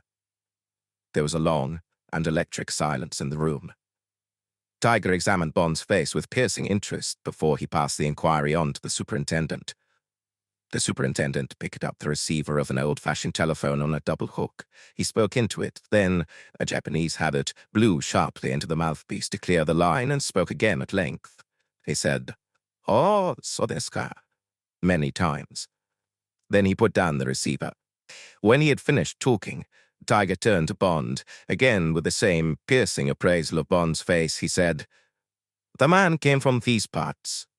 He has a police record. Fortunately, he was poorly educated and is known as nothing more than a stupid thug. On the first page of the diary, he wrote down his assignment, which was only to follow me to my destination and then report to his master. It seems unlikely that he was provided with funds for expensive communications. But what is it, Bondo-san? Is it that you know these people?" James Bond laughed. It was a laugh that grated. Even to Bond it sounded harsh and forced in the small room. He had immediately made up his mind to keep his knowledge to himself. To reveal the true identity of Dr. Shatterhand would be to put the whole case back into official channels. The Japanese Secret Service and the CIA would swarm down to Fukuoka. Blofeld and Irma Bunt would be arrested. James Bond's personal prey would be snatched from him. There would be no revenge. Bond said, "Good Lord, no, but I am something of a physiognomist. When I saw this man's face, it was as if someone had walked over my grave. I have a feeling that, whether I succeed or not, the outcome of this mission is going to be decisive for one or the other of us. It will not be a drawn game. But now I have a number of further questions with which I must worry you and the superintendent. They are small matters of detail, but I want to get everything right before I start." Tiger looked relieved. The raw animalism in Bond's face had been so different from the stoical, ironical face of the Bondo-san, for whom he had come to have so much affection. He gave his great golden smile and said, "But of course, my friend. And I'm pleased with your worries and with the trouble you are taking to make sure of everything in advance. You will forgive me if I quote you one last Japanese proverb. It says, 'A reasonable number of fleas is good for a dog. Otherwise, the dog forgets he is a dog.'" "Good old Basho," said Bond. Chapter 13. Kisi Suzuki. James Bond went through the rest of the morning like an automaton. While he tried on his ninja equipment and watched each item being carefully packed into a floatable plastic container, his mind was totally occupied with the image of his enemy, this man, Blofeld, the great gangster who had founded Spectre, the Special Executive for Counterintelligence, Terrorism, Revenge, and Extortion, the man who was wanted by the police of all the NATO countries, the man who had murdered Tracy, Bond's wife, for less than a day, a bare 9 months ago. And in those 9 months, this evil genius had invented a new method of collecting death, as Tiger had put it. This cover as the Swiss Dr. Shatterhand, as a rich botanist, must have been one of the many he had wisely built up over the years. It would have been easy. A few gifts of rare plants to famous botanical gardens, the financing of a handful of expeditions, and all the while, in the back of his mind, the plan one day to retire and cultiver son jardin. And what a garden. A garden that would be like a deadly fly trap for human beings, a killing bottle for those who wanted to die. And of course, Japan, with the highest suicide statistics in the world, a country with an unquenchable thirst for the bizarre, the cruel, and the terrible, would provide the perfect last refuge for him. Blofeld must have gone off his head, but with a monstrous, calculating madness, the madness of the genius he undoubtedly was. And the whole demoniac concept was on Blofeld's usual grand scale, the scale of a Caligula, of a Nero, of a Hitler, of any other great enemy of mankind.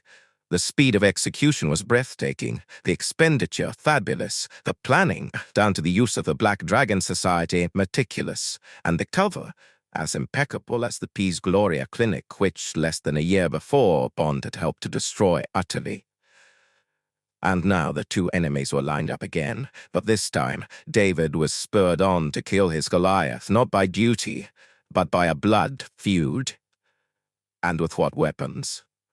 Nothing but his bare hands, a 2-inch pocket knife, and a thin chain of steel. Well, similar weapons had served him before. Surprise would be the determining factor. Bond added a pair of black flippers to his equipment, a small supply of pemmican-like meat, benzodrine tablets, a plastic flask of water. Then he was ready. They motored down the main street to where the police launch was waiting at the jetty and set off at a good 20 knots across the beautiful bay and round the headland into the Sea of Genkai. Tiger produced sandwiches and a flask of sake for each of them, and they ate their luncheon as the jagged green coast with its sandy beaches passed slowly by to port. Tiger pointed out a distant dot on the horizon. "Koro Island," he said. "Cheer up, Bondo-san, and seem preoccupied. Think of all those beautiful naked women you will soon be swimming with, and this Japanese Greta Garbo with whom you will be passing the nights. And the sharks who will already be gathering at the news of my swim to the castle. If they do not eat the amas, why should they eat a bit of tough Englishman? Look at the 2 fish eagles circling. That is an excellent augury. 1 alone would have been less propitious. 4 would have been disastrous, for with us, 4 is the same as your 13, the worst number of all. But Bondo-san, does it not amuse you to think of that foolish dragon dozing all unsuspecting in his castle while St. George comes silently riding towards his lair across the waves? It would make the subject of a most entertaining Japanese print. I've got a funny sense of humor, Tiger. It is merely different from yours. Most of our funniest stories involve death or disaster. I am not a picture daddy, a professional storyteller, but I will tell you my favorite. It concerns the young girl who comes to the toll bridge. She tosses 1 sen, a very small piece of money, to the watchman and walks on. The watchman calls after her, "Hey, you know that the toll for crossing the bridge is 2 sen. The girl answers, "But I do not intend to cross the bridge. I intend only to go halfway and then throw myself into the river." Tiger laughed uproariously. Bond smiled politely. "I must save that one up for London. They'll split their sides over it." The small speck on the horizon grew larger, and soon revealed itself as a horned island about 5 miles in circumference, with steep cliffs and a small harbor facing north. On the mainland, Dr. Shatterhand's small peninsula reached out into the sea, and the fortress-like black wall soared up out of the breaking waves. Above it were the tops of trees, and behind them, in the distance, the winged roof of the topmost story of the castle broke the skyline. The formidable silhouette reminded Bond vaguely of photographs of Alcatraz taken from sea level. He shivered slightly at the thought of the night swim across the half-mile channel, and of the black spider that would then scale those soaring fortifications. Ah, well. He turned his attention back to Kura Island. It appeared to be made of black volcanic rock, but there was much green vegetation right up to the summit of a small peak on which there was some kind of a stone beacon. When they rounded the headland that formed one arm of the bay, a crowded little village and a jetty appeared. Out to sea, 30 or more rowing boats were scattered, and there was the occasional glint of pink flesh in the sunlight. Naked children were playing among the big, smooth black boulders that turned like bathing hippos along the shoreline, and there were green nets hung up to dry. It was a pretty scene, with the delicate remoteness, the fairy tale quality of small fishing communities all the world over. Bond took an immediate liking to the place, as if he was arriving at a destination that had been waiting for him, and that would be friendly and welcoming. A group of village elders, Grave, gnarled old men with the serious expressions of simple people on important occasions, led by a Shinto priest, was on the jetty to welcome them. The priest was in ceremonial robes, a dark red three-quarter-length kimono, with vast hanging sleeves, a turquoise skirt in broad pleats, and the traditional shining black hat in the shape of a blunt cone. He was a man of simple dignity and considerable presence, middle-aged, with a round face and round spectacles and a pursed, judging mouth. His shrewd eye took them in one by one as they came ashore, but they rested longest on Bond. Superintendent Ando was greeted with friendship as well as respect. This was part of his parish, and he was the ultimate source of all fishing permits, reflected Bond ungraciously. But he had to admit that the deference of the bows was not exaggerated, and that he was lucky in his ambassador. They proceeded up the cobbled path of the main street to the priest's house, a modest, weather-beaten affair of stone and carpentered driftwood. They entered, and sat on the spotless, polished wood floor in an arc in front of the priest, and the superintendent made a long speech punctuated by serious highs and "Oh, sodeskas" from the priest, who occasionally let his wise eyes rest thoughtfully on Bond. He made a short speech in return, to which the superintendent and Tiger listened with deference. Tiger replied, and the business of the meeting was over, save for the inevitable tea. Bond asked Tiger how his presence and mission had been explained. Tiger said that it would have been of no use lying to the priest, who was a shrewd man, so he had been told most of the truth.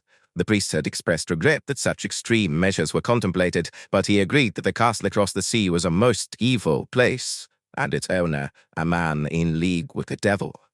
In the circumstances, he would give the project his blessing, and James Bond would be allowed to stay on the island for the minimum time necessary to accomplish his mission. The priest would invite the Suzuki family to accord him an honorable welcome. Bond would be explained away to the elders as a famous gaijin anthropologist who had come to study the Ama way of life. Bond should therefore study it, but the priest requested that Bond should behave in a sincere manner, which means, explained Tiger with a malicious grin, that you are not to go to bed with the girls.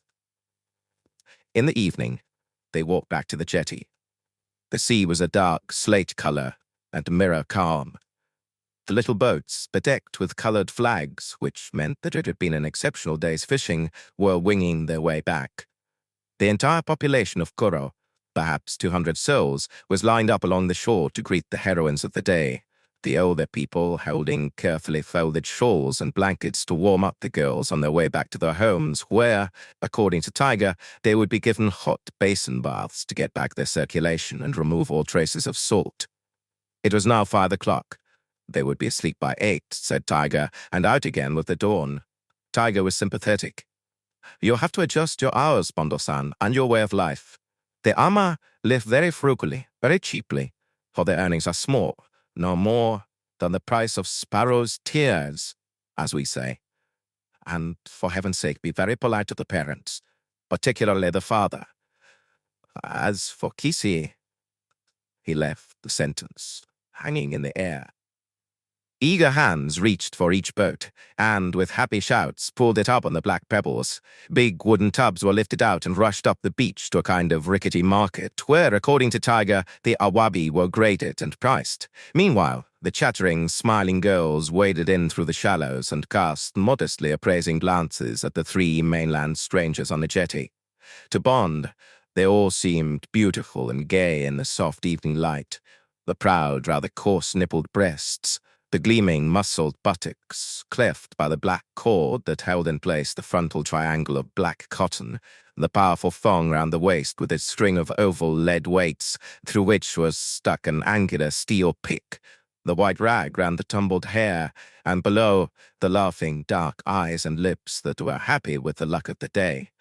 At that moment, it all seemed to Bond as the world, as life, should be, and he felt ashamed of his city-slicker appearance, let alone the black designs it concealed. One girl, rather taller than the rest, seemed to pay no attention to the men on the jetty or to the police launch riding beside it. She was the center of a crowd of laughing girls, as she waded with a rather long, perhaps studied stride over the shiny black pebbles and up the beach. She flung back a remark at her companions, and they giggled, putting their hands up to their mouths.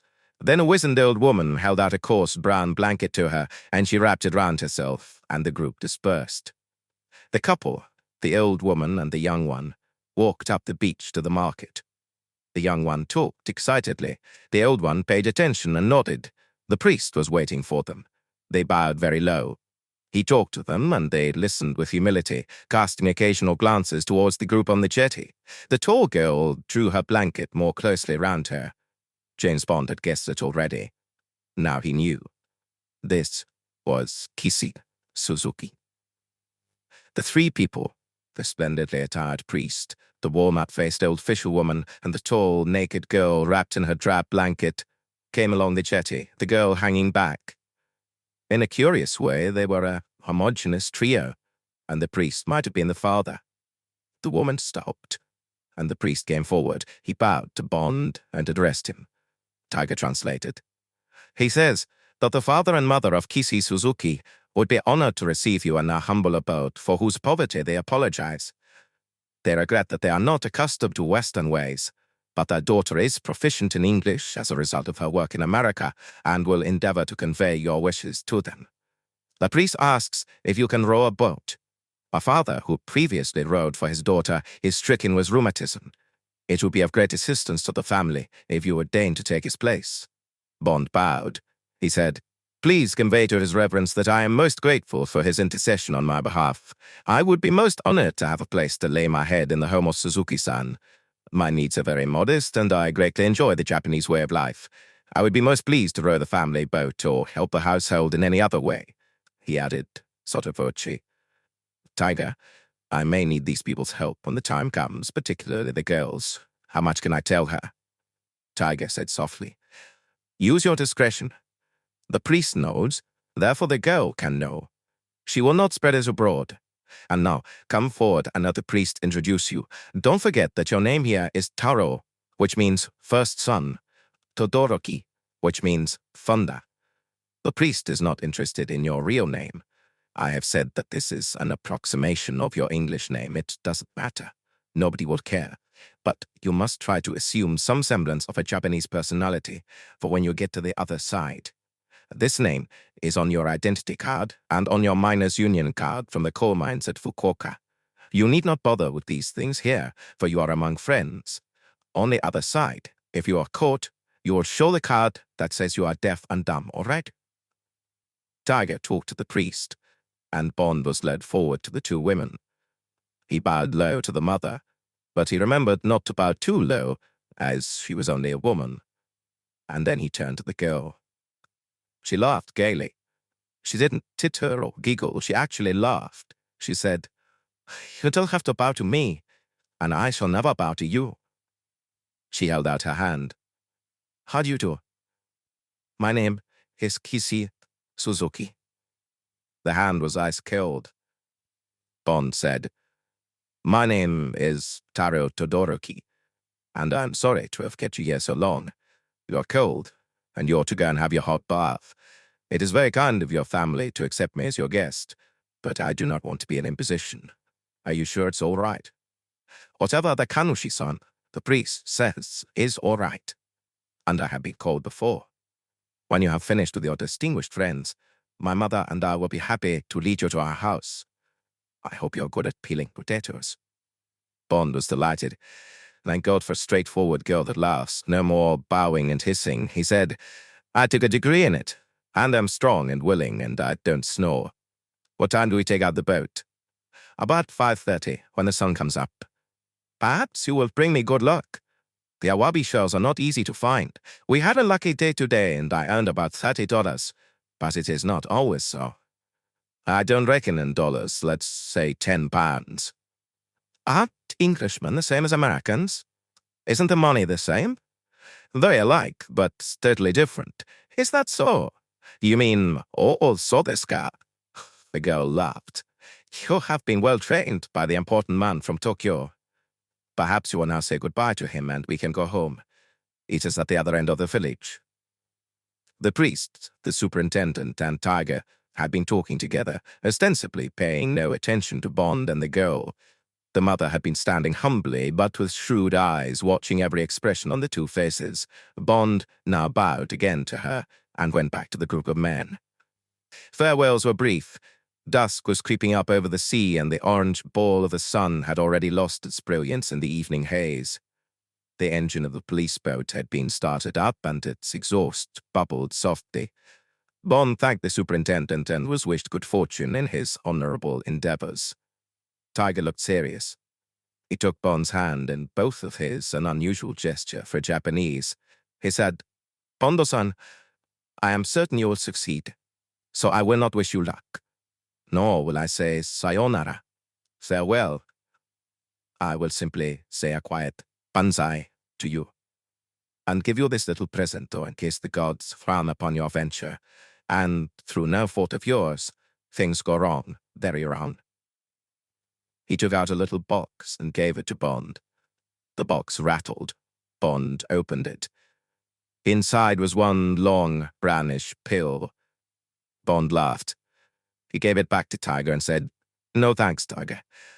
As Basher said, or almost said, you only live twice.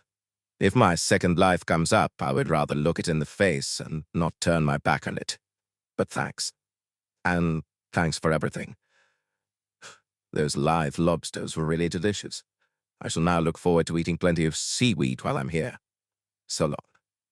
See you in about a week." Tiger got down into the boat and the engine revved up. As the boat took the swell at the entrance to the harbor, Tiger raised a hand and brought it swiftly down with a chopping motion, and then the boat was round seawall and out of sight. Bond turned away. The priest had gone.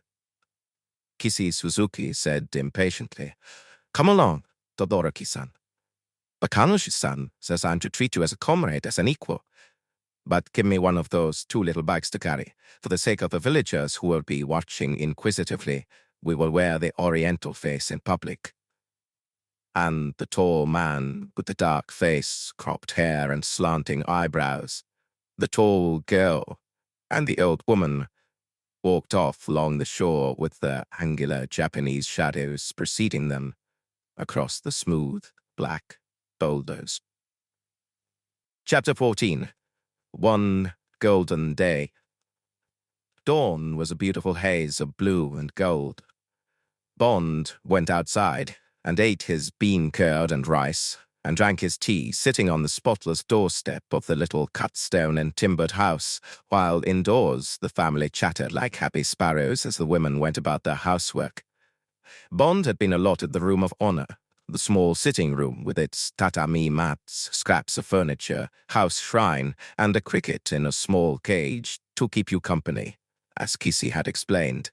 Here, his futon had been spread on the ground, and he had for the first time, and with fair success, tried sleeping with his head on the traditional wooden pillow.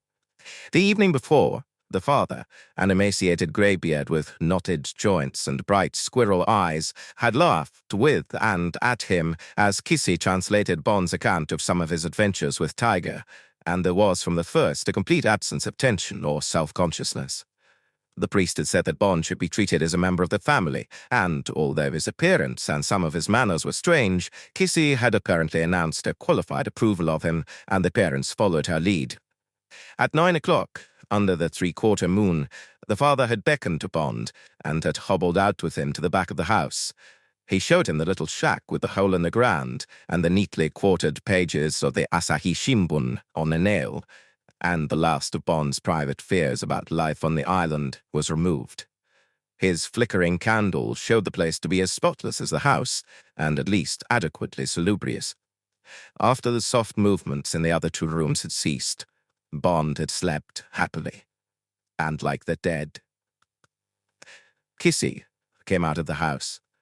She was wearing a kind of white cotton nightdress and a white cotton kerchief bound up the thick black waves of her hair. She wore her equipment, the weights, and the heavy, flat, angular pick over the white dress, and only her arms and feet were bare.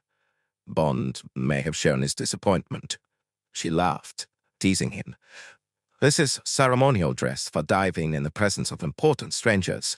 Bakanushi-san instructed me to wear it in your company, as a mark of respect, of course." Kissy, I believe that is a fib. The truth of the matter is that you consider that your nakedness might arouse dishonorable thoughts in my impious Western mind. That is a most unworthy suspicion. However, I accept the delicacy of your respect of my susceptibilities. And now let's cut the cackle and get going. We'll beat the Awabi record today. What should we aim at? 50 would be good. 100 would be wonderful. But above all, you must row well and not let me drown. And you must be kind to David. Who's David? Asked Bond, suddenly jealous at the thought that he would not be having this girl to himself. Wait and see. She went back indoors and brought out the balsa wood tub and a great coil of fine quarter-inch rope. She handed the rope to Bond and hoisted the tub on her hip, leading the way along a small path away from the village. The path descended slowly to a small cove in which one rowing boat, covered with dried reeds to protect it from the sun, was drawn high up on the flat black pebbles. Bond stripped off the reeds and laid them aside and hauled the simple, locally made craft down to the sea. It was constructed of some heavy wood and lay low but stable in the deeply shelving, totally transparent water. He loaded in the rope and the wooden tub. Kissy had gone to the other side of the little bay and had undone a string from one of the rocks. She began winding it in slowly and at the same time uttering a low, cooing whistle. To Bond's astonishment, there was a flurry in the water of the bay, and a big, black cormorant shot like a bullet through the shallows and waddled up the beach to Kissy's feet, craning its neck up and down and hissing, apparently in anger. But Kissy bent down and stroked the creature on its plumed head and down the outstretched neck, at the same time talking to it gaily. She came towards the boat, winding up the long line, and the cormorant followed clumsily. It paid no attention to Bond, but jumped untidily over the side of the boat and scrambled onto the small thwart in the bows, where it squatted majestically and proceeded to preen itself, running its long bill down and through its breast feathers, and occasionally opening its wings to the full extent of their 5-foot span and flapping them with gentle grace. Then, with a final shimmy through all its length, it settled down and gazed out to sea with its neck coiled backwards as if to strike, and its turquoise eyes questing the horizon imperiously. Kissy climbed into the boat and settled herself with her knees hunched decorously between Bond's outstretched legs, and Bond slid the heavy, narrow-bladed oars into their wooden rowlocks and began rowing at a powerful, even pace, more or less, under Kissy's direction, due north. He had noticed that Kissy's line to the cormorant ended with a thin brass ring, perhaps 2 inches in diameter, round the base of the bird's neck. This would be one of the famous fishing cormorants of Japan. Bond asked her about it. Kissy said, "I found him as a baby 3 years ago. He had oil on his wings, and I cleaned him and cared for him and had him ringed. The ring has had to be made larger as he grew up. Now, you see, he can swallow small fish, but the big ones he brings to the surface in his beak. He hands them over quite willingly, and occasionally he gets a piece of a big one as a reward. He swims a lot by my side and keeps me company. It can be very lonely down there, particularly when the sea is dark. You will have to hold the end of the line and look after him when he comes to the surface. Today he will be hungry. He has not been out for 3 days because my father could not row the boat. I have been going out with friends, so it is lucky for him that you came to the island." "So, this is David." "Yes. I named him after the only man I liked in Hollywood. An Englishman, as it happens. He was called David Niven. He is a famous actor and producer. You have heard of him?" "Of course. I shall enjoy tossing him a scrap or two of fish in exchange for the pleasure he has given me in his other incarnation." The sweat began to pour down Bond's face and chest into his bathing pants. Kissy undid the kerchief round her hair and leant forward and mopped at him gently. Bond smiled into her almond eyes and had his first close-up of her snub nose and petalled mouth. She wore no makeup and did not need to, for she had that rosy-tinted skin on a golden background, the colors of a golden peach that is quite common in Japan. Her hair, released from the kerchief, was black with dark brown highlights. It was heavily waved, but with a soft fringe that ended an inch or so above the straight, fine eyebrows that showed no signs of having been plucked. Her teeth were even, and showed no more prominently between the lips than with a European girl, so that she avoided the toothiness that is a weak point in the Japanese face. Her arms and legs were longer and less masculine than is usual with Japanese girls, and the day before, Bond had seen that her breasts and buttocks were firm and proud, and that her stomach was almost flat. A beautiful figure, equal to that of any of the star chorus girls he had seen in the cabarets of Tokyo. But her hands and feet were rough and scarred with work, and her fingernails and toenails, although they were cut very short, were broken. Bond found this rather endearing. Ama means seagull or seaman, and Kissy wore the marks of competing with the creatures of the ocean with obvious indifference. And her skin, which might have suffered from constant contact with salt water, in fact glowed with a golden sheen of health and vitality.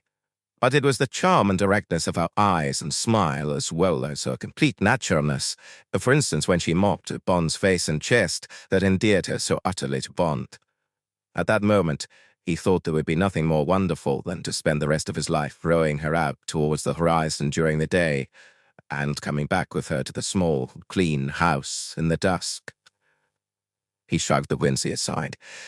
Only another 2 days to the full moon, and he would have to get back to reality, to the dark, dirty life he had chosen for himself. He put the prospect out of his mind. Today and the next day would be stolen days, days only with Kissy and the boat, and the bird, and the sea. He must just see to it that they were happy days and lucky ones for her and her harvest of seashells. Kissy said, "Not much longer, and you have rowed well."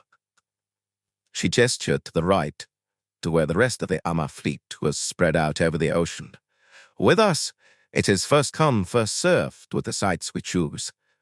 Today we can get out as far as a shoal most of us know of, and we shall have it to ourselves. There the seaweed is thick on the rocks, and that is what the awabi feed on.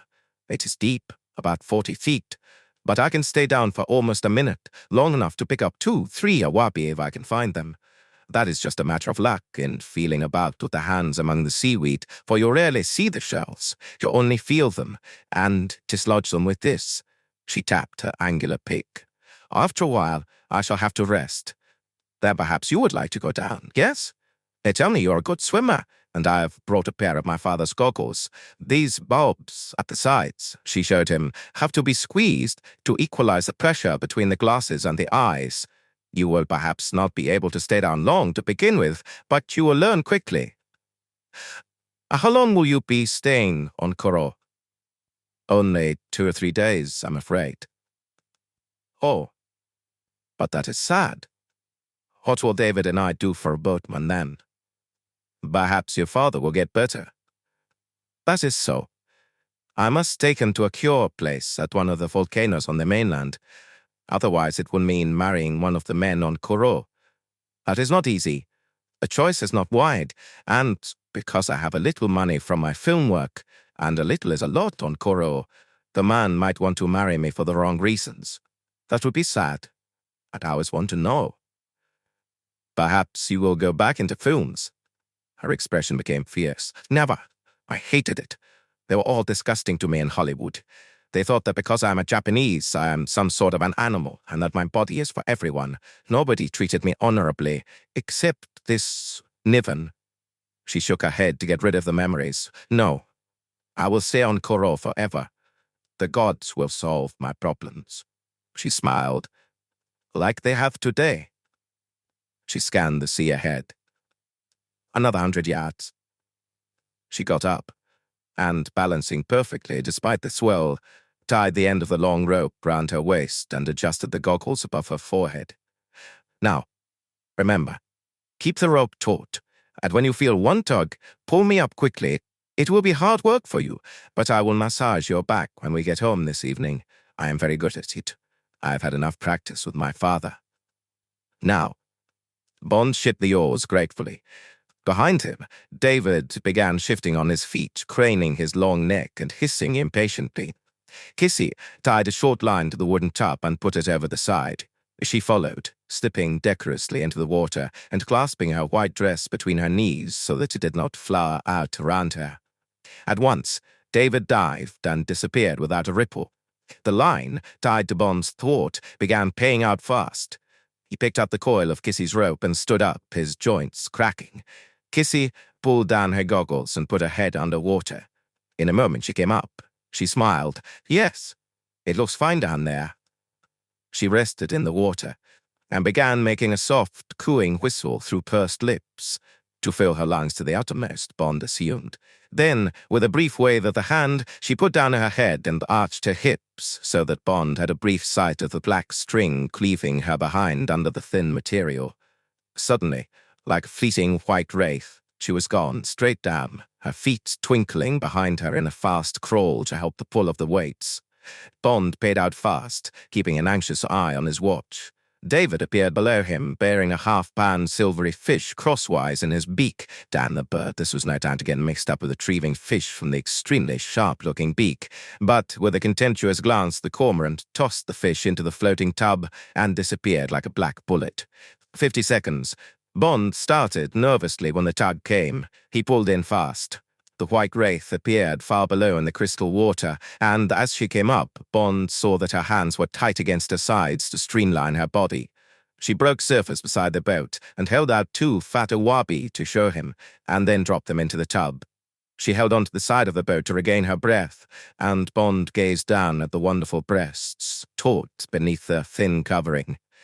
She smiled briefly up at him, began her cooing whistle, and then came the exciting arch of the back, and she was gone again. An hour went by. Bond got used to the routine and had time to watch the nearest of the fleet of other boats. They covered perhaps a mile of sea, and from across the silent water there came the recurrent, eerie whistle, a soft seabird sound off the diving gills. The nearest boat rocked in the slow swell perhaps 100 yards away, and Bond watched the young man at the rope and caught an occasional glimpse of a beautiful golden body shiny as a seal and heard the excited chattering of their voices. He hoped he would not disgrace himself when it came to his turn to dive. Sake and cigarettes, not a good mixture to train on. The pile of awabi was slowly growing in the tub, and amongst them perhaps a dozen leaping fish. Occasionally Bond bent down and retrieved one from David. Once he dropped a slippery fish and the bird had to dive for it again. This time he received an even haughtier look of scorn from the turquoise eyes. Then Kissy came up, her stint done, and climbed, not so decorously this time, into the boat and tore off her kerchief and goggles and sat panting quietly in the stern. Finally she looked up and laughed happily. "That is 21. Very good. Now take my weights and pick, and see for yourself what it is like down there. But I will pull you up anyway in 30 seconds. Give me your watch, and please do not lose my tegane, my pick, or our day's fishing will be over."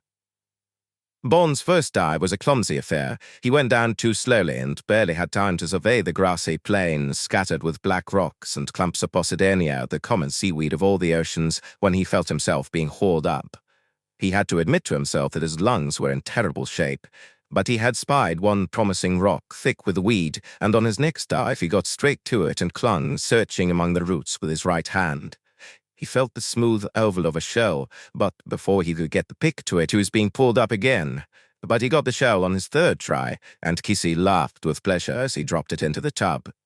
He managed to keep the diving up for about half an hour, but then his lungs began to ache and his body to feel the cold of the October sea, and when he came up for the last time, simultaneously with David, who shot past him like a beautiful gleaming black fish with green highlights, and as a mark of approval, pecked gently at his hair as Bond deposited his 5th shell in the tub. Kissy was pleased with him. She had a rough brown kimono in the boat, and she rubbed him down with it as he sat with bowed head and heaving chest. Then, while he rested, she hauled the wooden tub inboard and emptied its contents into the bottom of the boat. She produced a knife and cut one of the fish down the middle and fed the 2 halves to David, who was riding expectantly beside the boat. He swallowed the pieces in 2 great gulps and set to preening his feathers contentedly. Later, they stopped for a lunch of rice with a few small bits of fish in it and dried seaweed, which tasted of salty spinach. And then, after a short rest in the bottom of the boat, the work went on until 4 o'clock, when a small chill breeze came from nowhere and got between them and the warmth of the sun, and it was time to make the long row home. Kissy climbed the last time into the boat and gave several soft tugs at David's line. He surfaced some distance from the boat and, as if this were a well-worn routine, rose into the air and circled round them again and again before making a low dive and skiing in to the side of the boat on his webbed feet. He flapped his way over the side and went to his perch, where he stood with wings magnificently outstretched to dry, and waited in this lordly stance for his boatman to take him back home to his cove. Kissy changed with extreme propriety into her brown kimono and dried herself inside it. She announced that their haul was 65 awabi, which was quite wonderful. Of these, Bond was responsible for 10, which was a very honorable first catch. Ridiculously pleased with himself, Bond took a vague bearing on the island, which, because of the drifting of the boat, was now only a speck on the horizon, and gradually worked himself into the slow, unlabored sweep of a Scottish gilly. His hands were sore. His back ached as if he had been thrashed with a wooden truncheon, and his shoulders were beginning to sting with sunburn, but he comforted himself with the reflection that he was only doing what he would have had to do anyway, get into training for the swim and the climb, and what would come afterwards. And he rewarded himself from time to time with a smile into Kissy's eyes. They never left him, and the low sun shone into them and turned the soft brown to gold. And the speck became a lamp, and the lamp an island, and at last they were home. Chapter 15. The Six Guardians. The next day was as golden as the first, and the haul of awabi went up to 68, largely thanks to Bond's improved diving. The evening before, Kissy had come back from selling her shells at the market and had found Bond writhing on the floor of his room with cramps in his stomach muscles and her mother clucking helplessly over him. She had shooed her mother away, spread the soft futon on the floor beside him, and had pulled off his bathing pants and rolled him onto the futon face downwards. Then she had stood upright on his back and had walked softly up and down his spine from his buttocks to his neck, and the ache had slowly gone. She told him to lie still and brought him warm milk. Then she led him into the tiny bathhouse and poured hot and then tepid water over him from an awabi tub until all the salt was out of his skin and hair. She dried him softly, rubbed warm milk into his sunburn and his chafed hands, and led him back to his room, telling him with gentle sternness to go to sleep and to call her if he awoke in the night and needed anything. She blew out his candle and left him, and he went out to the night song of a cricket in its cage, like a light. In the morning, nothing remained of his aches except the soreness of the hands, and Kissy gave him the rare treat of an egg beaten up in his rice and bean curd, and he apologized for his bad manners of the night before. She said, "Todoroki-san, you have the spirit of 10 samurai, but you have the body of only one. I should have known that I had asked too much of that single body. It was the pleasure of the day. It made me forget everything else. So it is I who apologize, and today we will not go so far. Instead, we will keep close to the cliffs of the island and see what we can find. I will do the rowing, for it is a small distance. But you will be able to do more diving, because the place that I know of, which I haven't visited for many weeks, is inshore, and the water is, at the most, 20 feet deep." And so it had been. And Bond had worn a shirt to protect him from the sun, and his tally of shells had gone up to 21, and the solitary shadow of the day had been the clear view he had had of the black fortress across the straits, and the chunky yellow and black warning balloon that flew the column of black ideograms above it. During one of their rests, Bond casually asked Kissy what she knew of the castle, and he was surprised by the way her face darkened. "Todoroki-san, we do not usually talk about that place. It is almost a forbidden subject on Koro. It is as if hell had suddenly opened its mouth half a mile away across the sea from our home. And my people, the Ama, are like what I have read about your gypsies. We are very superstitious. and we believe the devil himself has come to live over there." She didn't look at the fortress, but gestured with her head. "Even the Kanoshi-san does not deny our fears, and our elders say that the gaijins have always been bad for Japan, and that this one is the incarnation of all the evil in the West. And there is already a legend that has grown up on the island. It is that our 6 Jinzo guardians will send a man from across the sea to slay this king of death, as we call him." "Who are these guardians?" "Jinzo is the god who protects children. He is, I think, a Buddhist god. On the other side of the island, on the foreshore, there are 5 statues. The 6th has been mostly washed away. They are rather frightening to see. They squat there in a line. They have rough bodies of stone and round stones for heads, and they wear white shirts that are changed by the people every month. They were put there centuries ago by our ancestors. They sit on the line of low tide, and as the tide comes up, it covers them completely, and they keep watch under the surface of the sea and protect us, the Ama, because we are known as the children of the sea.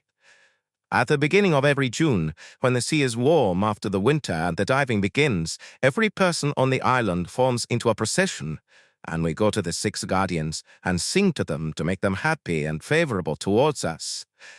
And this story of the man from Koro, where did it come from? Who knows? It could have come from the sea or the air and burst into the minds of the people. Where do stories like that come from? It is widely believed." "Oh, so desu ka," said Bond, and they both laughed and got on with the work. On the 3rd day, when Bond was, as usual, eating his breakfast on the doorstep, Kissy came to the doorway and said, softly, "Come inside, Todoroki-san." Mystified, he went in, and she shut the door behind him. She said in a low voice, "I have just heard from a messenger from the Kanushi-san that there were people here yesterday in a boat from the mainland. They brought presentos, cigarettes, and sweets. They were asking about the visit of the police boat. They said it came with 3 visitors and left with only 2. They wanted to know what had happened to the 3rd visitor. They said they were guards from the castle, and it was their duty to prevent trespassers. The elders accepted the presentos, but they showed Shirankao, which is the face of him who knows nothing, and referred the men to the Kanushi-san, who said that the 3rd visitor was in charge of fishing licenses. He felt sick on the way to the island and had perhaps lain down in the boat on the way back. Then he dismissed the men and sent a boy to the top of the high place to see where the boat went, and the boy reported that it went to the bay beside the castle and was put back into the boathouse that is there. The Kanushi-san thought that you should know these things." She looked at him piteously. "Todoroki-san, I have a feeling of much friendship for you. I feel that there are secret things between you and the Kanushi-san, and that they concern the castle. I think you should tell me enough to put me out of my unhappiness." Bond smiled. He went up to her and took her face in both his hands and kissed her on the lips. He said, "You are very beautiful and kind, Kissy. Today we will not take the boat out because I must have some rest. Lead me up to the high place from which I can take a good look at this castle, and I will tell you what I can. I was going to anyway, for I shall need your help. Afterwards, I would like to visit the 6 guardians. They interest me, as an anthropologist."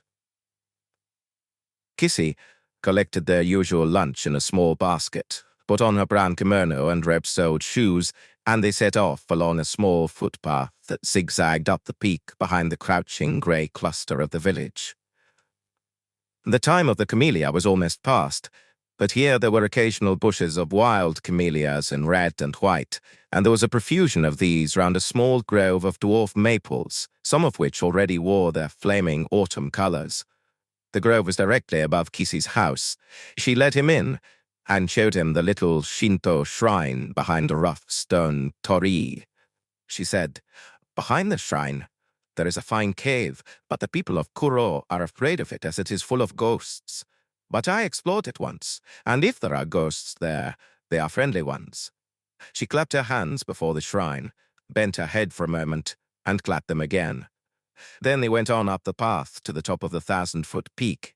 A brace of gorgeous copper pheasants with golden tails fled squawking over the brow and down to a patch of bushes on the southern cliff as they approached.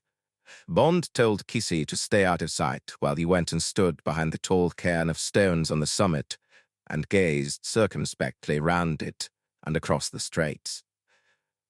He could see over the high fortress wall and across the park to the towering black and gold donjon of the castle.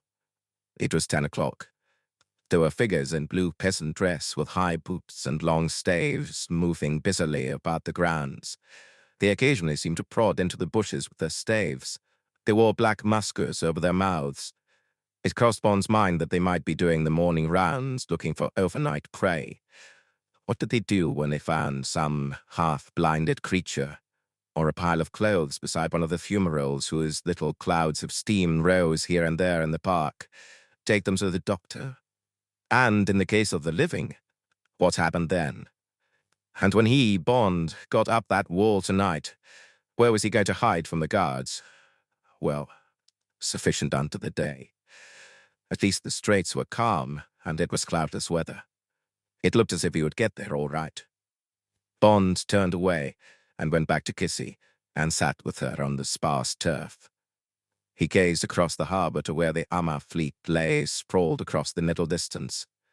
He said, "Kissy, tonight I have to swim to the castle and climb the wall and get inside." She nodded. "I know this. And then you're going to kill this man and perhaps his wife. You are the man who we believe was to come to Koro from across the sea and do these things." She continued to gaze out to sea. She said dully, "But why have you been chosen?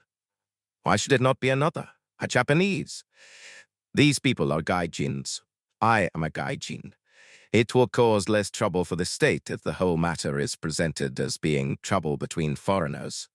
"Yes, I see. And has the Kanushi-san given his approval?" "Yes. And and after, will you come back and be my boatman again?" "For a time. But then I must go back to England." "No. I believe that you will stay for a long time on Kuro." "Why do you believe that?" "Because I prayed for it at the shrine, and I have never asked for such a big thing before. I'm sure it will be granted." She paused. "And I shall be swimming with you tonight."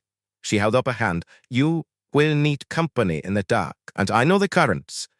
You will not get there without me." Bond took the small, dry paw in his. He looked at the childish, broken nails.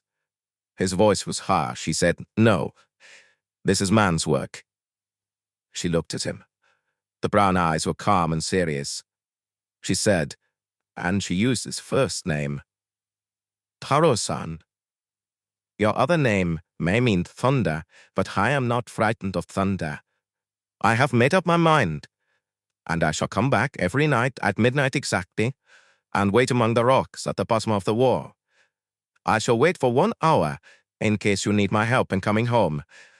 These people may harm you. Women are much stronger in the water than men.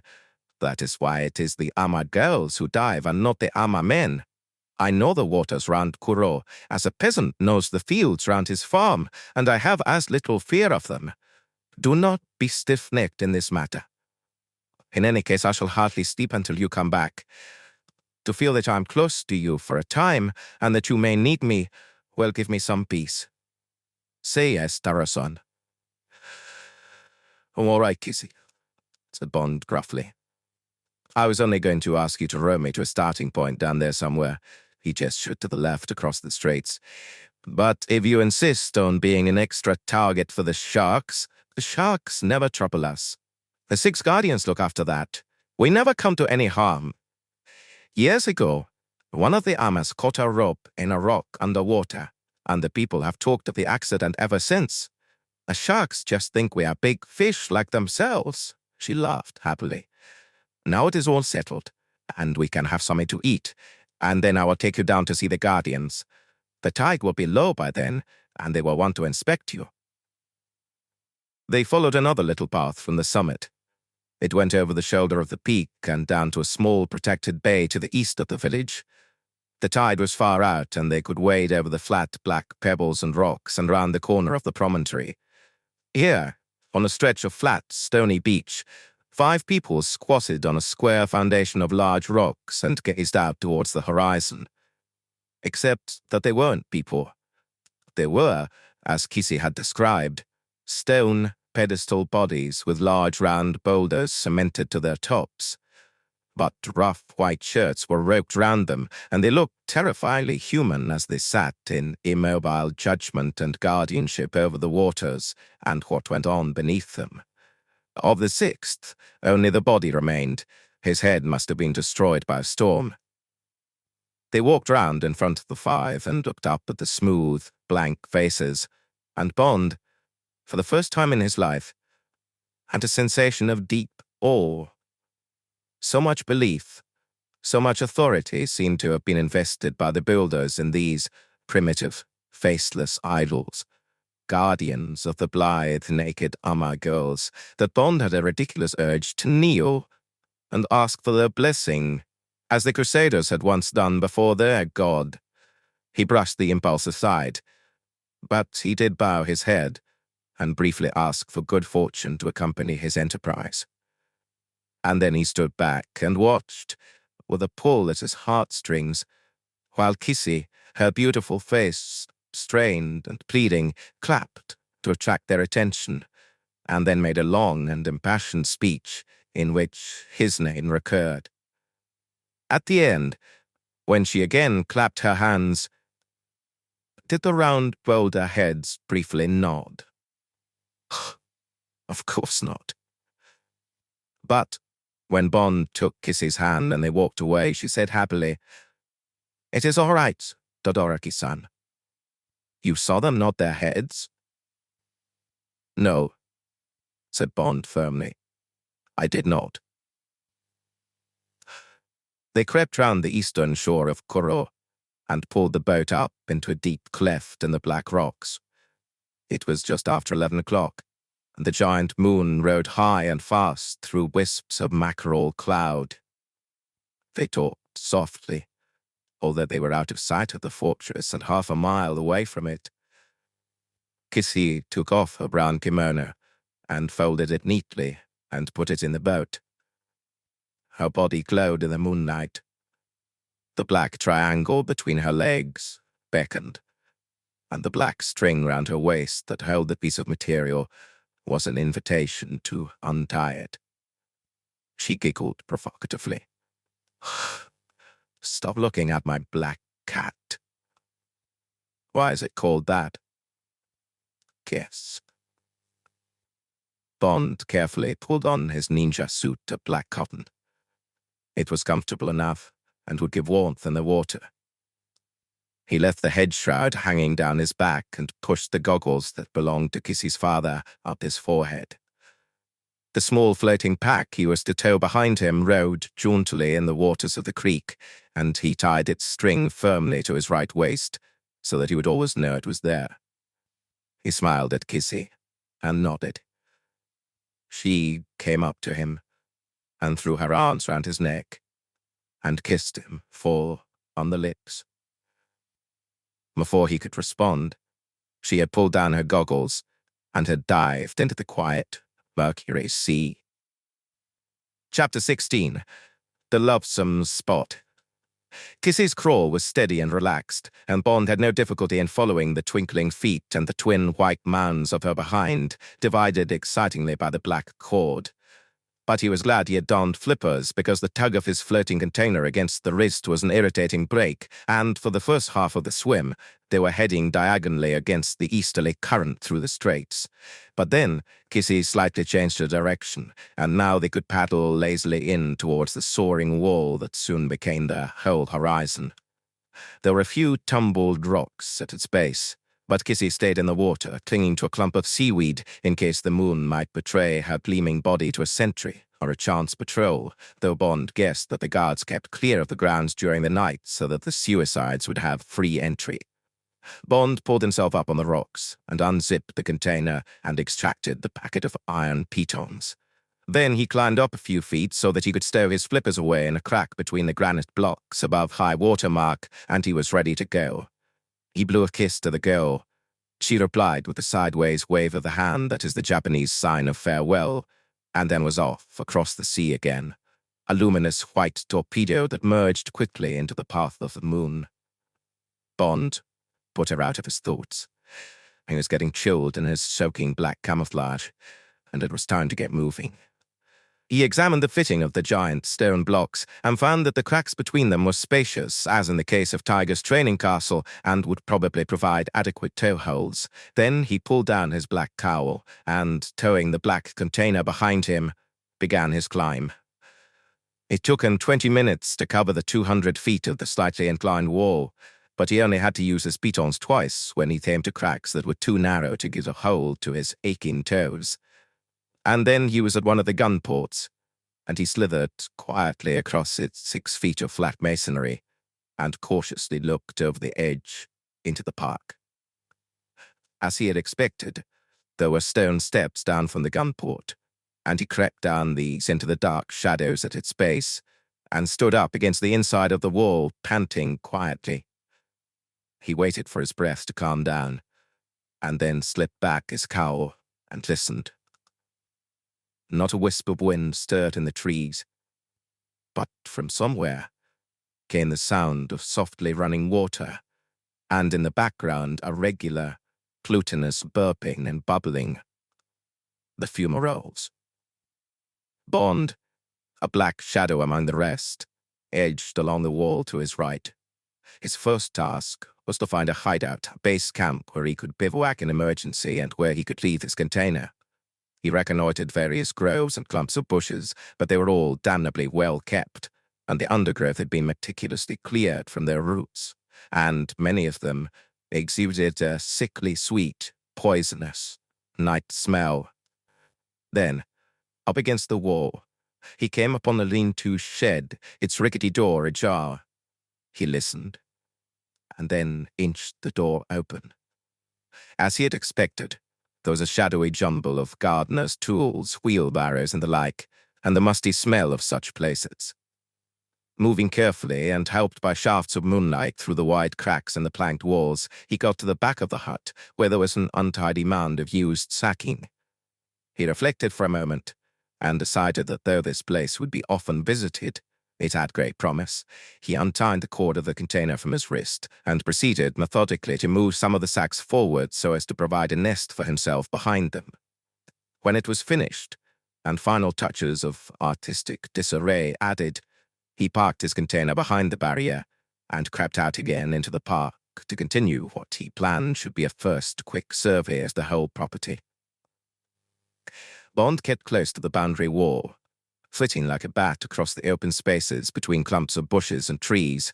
Although his hands were covered with the black material of the ninja suit, he avoided contact with the vegetation, which emitted a continually changing variety of strong odors and scents, amongst which he recognized, as a result of ancient adventures in the Caribbean, only the sugary perfume of dogwood. He came to the lake, a wide, silent shimmer of silver from which rose the thin cloud of steam he remembered from the aerial photograph. As he stood and watched it, a large leaf from one of the surrounding trees came wafting down and settled on the surface near him. At once, a quick, purposeful ripple swept down on the leaf from the surrounding water and immediately subsided. There was some kind of fish in the lake, and they would be carnivores. Only carnivores would be excited like that at the hint of prey. Beyond the lake, Bond came on the first of the fumaroles, a sulphurous bubbling pool of mud that constantly shuddered and spouted up little fountains. From yards away, Bond could feel its heat. Jets of stinking steam puffed out and disappeared wraith-like towards the sky.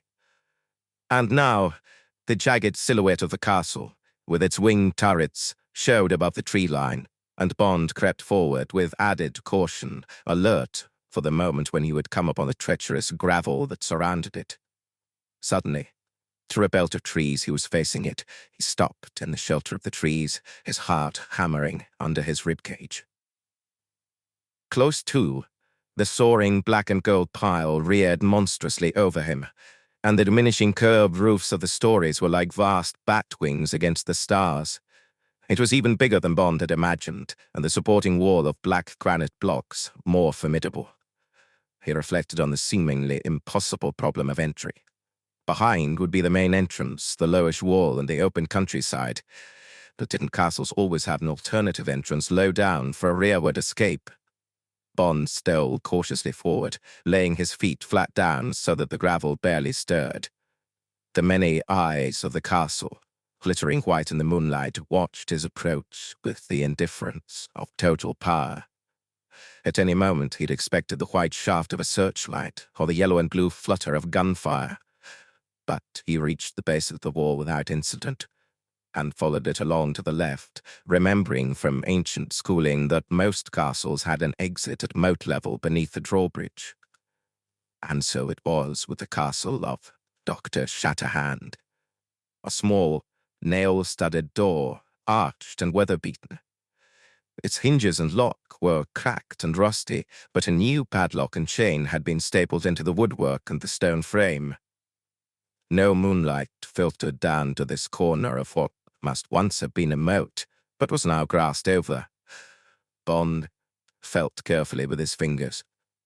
Yes, the chain and lock would yield to the file and jemmy in his conjurer's pockets. Would there be bolts on the inner side? Probably not, or the padlock would not have been thought necessary. Bond softly retraced his steps across the gravel, stepping meticulously in his previous footmarks. That door would be his target for tomorrow. Now, keeping right-handed, but still following the boundary wall, he crept off again on his survey. Once, something slithered away from his approaching feet and disappeared with a heavy rustle into the fallen leaves under a tree. What snakes were there that really went for a man? The king cobra, black mamba, the saw-scaled viper, the rattlesnake, and the fer de lance. What others? The remainder were inclined to make off if disturbed. Were snakes day or night hunters? Bond didn't know. Among so many hazards, there weren't even the odds of Russian roulette. When all the chambers of the pistol were loaded, there was not even a 1 in 6 chance to bank on. Bond was now on the castle side of the lake. He heard a noise, and edged behind a tree. The distant crashing in the shrubbery sounded like a wounded animal. But then, down the path came staggering a man, or what had once been a man. The brilliant moonlight showed a head swollen to the size of a football, and only small slits remained where the eyes and mouth had been. The man moaned softly as he zigzagged along, and Bond could see that his hands were up to his puffed face and that he was trying to prise apart the swollen skin round his eyes so that he could see out. Every now and then he stopped and let out one word in an agonizing howl to the moon. It was not a howl of fear or of pain, but of dreadful supplication. Suddenly he stopped. He seemed to see the lake for the first time. With a terrible cry, and holding out his arms as if to meet a loved one, he made a quick run to the edge and threw himself in. At once, there came the swirl of movement Bond had noticed before, but this time it involved a great area of water, and there was a wild boiling of the surface round the vaguely thrashing body. A mass of small fish was struggling to get at the man, particularly at the naked hands and face, and the 6-inch bodies glittered and flashed in the moonlight. Once the man raised his head and let out a single terrible scream, and Bond saw that his face was encrusted with pendant fish, as if with silvery locks of hair. Then his head fell back into the lake, and he rolled over and over as if trying to rid himself of his attackers. But slowly the black stain spread and spread around him, and finally, perhaps because his jugular had been pierced, he lay still, face downwards in the water, and his head jigged slightly with the ceaseless momentum of the attack. James Bond wiped the cold sweat off his face. Piranha. South American freshwater killer whose massive jaws and flat, razor-sharp teeth could strip a horse down to the bones in under an hour. And this man had been one of the suicides who had heard of this terrible death. He had come searching for the lake and had got his face poisoned by some pretty shrub. The herd doctor had certainly provided a feast for his victims, unending dishes for their delectation. A true banquet of death. James Bond shuddered and went on his way. All right, Blofeld, he thought. That's one more notch in the sword that is already on its way to your neck. Grave words. Bond hugged the wall and kept going. Gunmetal was showing in the east. But the Garden of Death hadn't quite finished the display of its wares. All over the park, a slight smell of sulfur hung in the air, and many times Bond had to detour around steaming cracks in the ground and the quaking mud of fumaroles, identified by a warning circle of white-painted stones. The doctor was most careful lest anyone should fall into one of these liquid furnaces by mistake. But now, Bond came to one the size of a circular tennis court, and here there was a rough shrine in the grotto at the back of it, and, dainty touch, a vase with flowers in it, chrysanthemums, because it was now officially winter, and therefore the chrysanthemum season. They were arranged with some sprigs of dwarf maple, in a pattern which no doubt spelled out some fragrant message to the initiates of Japanese flower arrangement. And opposite the grotto, behind which Bond in his ghostly black uniform crouched in concealment, a Japanese gentleman stood in rapt contemplation of the bursting mud boils that were erupting genteelly in the simmering soup of the pool. James Bond thought gentleman, because the man was dressed in the top hat, frock coat, striped trousers, stiff collar, and spats of a high government official, or of the father of the bride, and the gentleman held a carefully rolled umbrella between his clasped hands, and his head was bowed over its crook, as if in penance. He was speaking in a soft, compulsive babble, like someone in a highly ritualistic church, but he made no gestures and just stood, humbly, quietly, either confessing or asking one of the gods for something. Bond stood against a tree, black in the blackness. He felt he should intervene in what he knew to be the man's purpose, but how to do so, knowing no Japanese, having nothing but his deaf and dumb card to show. And it was vital that he should remain a ghost in the garden, not get involved in some daft argument with a man he didn't know about some ancient sin he could never understand. So, Bond stood, while the trees threw long black arms across the scene, and waited with a cold, closed, stone face for death to walk on stage. The man stopped talking. He raised his head and gazed up at the moon. He politely lifted his shining top hat, then he replaced it, tucked his umbrella under one arm, and sharply clapped his hands.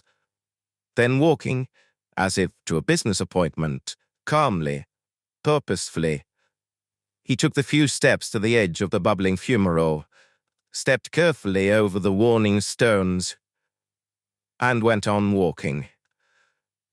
He sank slowly in the glutinous grey slime, and not a sound escaped his lips, until, as the tremendous heat reached his groin, he uttered one rasping "ah," and the gold in his teeth showed as his head arched back in the rictus of death. Then he was gone, and only the top hat remained, tossing on a small fountain of mud that spat intermittently into the air. Then the hat slowly crumpled with the heat and disappeared, and a great belch was uttered from the belly of the fumarole, and a horrible stench of cooking meat overcame the pervading stink of sulphur and reached Bond's nostrils. Bond controlled his rising gorge. Honorable salaryman had gone to honorable ancestors. his unknown sin expiated as his calcined bones sank slowly down into the stomach of the world. And one more statistic would be run up on Blofeld's abacus of death. Why didn't the Japanese Air Force come in and bomb this place to eternity? Set the castle and the poison garden ablaze with napalm? How could this man continue to have protection from a bunch of botanists and scientists? And how was he, Bond, alone in this hell to try and do the job with almost no weapon but his bare hands? It was hopeless. He was scarcely being given a chance in a million.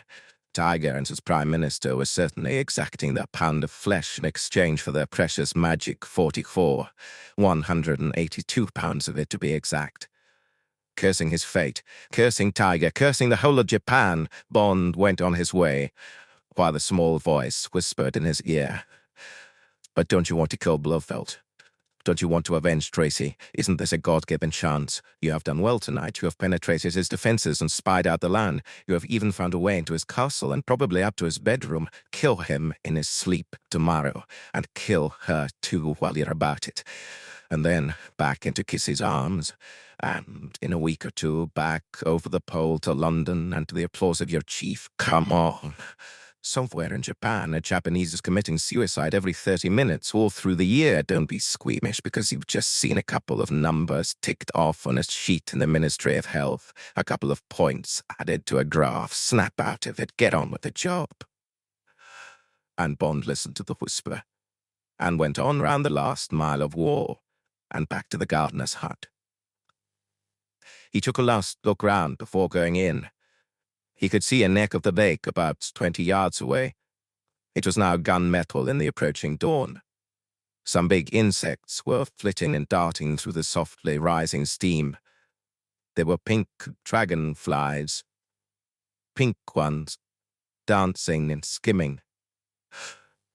But of course, the haiku of Tiger's dying agent, that was the last nightmarish touch to this obscenity of a place.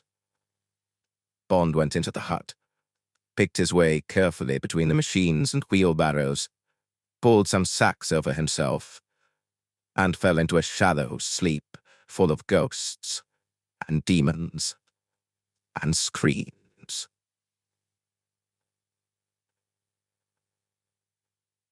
Chapter 17. Something evil comes this way. The dreamed screams had merged into real ones when, 4 hours later, Bond awoke. There was silence in the hut. Bond got cautiously to his knees and put his eye to a wide crack in the rickety planking. A screaming man. From his ragged blue cotton uniform, a Japanese peasant was running across his line of vision along the edge of the lake. 4 guards were after him, laughing and calling as if it were a game of hide-and-seek.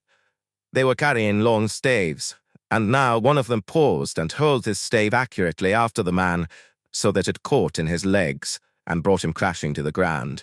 He scrambled to his knees and held supplicating hands out towards his pursuers. Still laughing, they gathered round him, stocky men in high rubber boots, their faces made terrifying by black maskers over their mouths, black leather nose pieces, and the same ugly black leather soup plate hats as the agent on the train had worn. They poked at the man with the ends of their staves, at the same time shouting harshly at him in voices that jeered. Then, as if at an order, they bent down, and each man seizing a leg or an arm, picked him off the ground, swung him once or twice, and tossed him out into the lake. The ghastly ripple surged forward, and the man, now screaming again, beat at his face with his hands and floundered as if trying to make for the shore. But the screams rapidly became weaker and finally ceased as the head went down, and the red stain spread wider and wider. Doubled up with laughter, the guards in the bank watched the show. Now, satisfied that the fun was over, they turned away and walked towards the hut, and Bond could see the tears of their pleasure glistening on their cheeks. He got back under cover and heard their boisterous voices and laughter only yards away as they came into the hut and pulled out their rakes and barrows and dispersed to their jobs, and for some time Bond could hear them calling to each other across the park. Then, from the direction of the castle, came the deep tolling of a bell, and the men fell silent. Bond glanced at the cheap Japanese wristwatch Tiger had provided. It was 9 o'clock. Was this the beginning of the official working day? Probably. The Japanese usually get to their work half an hour early and leave half an hour late in order to gain face with their employer and show keenness and gratitude for their jobs. Later, Bond guessed, there would be an hour's luncheon break. Work would probably cease at 6, so it would only be from 6:30 on that he would have the grounds to himself. Meanwhile, he must listen and watch and find out more about the guards' routines, of which he had presumably witnessed the first, the smelling out and final dispatch of suicides who had changed their minds or turned faint-hearted during the night. Bond softly unzipped his container and took a bite at one of the 3 slabs of pemmican and a short draught from his water bottle. Out for a cigarette. An hour later, Bond heard a brief shuffling of feet on the gravel path on the other side of the lake. He looked through the slit. The 4 guards were lined up and were standing rigidly to attention. Bond's heart beat a little faster. This would be some form of inspection.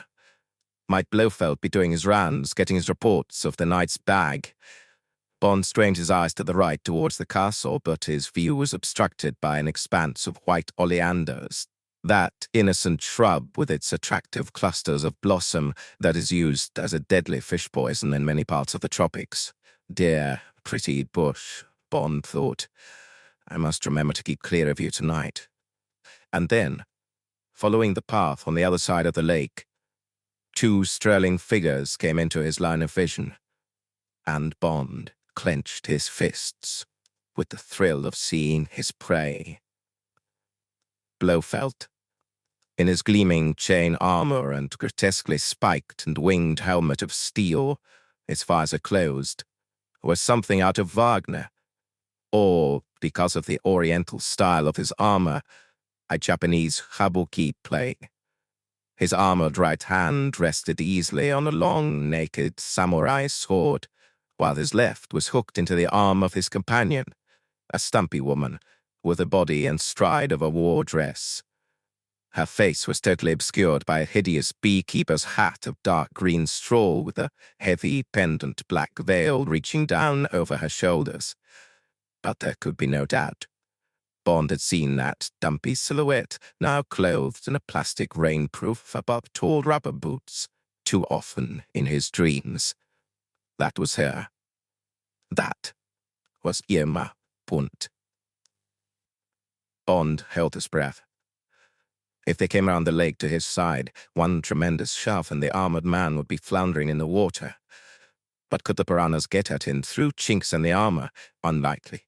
And how would he, Bond, get away? No, that wouldn't be the answer. The 2 figures had almost reached the line of 4 men, and at this moment, the guards dropped to their knees in unison and bowed their foreheads down to the ground. Then they quickly jumped up and stood again to attention. Blofeld raised his visor and addressed one of the men, who answered with deference. Bond noticed for the first time that this particular guard wore a belt round his waist with a holstered automatic. Bond couldn't hear the language they were speaking. It was impossible that Blofeld had learned Japanese, English, or German. Probably the latter as a result of some wartime liaison job.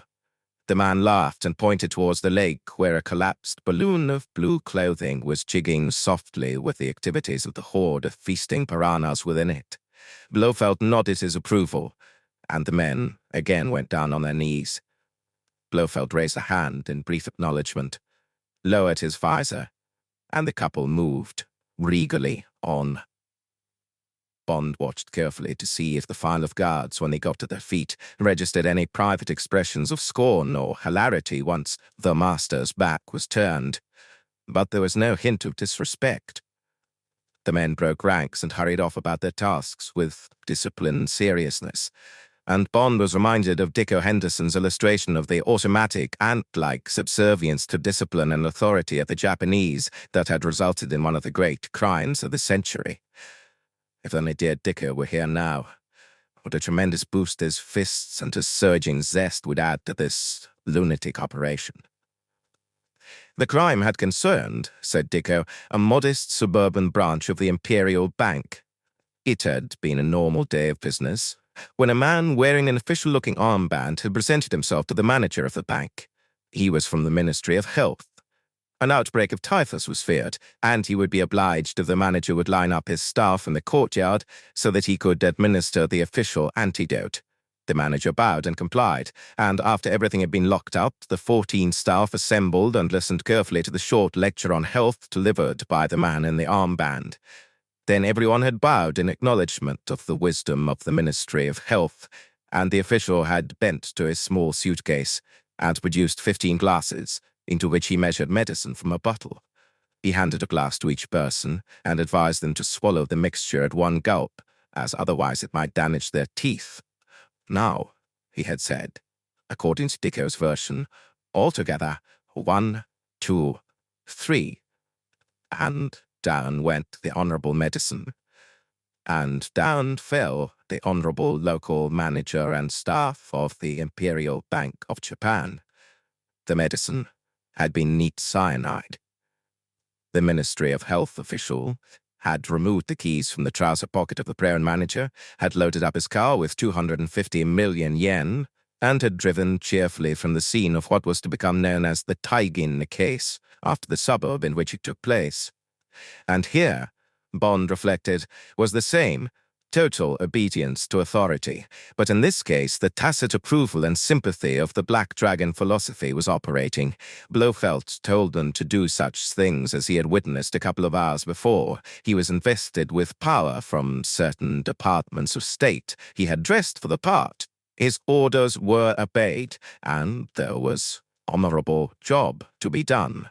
Honorable job which resulted in much publicity in the newspapers. And this was a powerful gaijin who had powerful squeeze in high places and a wide face. And if people wanted to kill themselves, why worry? If the Castle of Death, with perhaps an occasional extra push, was not available, they would choose the railways or the trams. Here was a public service, almost a sub-department of the Ministry of Health. So long as their maskers and nose-pieces protected them from the poisons in the garden, the main thing was to do their jobs conscientiously. And perhaps one day they would get a minister of self-destruction appointed in the Diet. Then the great days of the Black Dragon Koang would come again and save the country of the rising sun from the creeping paralysis of Demokarasu. And now, the two strolling figures were coming back into Bond's line of vision, but this time from the left. They had rounded the end of the lake and were on their way back, perhaps to visit other groups of guards and get their reports. Tiger had said there were at least 20 guards, and that the property covered 500 acres. 5 working parties of 4 guards each. Blofeld's visor was up, and he was talking to the woman. They were now only 20 yards away. They stopped at the edge of the lake and contemplated, with relaxed curiosity, the still turbulent mass of fish and the floating doll of blue cloth. They were talking German. Bond strained his ears. Blofeld said, "The piranhas and the volcanic mud are useful housekeepers. They keep the place tidy. The sea and the sharks are also useful. But often the sharks do not complete the job. That spy we put through the question room, he was almost intact when his body was found down the coast. The lake would have been a much better place for him. We don't want that policeman from Fukuoka coming here too often. He may have means of learning from the peasants how many people are crossing the wall. That would be many more, nearly double the number the ambulance comes for. If our figures go on increasing at this rate, there's going to be trouble. I see from the cuttings Kono translates for me that there are already mutterings in the papers about a public inquiry." "And what shall we do then, lieber Ernst?" "We shall obtain massive compensation and move on. The same pattern can be repeated in other countries, everywhere there are people who want to kill themselves. We may have to vary the attractions of the opportunities we offer them. Other people have not the profound love of horror and violence of the Japanese. A really beautiful waterfall, a handy bridge, a vertiginous drop, these might be alternatives. Brazil or somewhere else in South America might provide such a site. But the figures would be much smaller. It is the concept that matters, liebe Irma. It is very difficult to invent something that is entirely new in the history of the world. I have done that. If my bridge, my waterfall, yields a crop of only perhaps 10 people a year, it is simply a matter of statistics. The basic idea will be kept alive. That is so. You are indeed a genius, lieber Ernst. You have already established this place as a shrine of death forevermore. People read about such fantasies in the works of Poe, Lautréamont, de Sade, but no one has ever created such a fantasy in real life. It is as if one of the great fairy tales has come to life, a sort of Disneyland of death. But of course, she hastened to add, on an altogether grander, more poetic scale. In due course, I shall write the whole story down. Then perhaps the world will acknowledge a type of man who has been living among them. A man not only unhonored and unsung, but a man, Blofeld's voice rose almost to a scream, who may hunt down and wish to shoot like a mad dog. A man who has to use all his wiles just to stay alive. Why, if I had not covered my tracks so well, there would be spies on their way even now to kill us both or to hand us over for official murder under their stupid laws. Ah, well... Liebe Irma. The voice was more rational, quieter.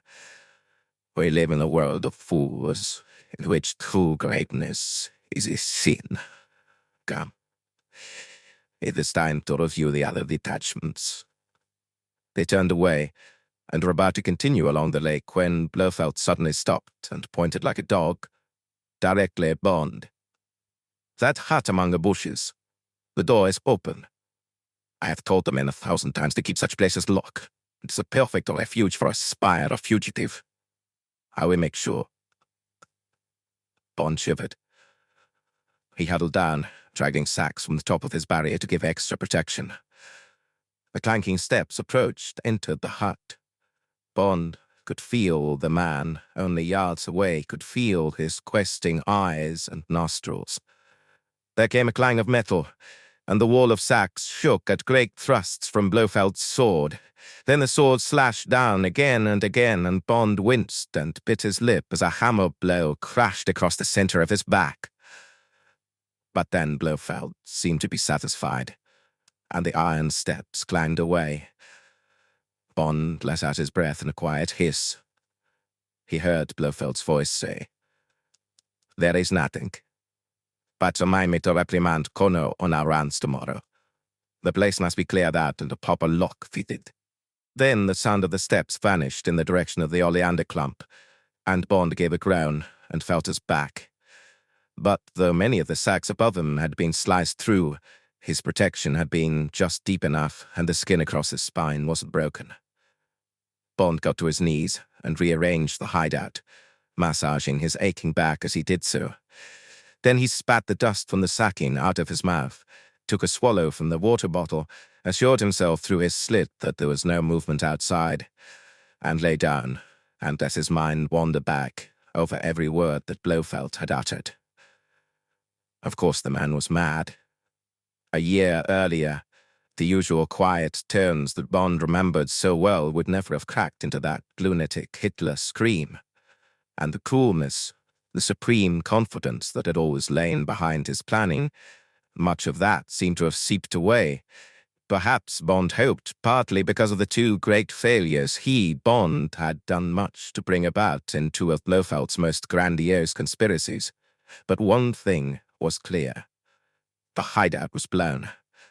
Tonight would have to be the night. How well. Once again, Bond ran over the hazy outline of his plan. If he could gain access to the castle, he felt pretty confident of finding a means to kill Blofeld, but he was also fairly certain that he himself would die in the process. Dulce et decorum est, and all that jazz.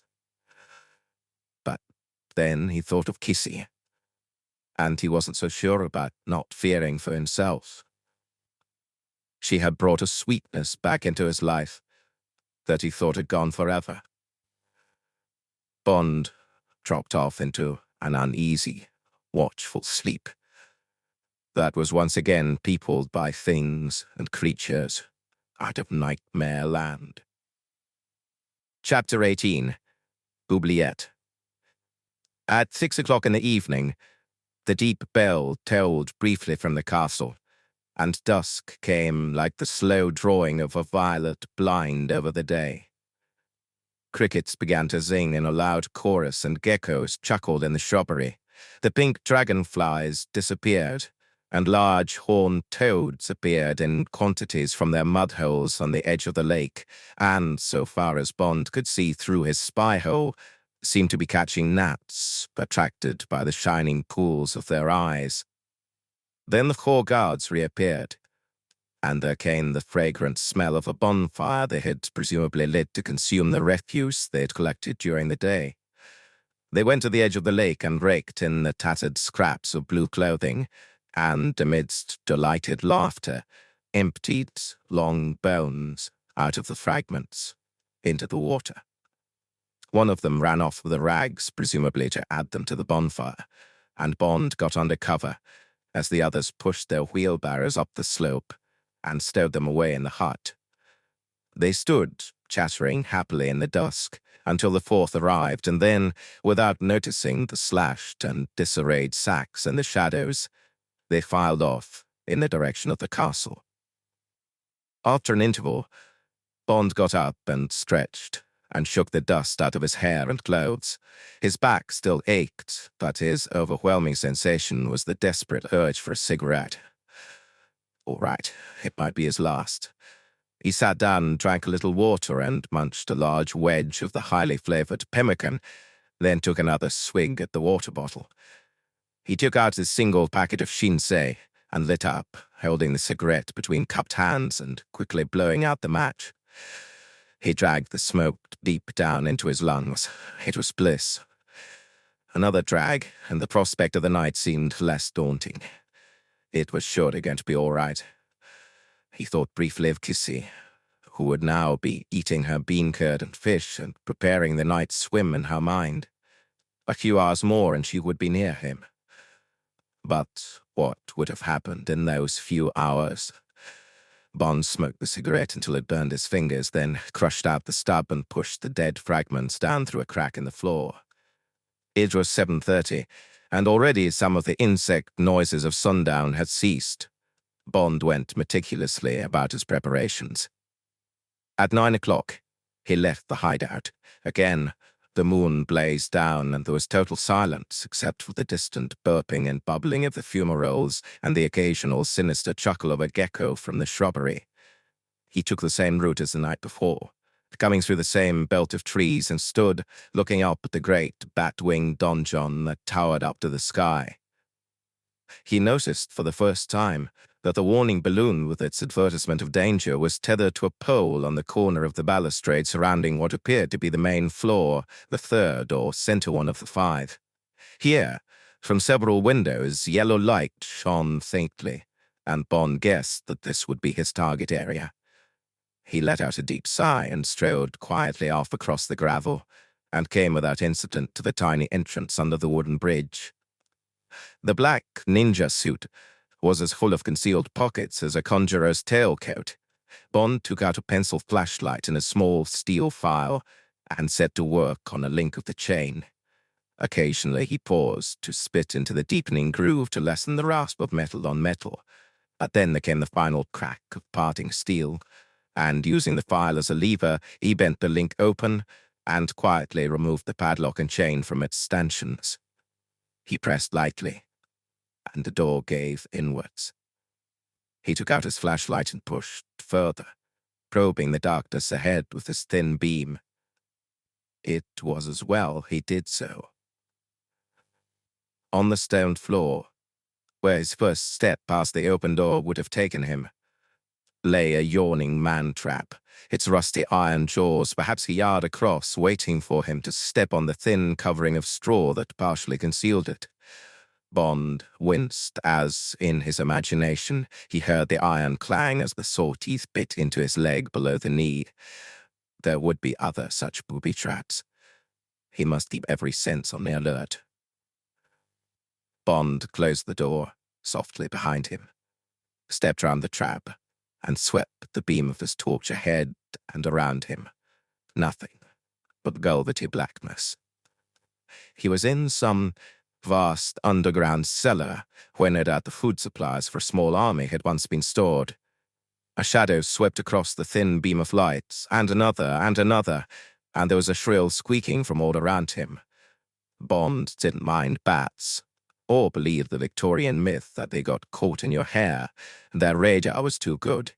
He crept slowly forward, watching only the rough stone flags ahead of him. He passed one or two bulky arched pillars, and now the great cellar seemed to narrow because he could just see walls to right and left of him, and above him an arched, cobwebby roof. Yes, here were the stone steps leading upwards. He climbed them softly and counted 20 of them before he came to the entrance, a wide double door with no lock on his side. He pushed gently, and could feel and hear the resistance of a rickety-sounding lock. He took out a heavy jemmy and probed. Its sharp jaws notched round some sort of a crossbolt, and Bond levered hard sideways until there came the tearing sound of old metal and the tinkle of nails or screws on stone. He pushed softly on the crack, and with a hideously loud report, the rest of the lock came away and half the door swung open with a screech of old hinges. Beyond was more darkness. Bond stepped through and listened, his torch doused. But he was still deep in the bowels of the castle, and there was no sound. He switched on again. More stone stairs leading up to a modern door of polished timber. He went up them and carefully turned the metal door handle. No lock this time.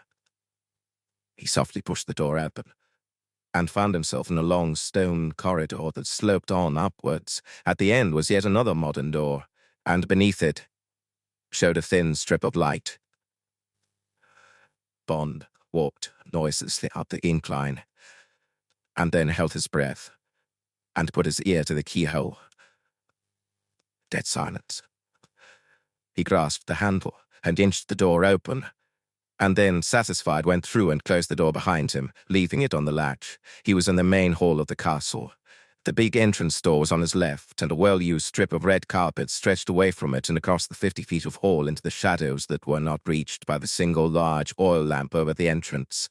The hall was not embellished in any way, save for the strip of carpet, and its roof was a maze of longitudinal and cross beams interspersed with latticed bamboo over the same rough plaster work as covered the walls.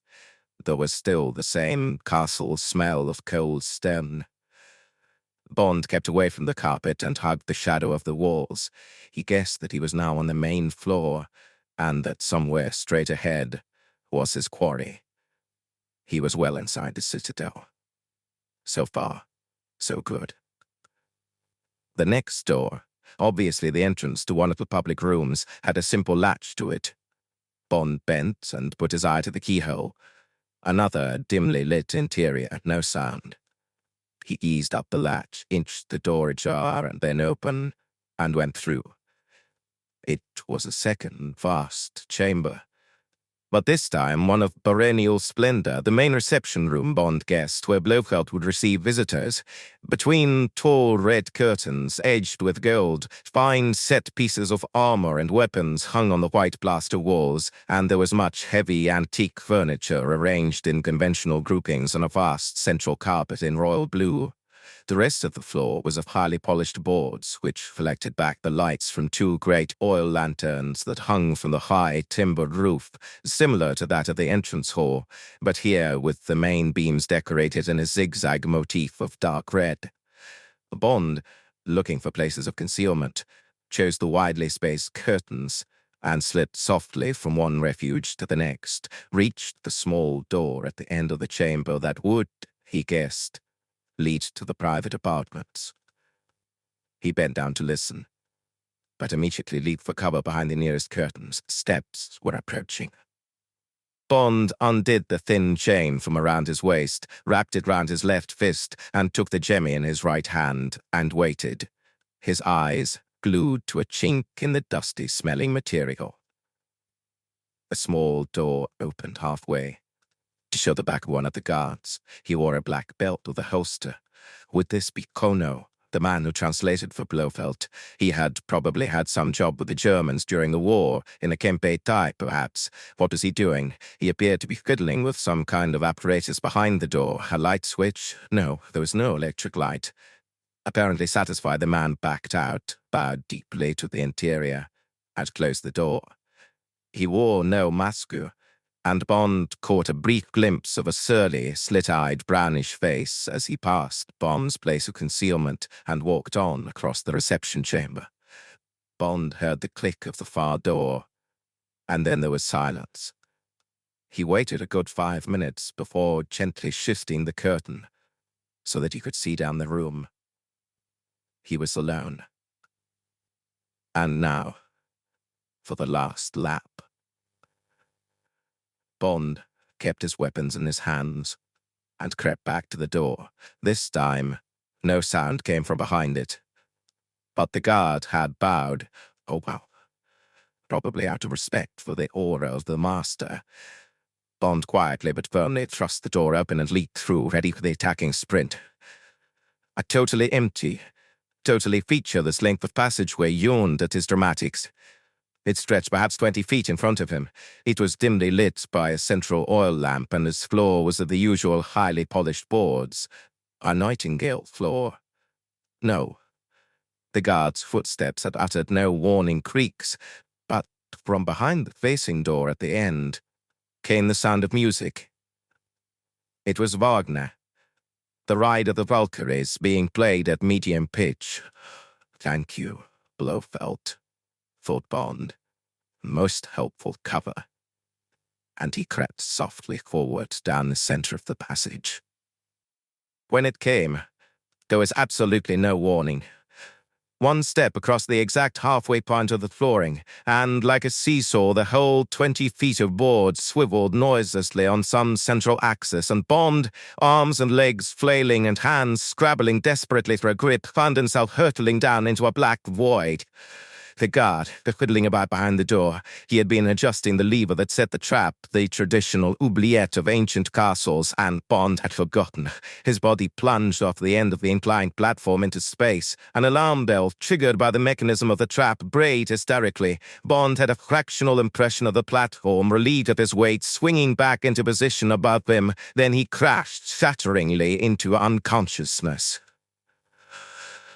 Bond swam reluctantly up through the dark tumult towards the blinding pinpoint of light. Why wouldn't someone stop hitting him? What had he done to deserve it? He had got 2 awabis. He could feel them in his hands, sharp-edged and rough.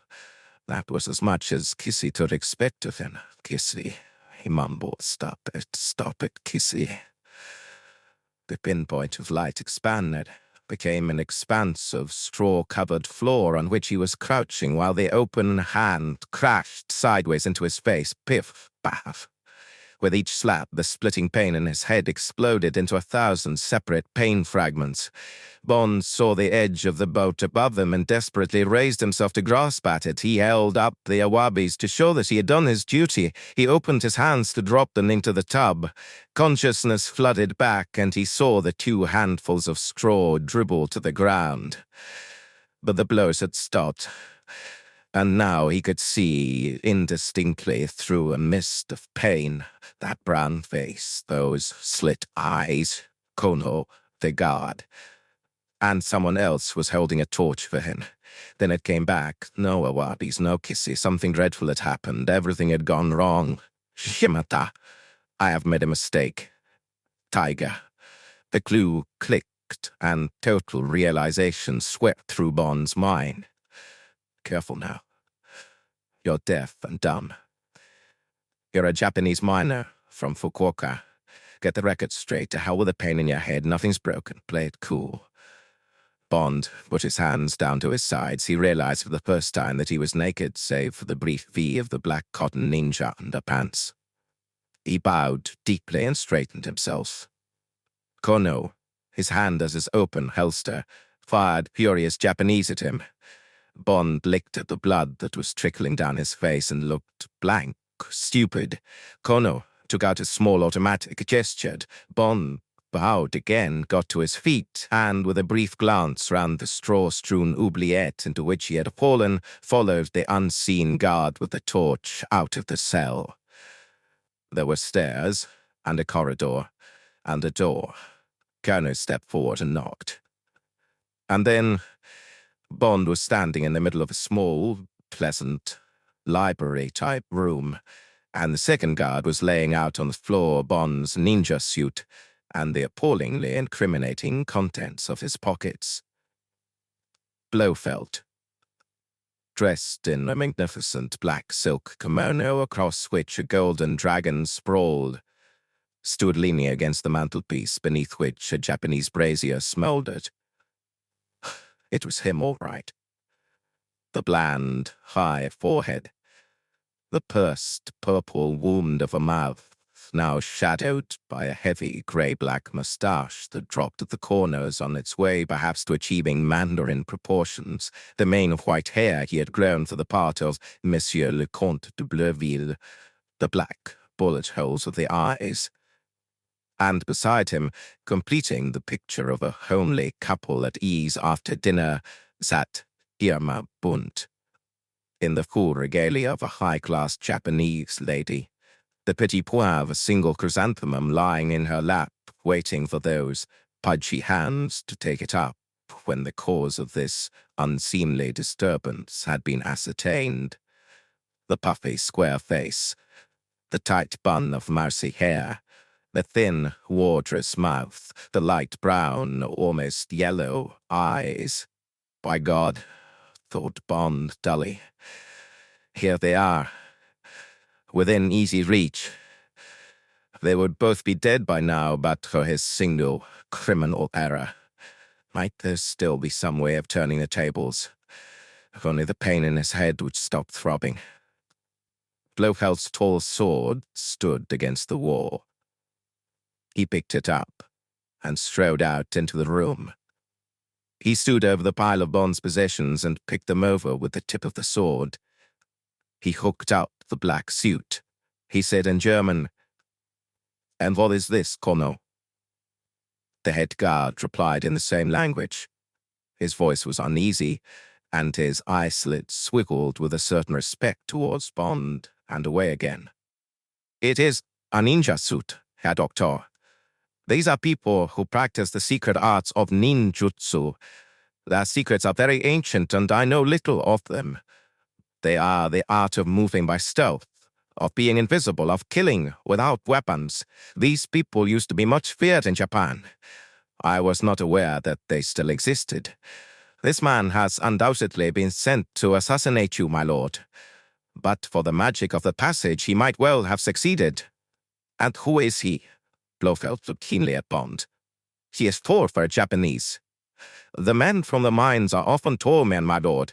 He carries a paper saying that he is deaf and dumb, and other papers which appear to be an order, stating that he is a miner from Fukuoka.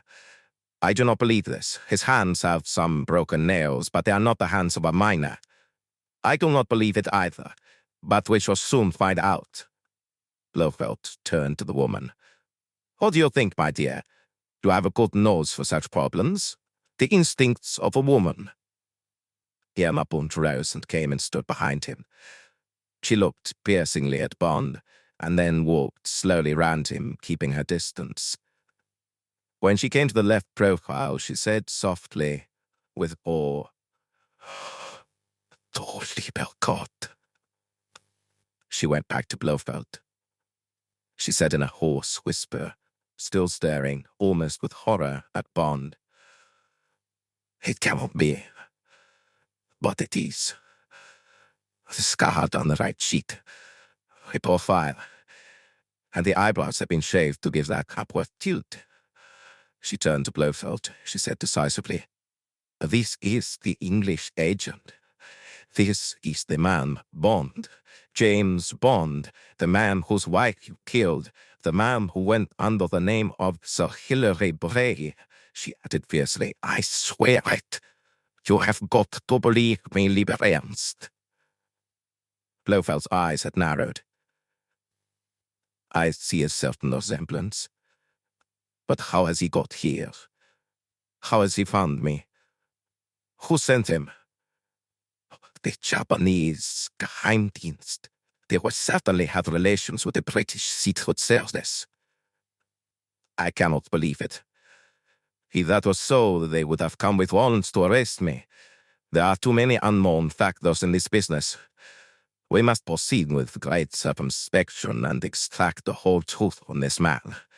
We must at once find out if he is deaf and dumb. That is the first step. The question room should settle that. But first of all, he must be softened up. He turned to Kono. Tell Kazama to get to work.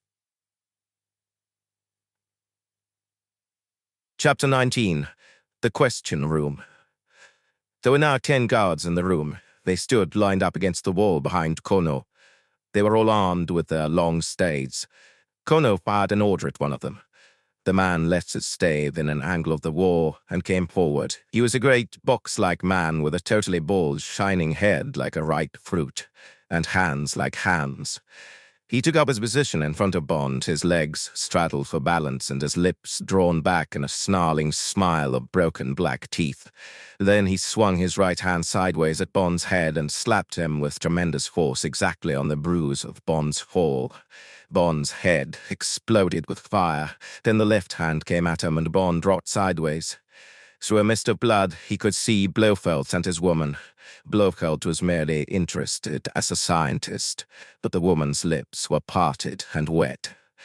Bond took 10 blows and knew that he must act while he still had the purpose and the strength. The straddled legs offered the perfect target, so long as the man had not practiced the sumo trick. Through a haze, Bond took aim, and as another giant blow was on his way, kicked upwards with every ounce of force left to him. His foot slammed home.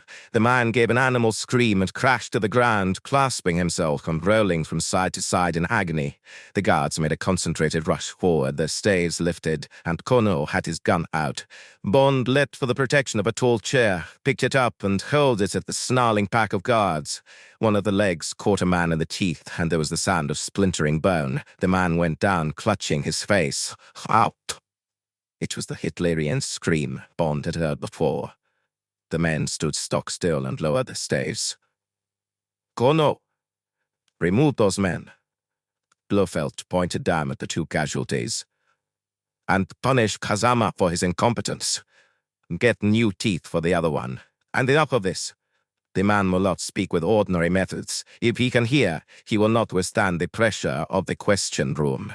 Take him there. The rest of the guards can wait in the audience chamber. Also, march!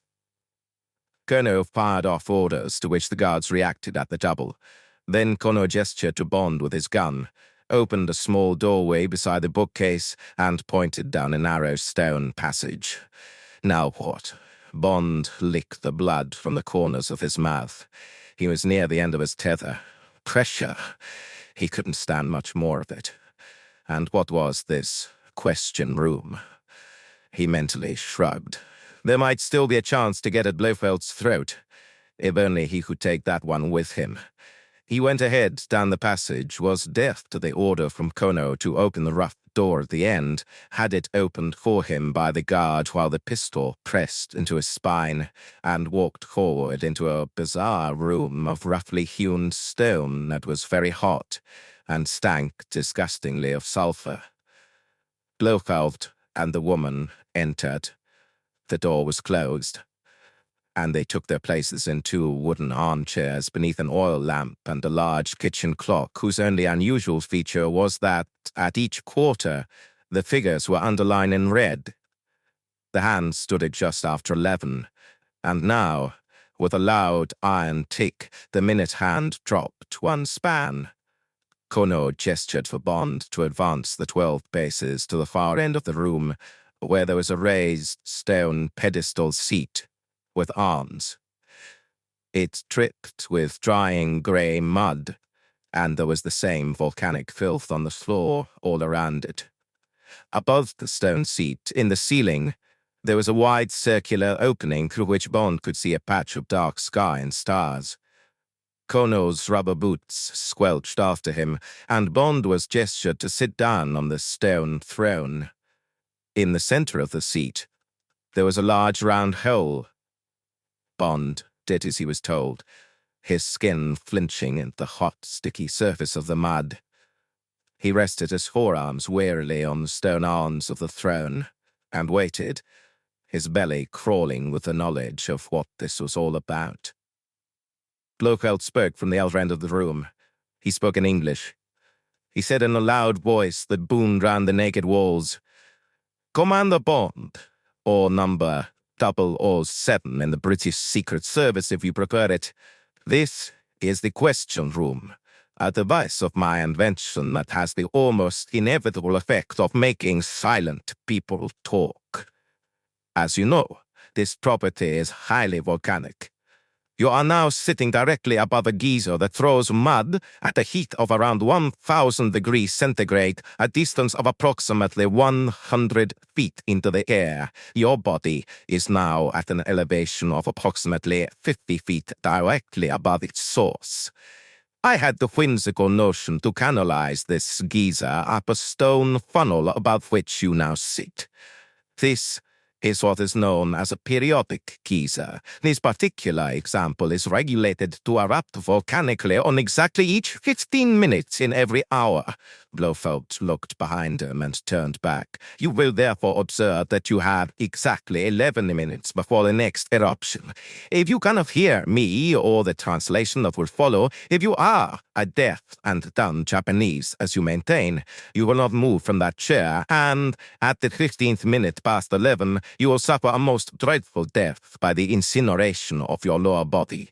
If, on the other hand, you leave the seat before the death moment, you will have demonstrated that you can hear and understand, and you will then be put to further tortures, which will inevitably make you answer my questions. These questions will seek to confirm your identity, how you came to be here, who sent you, and with what purpose, and how many people are involved in the conspiracy.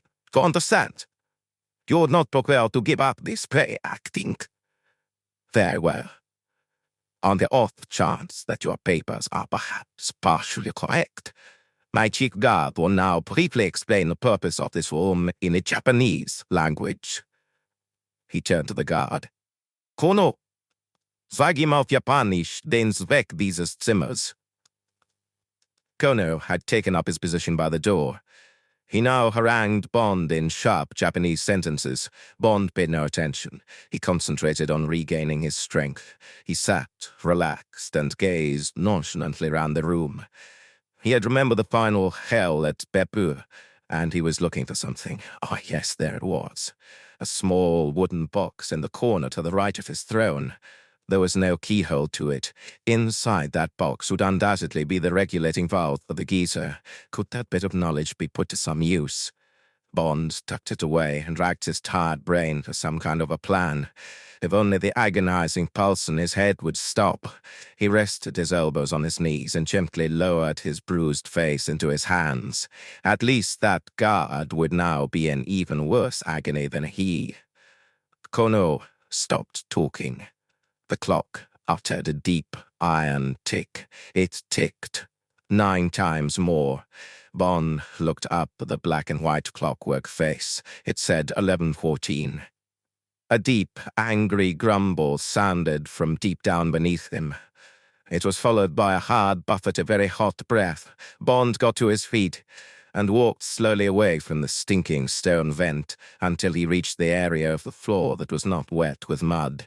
Then he turned and watched. The grumble had become a faraway roar. The roar became a deep howl that swelled up into the room like an express train coming out of a tunnel. Then there was a mighty explosion, and a solid jet of grey mud shot like a gleaming grey piston out of the hole Bond had just left, and exactly penetrated the wide aperture of the ceiling.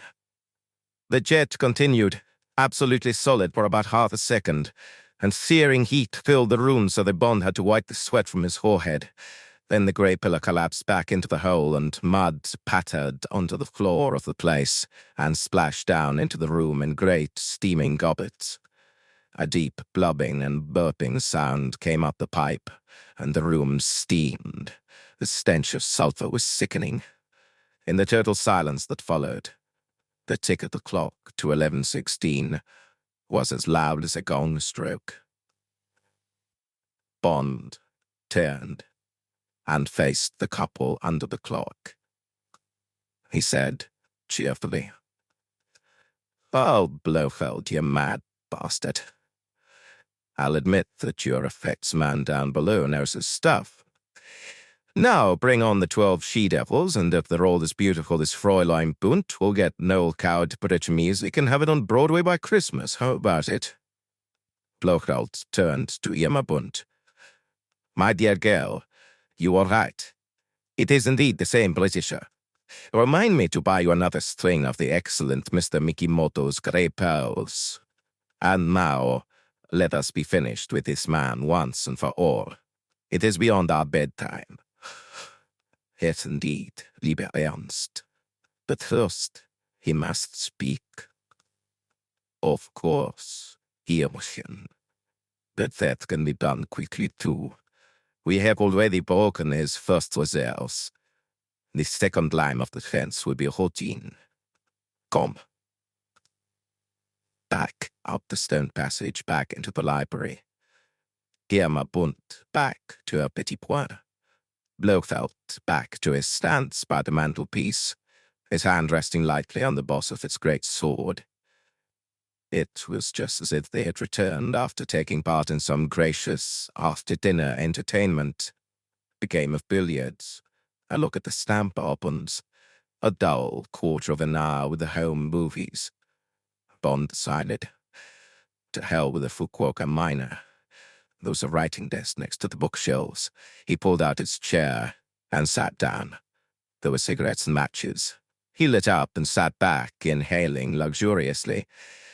Might as well make oneself comfortable before one went for the big sleep. He tapped his ash onto the carpet and crossed one knee over the other. Blofeld pointed to the pile of Bond's possessions on the floor. "Go. Take those away. I will examine them later. And you can wait for the guards in the outer hall. Prepare the blow lamp and the electrical machine for further examination in case it should be necessary." He turned to Bond. "And now, talk. And you will receive an honorable and quick death by the sword. Have no misgivings. I am expert with it, and it is razor sharp. If you do not talk, you'll die slowly and horribly, and you will talk just the same. You know from your profession that this is so. There is a degree of prolonged suffering that no human being can withstand. Well?" Bond said easily. "Blofeld, you're never stupid. Many people in London and Tokyo know of my presence here tonight. At this moment, you might argue your way out of a capital charge. You have a lot of money and you could engage the best lawyers. But if you kill me, you will certainly die. Mr. Bond, you are not telling the truth. I know the ways of officialdom as well as you. Therefore, I dismiss your story in its entirety and without hesitation. If my presence here was officially known, a small army of policemen would have been sent to arrest me, and they would have been accompanied by a senior member of the CIA on whose wanted list I certainly feature. This is an American sphere of influence. You might have been allowed to interview me subsequent to my arrest, but an Englishman would not have featured in the initial police action. Who said this was police action? When in England I heard rumors about this place, I thought the whole project smelt of you. I obtained permission to come and have a look, but my whereabouts is known, and retribution will result if I do not return. That does not follow, Mr. Bond. There would be no trace of your ever having seen me, no trace of your entry into the property.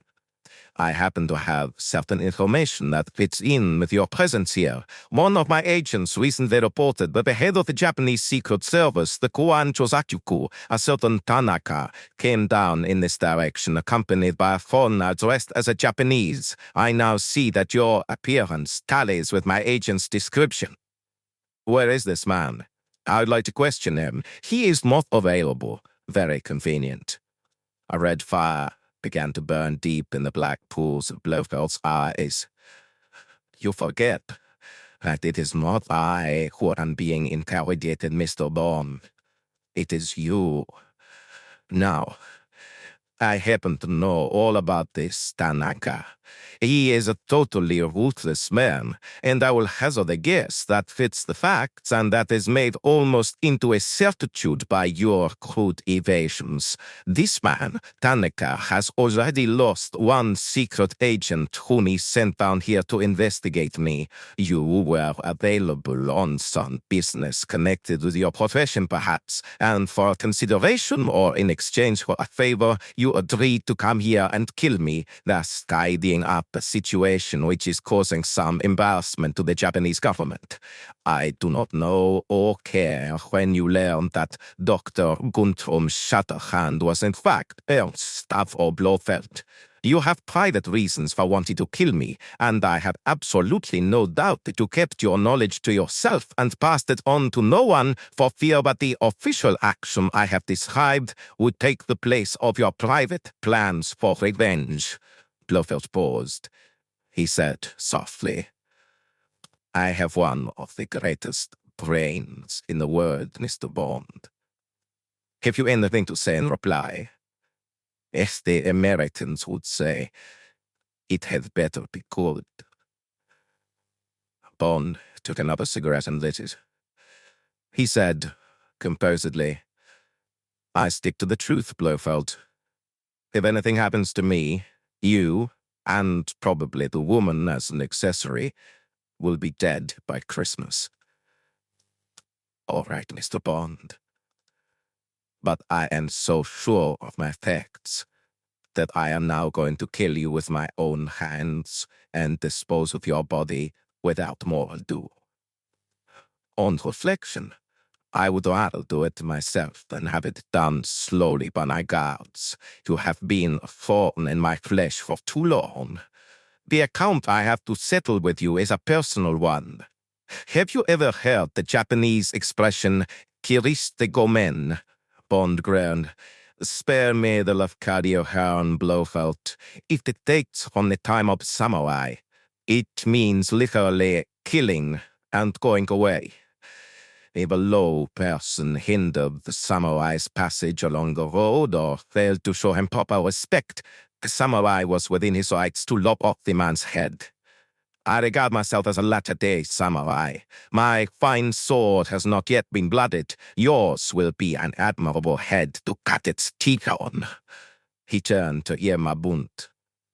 You agree, my Liebchen? The square, wardress face looked up from its petit point.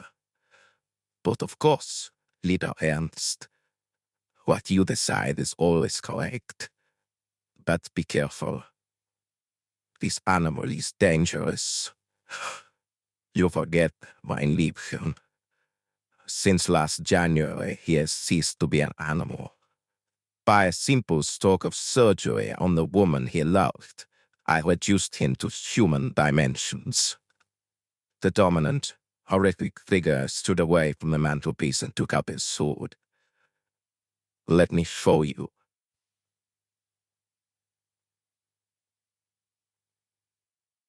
Chapter 20. Blood and Thunder. Bond dropped his lighted cigarette and left it to smolder on the carpet.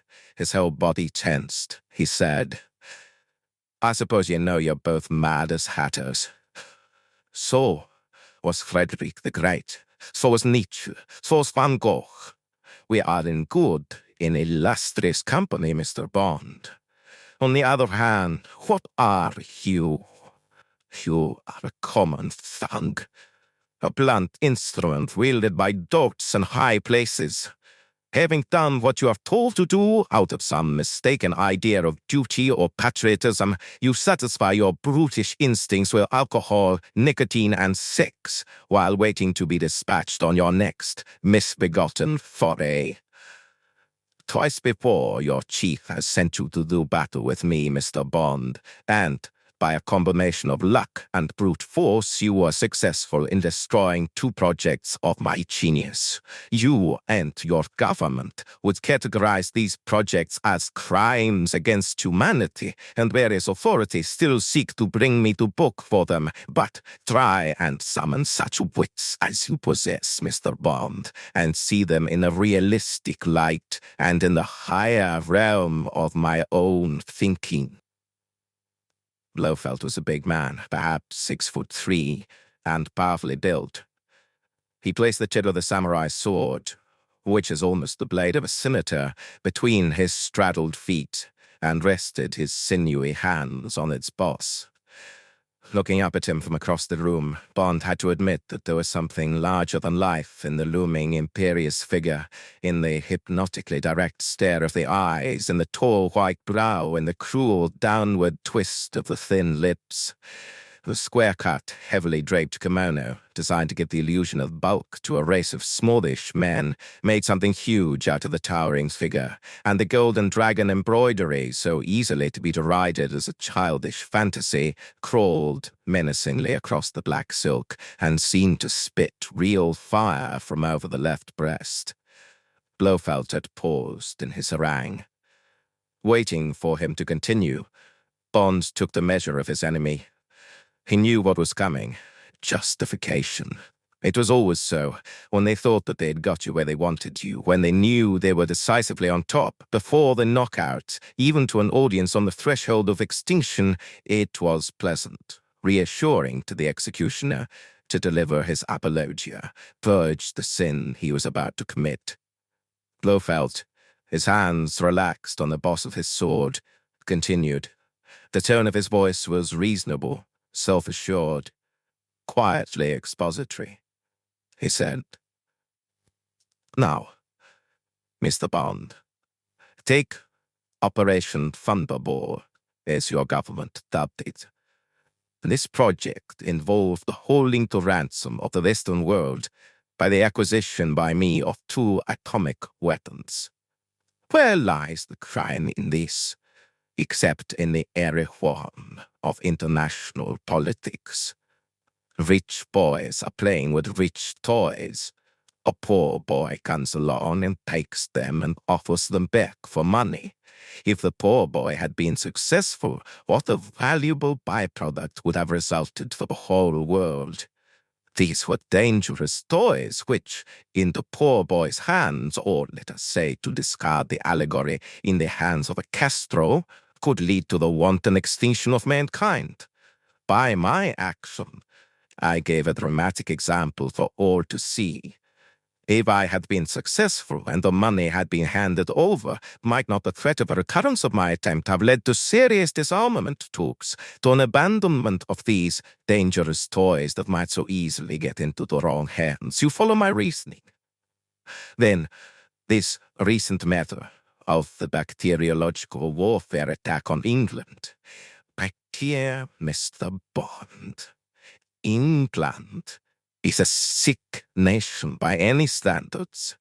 By hastening the sickness to the brink of death, might Britain not have been forced out of her lethargy into the kind of community effort we witnessed during the war? Cruel to be kind, Mr. Bond. Where lies the great crime there?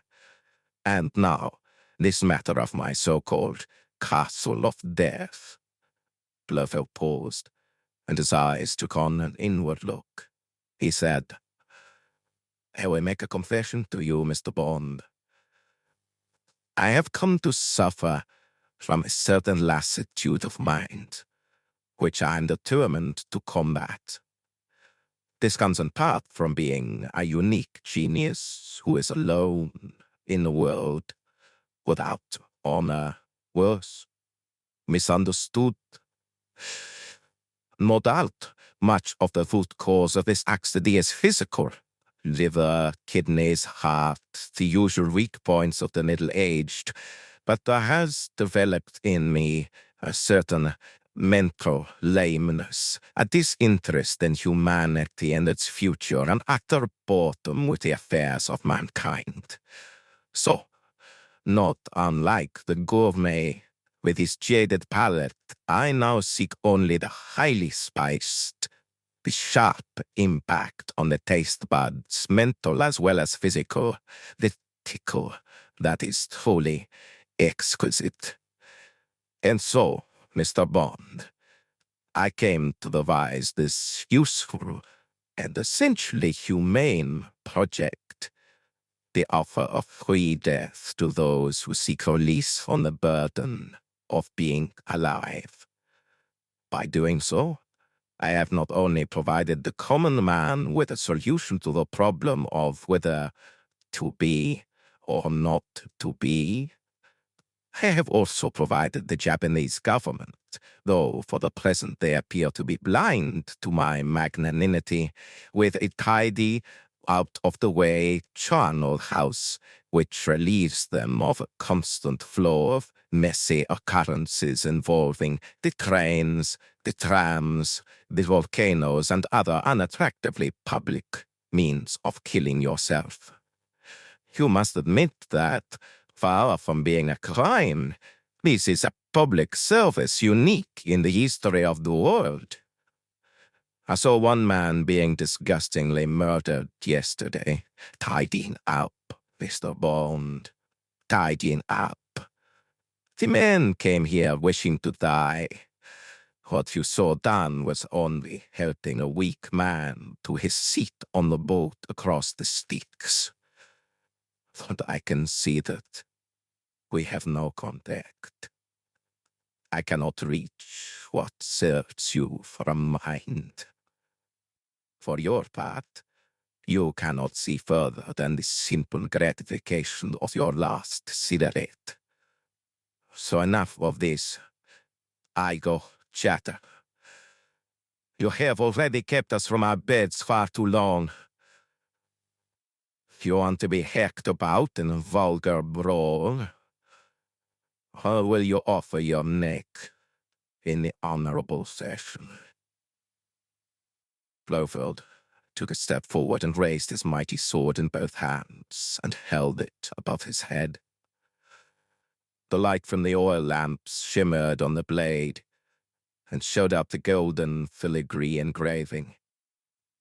Bond knew what to do. He had known as soon as he had been led back into the room and had seen the wounded guard's stave still hanging in the shadowed angle of the wall. But there was a bell push near the woman. She would have to be dealt with first.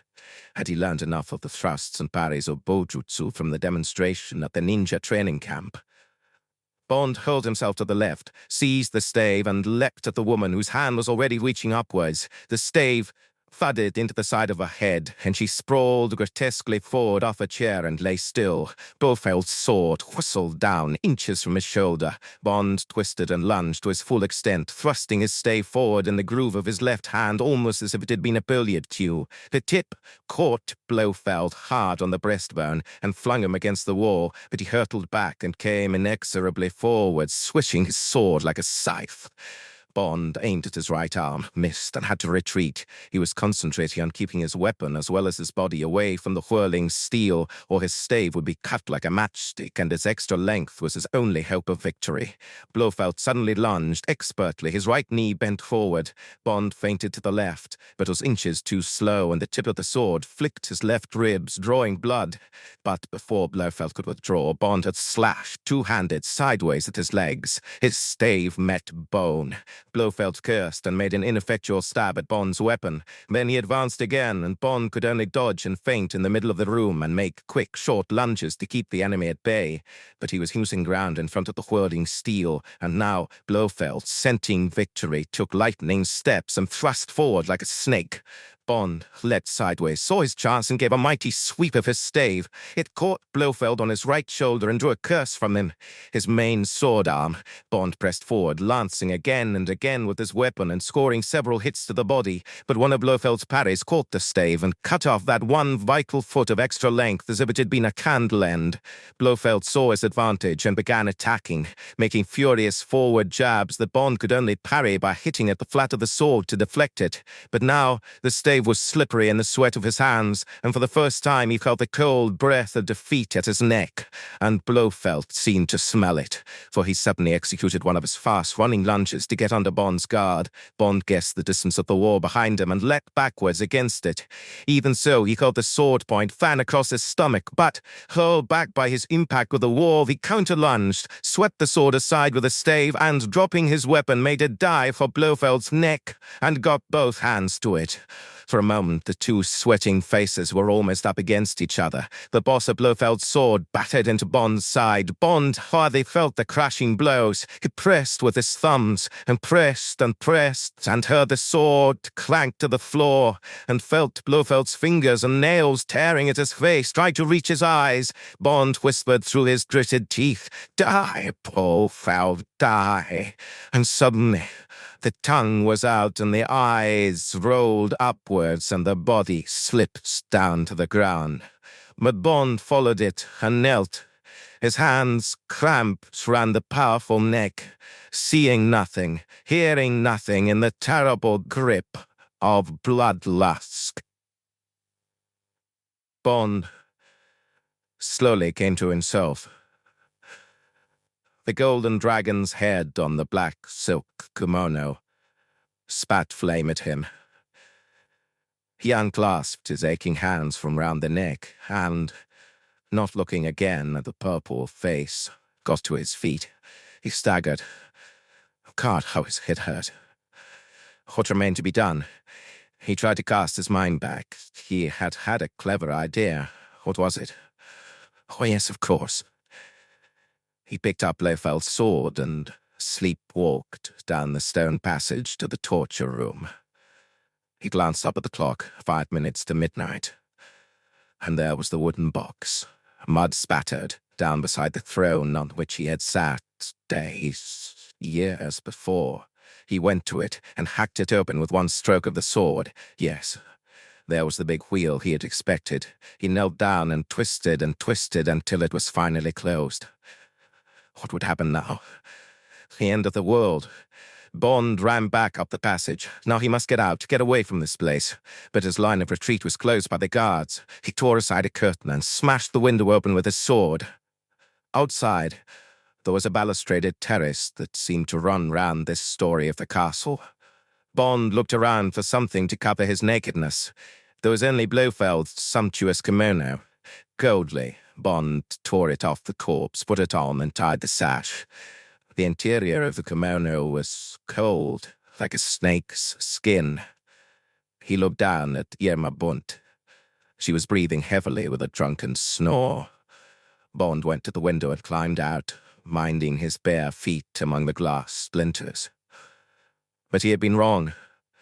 The balustrade was a brief one, closed at both ends. He stumbled from end to end of it, but there was no exit. He looked over the side. A sheer 100-foot drop to the gravel. A soft, fluted whistle above him caught his ear. He looked up, only a breath of wind in the moorings of that bloody balloon. But then, a lunatic idea came to him, a flashback to one of the old Douglas Fairbanks films when the hero had swung across a white hall by taking a flying leap at the chandelier. The helium balloon was strong enough to hold taut 50 feet of framed cotton strip bearing the warning sign. Why shouldn't it be powerful enough to bear the weight of a man? Bond ran to the corner of the balustrade to which the mooring line was attached. He tested it. It was taut as a wire. From somewhere behind him there came a great clamor in the castle. Had the woman woken up? Holding on to the straining rope, he climbed onto the railing, cut a foothold for himself on the cotton banner, and, grasping the mooring rope with his right hand, chopped downwards below him with Blofeld's sword and threw himself into space. It worked. There was a light night breeze, and he felt himself wafted gently over the moonlit park, over the glittering, steaming lake, towards the sea. But he was rising, not falling. The helium sphere was not in the least worried by his weight. The blue and yellow fire fluttered from the upper story of the castle, and an occasional angry wasp zipped past him. Bond's hands and feet were beginning to ache with the strain of holding on. Something hit him on the side of the head, the same side that was already sending out its throbbing message of pain. And that finished him. He knew it had, for now the whole black silhouette of the castle swayed in the moonlight and seemed to jig upwards and sideways and then slowly dissolve like an ice cream cone in sunshine. The top story crumbled first, then the next, and the next, and then, after a moment, a huge jet of orange fire shot up from hell towards the moon, and a buffet of hot wind, followed by an echoing crack of thunder, hit Bond and made his balloon sway violently. What was it all about? Bond didn't know or care. The pain in his head was his whole universe. Punctured by a bullet, the balloon was fast losing height. Below, the softly swelling sea offered a bed. Bond let go with hands and feet and plummeted down towards peace, towards the rippling feathers of some childhood dream of softness and escape from pain. Chapter 21. Obituary. The Times. Commander James Bond, CMG, RNVR. M. writes. As your readers will have learned from earlier issues, a senior officer of the Ministry of Defense, Commander James Bond, CMG, RNVR, is missing, believed killed, while on an official mission to Japan. It grieves me to have to report that hopes of his survival must now be abandoned. It therefore falls to my lot, as the head of the department he served so well, to give some account of this officer and of his outstanding services to his country. James Bond was born of a Scottish father, Andrew Bond of Glencoe, and a Swiss mother, Monique Delacroix, from the canton de Vaud. His father being a foreign representative of the Vickers armaments firm, his early education, from which he inherited a first-class command of French and German, was entirely abroad. When he was 11 years of age, both his parents were killed in a climbing accident in the Aiguille Rouge above Chamonix, and the youth came under the guardianship of an aunt, since deceased, Miss Charnin Bond, and went to live with her in the quaintly named hamlet of Pett Bottom, near Canterbury in Kent. There, in a small cottage hard by the attractive Duck Inn, his aunt, who must have been a most erudite and accomplished lady, completed his education for an English public school, and at the age of 12 or thereabouts, he passed satisfactorily into Eton, for which college he had been entered at birth by his father. It must be admitted that his career at Eton was brief and undistinguished, and after only 2 halves, as a result, it pains me to record, of some alleged trouble with one of the boy's maids, his aunt was requested to remove him. She managed to obtain his transfer to Fettes, his father's old school. Here, the atmosphere was somewhat Calvinistic, and both academic and athletic standards were rigorous. Nevertheless, though inclined to be solitary by nature, he established some firm friendships among the traditionally famous athletic circles at the school. By the time he left, at the age of 17, he had twice fought for the school as a lightweight, and had in addition founded the first serious judo class at a British public school. By now it was 1941, and by claiming an age of 19, and with the help of an old Vickers colleague of his father, he entered a branch of what was subsequently to become the Ministry of Defense. To serve the confidential nature of his duties, he was accorded the rank of lieutenant in the special branch of the RNVR, and it is a measure of the satisfaction his services gave to his superiors that he ended the war with the rank of commander. It was about this time that the writer became associated with certain aspects of the ministry's work, and it was with much gratification that I accepted Commander Bond's post-war application to continue working for the ministry in which, at the time of his lamented disappearance, he had risen to the rank of principal officer in the civil service. The nature of Commander Bond's duties for the ministry, which were incidentally recognized by the appointment of CMG in 1954, must remain confidential, nay secret, but his colleagues at the ministry will allow that he performed them with outstanding bravery and distinction, although occasionally, through an impetuous strain in his nature, with a streak of the foolhardy that brought him in conflict with higher authority. But he possessed what almost amounted to the Nelson touch in moments of the highest emergency, and he somehow contrived to escape more or less unscathed from the many adventurous paths down which his duties led him. The inevitable publicity, particularly in the foreign press, accorded some of these adventures made him, much against his will, something of a public figure, with the inevitable result that a series of popular books came to be written around him by a personal friend and former colleague of James Bond. If the quality of these books, or their degree of veracity, had been any higher, the author would certainly have been prosecuted under the Official Secrets Act.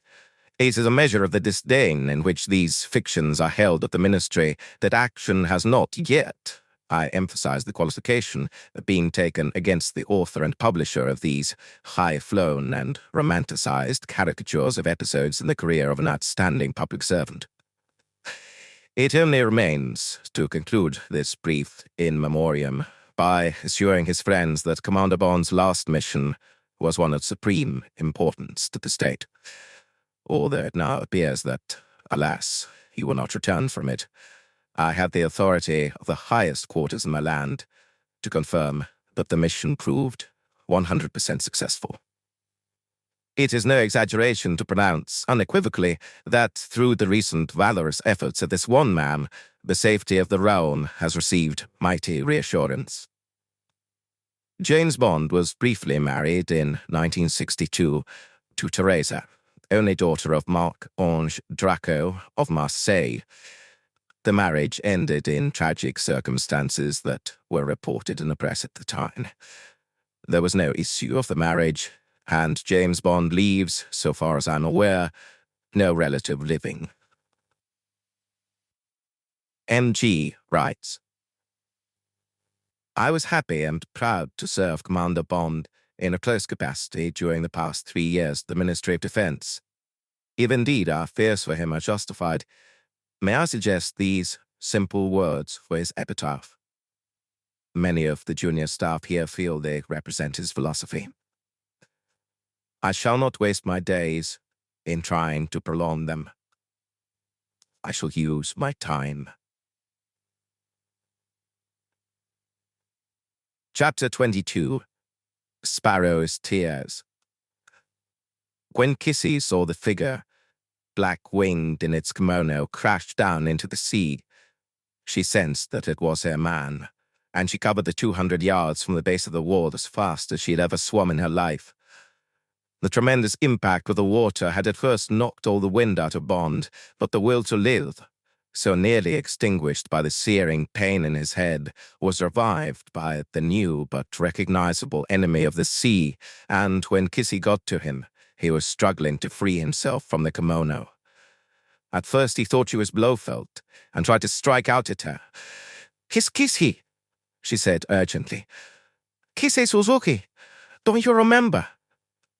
He didn't.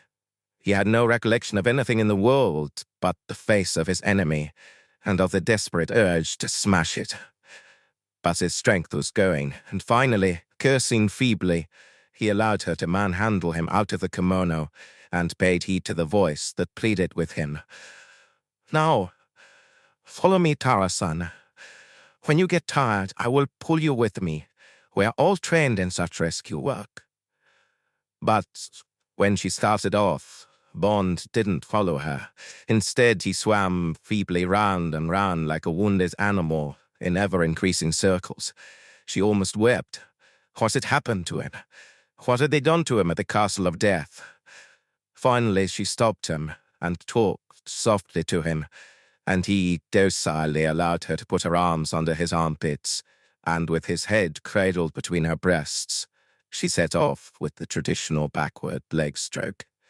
It was an amazing swim for a girl.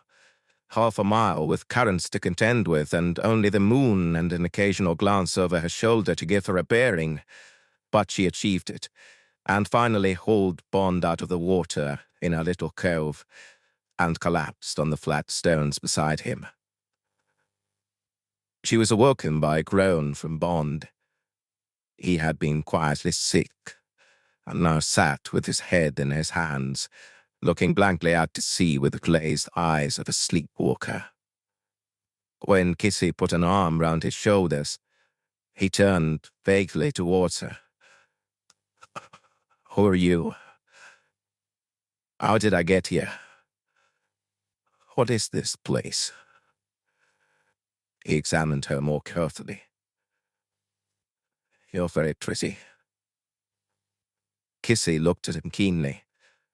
She said, and a sudden plan of great glory blazed across her mind, You can't remember anything. You do not remember who you are and where you came from? Bond passed a hand across his forehead, squeezed his eyes. Nothing, he said wearily. Nothing except a man's face. I think he was dead. I think he was a bad man. What is your name? You must tell me everything. My name is Kissy Suzuki, and you're my lover. Your name is Taro Todoroki.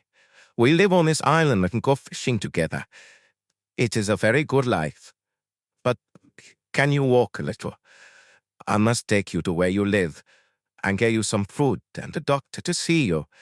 You have a terrible wound on the side of your head, and there is a cut on your ribs.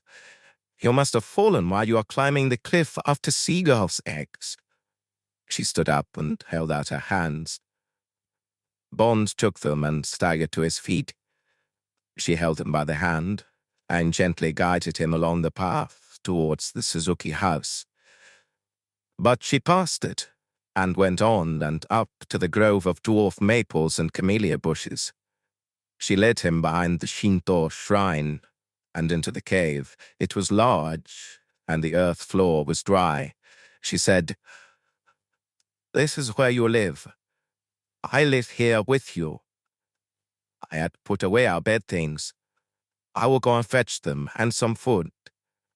Now lie down, my beloved, and rest, and I will look after you. You are ill, but the doctor will make you well again.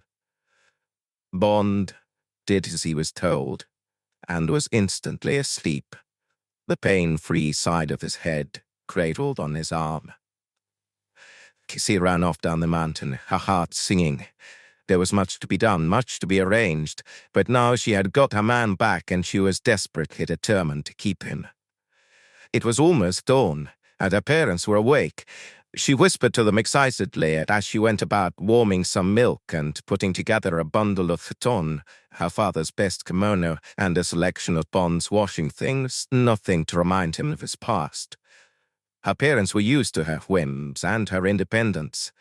Her father merely commented mildly that it would be all right if the Kanushi-san gave his blessing. Then, having washed the salt off herself and dressed in her own simple brown kimono, she scampered off up the hill to the cave. Later, the Shinto priest received her gravely. He almost seemed to be expecting her. He held up his hand and spoke to the kneeling figure. Kissy-chan, I know what I know. The spawn of the devil is dead. So is his wife. The castle of death has been totally destroyed. These things were brought about as the six guardians foretold by the man from across the sea. Where is he now? In the cave behind the shrine, Kanushi-san. He's gravely wounded. I love him. I wish to keep him and care for him. He remembers nothing of the past. I wish it to remain so that we may marry, and he may become a son of Kuro for all time. That will not be possible, my daughter. In due course he will recover and go off across the world to where he came from. And there will be official inquiries for him, from Fukuoka, perhaps even from Tokyo, for he is surely a man of renown in his own country. But Kanushi-san, if you so instruct the elders of Kuro, they will show these people Shiroinkao. They will say they know nothing, that this man, Todoroki, left, swimming for the mainland, and has not been heard of since. Then the people will go away. All I want to do is to care for him, and keep him for myself as long as I can. If a day comes when he wishes to leave, I will not hinder him. I will help him. He was happy here fishing with me and my David bird. He told me so. When he recovers, I will see that he continues to be happy. Should not Kuro cherish and honor this hero who was brought to us by the gods? Would not the 6 guardians wish to keep him for a while? And have I not earned some small token for my humble efforts to help Todoroki-san and save his life? The priest sat silent for a while with his eyes closed. Then he looked down at the bleeding face at his feet. He smiled. I will do what is possible, Kisi-chan. And now, bring the doctor to me, and then take him up to the cave so that he can tend this man's wounds. Then I will speak to the elders. But for many weeks you must be very discreet, and the gaijin must not show himself. When all's quiet again, he may move back into the house of your parents and allow himself to be seen. The doctor knelt beside Bond in the cave and spread out on the ground a large map of the human head with the sections marked with figures and ideograms. His gentle fingers probed Bond's wounds for signs of fracture, while Kissy knelt beside him and held one of Bond's sweating hands in both of hers. The doctor bent forward, and lifting the eyelids one by one, gazed deeply into the glazed eyes through a large reading glass. On his instructions, Kissy ran for boiling water, and the doctor proceeded to clean the cut made by the bullet across the terrible swelling of the first wound caused by Bond's crash into the oubliette. Then he tapped sulfur dust into the wound, and bound up the head neatly and expertly, put surgical plaster over the cut across the ribs, and stood up and took Kissy outside the cave. He will live, he said, but it may be months, even years, before he regains his memory. It is particularly the temporal lobe of his brain, where the memory is stored, that has been damaged. For this, much education will be necessary. You will endeavor all the time to remind him about past things and places. Then, isolated facts that he will recognize will turn into chains of association. He should undoubtedly be taken to Fukuoka for an X-ray, but I think there is no fracture, and in any case the Kanushi-san has ordained that he is to remain under your care and his presence on the island to be kept secret. I shall of course observe the instructions of the Honorable Kanushi-san, and only visit him by different routes and at night. But there is much you will have to attend to, for he must not be moved in any way for at least a week.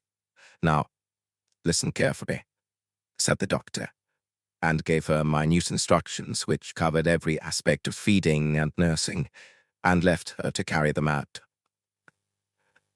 And so the days ran into weeks, and the police came again and again to Fukuoka, and the official called Tanaka came from Tokyo, and later a huge man who said he was from Australia arrived, and he was the most difficult of all for Kissy to shake off.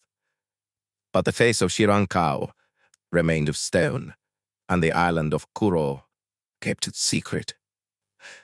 James Bond's body gradually mended, and Kissy took him out for walks at night.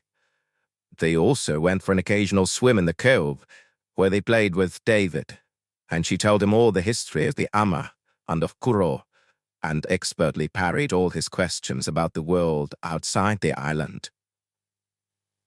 Winter came, and the Ama had to stay ashore and turn their hands to mending nets and boats and working on the small holdings on the mountainside, and Bond came back into the house and made himself useful with carpentry and odd jobs and with learning Japanese from Kissy.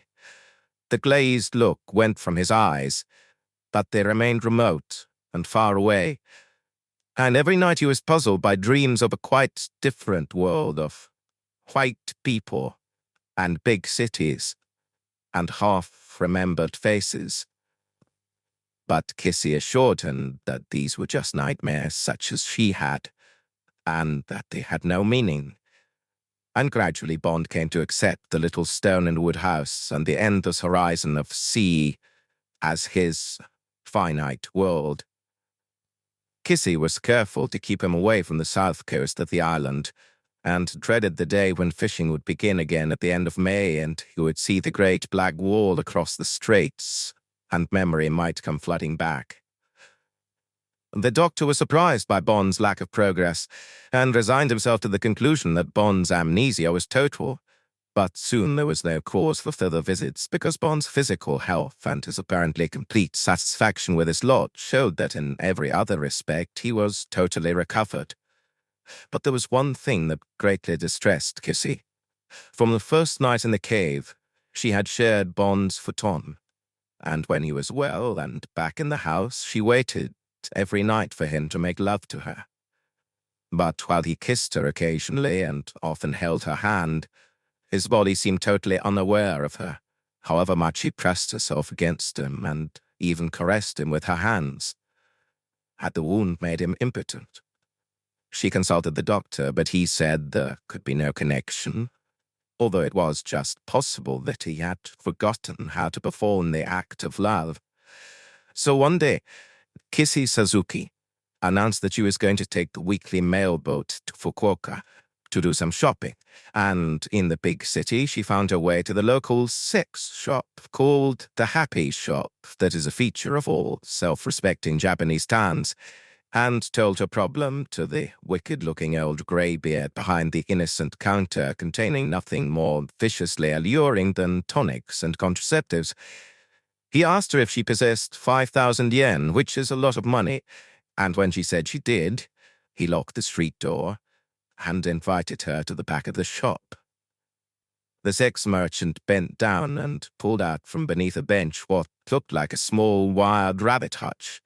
He put this on the bench, and Kissy saw that it contained 4 large toads on a bed of moss. Next, he produced a metal contraption that had the appearance of a hot plate with a small wire cage in the middle. He carefully lifted out one of the toads and placed it inside the cage so that it squatted on the metal surface. Then he hauled a large car battery onto the bench, put it alongside the hot plate, and attached wires from one to the other.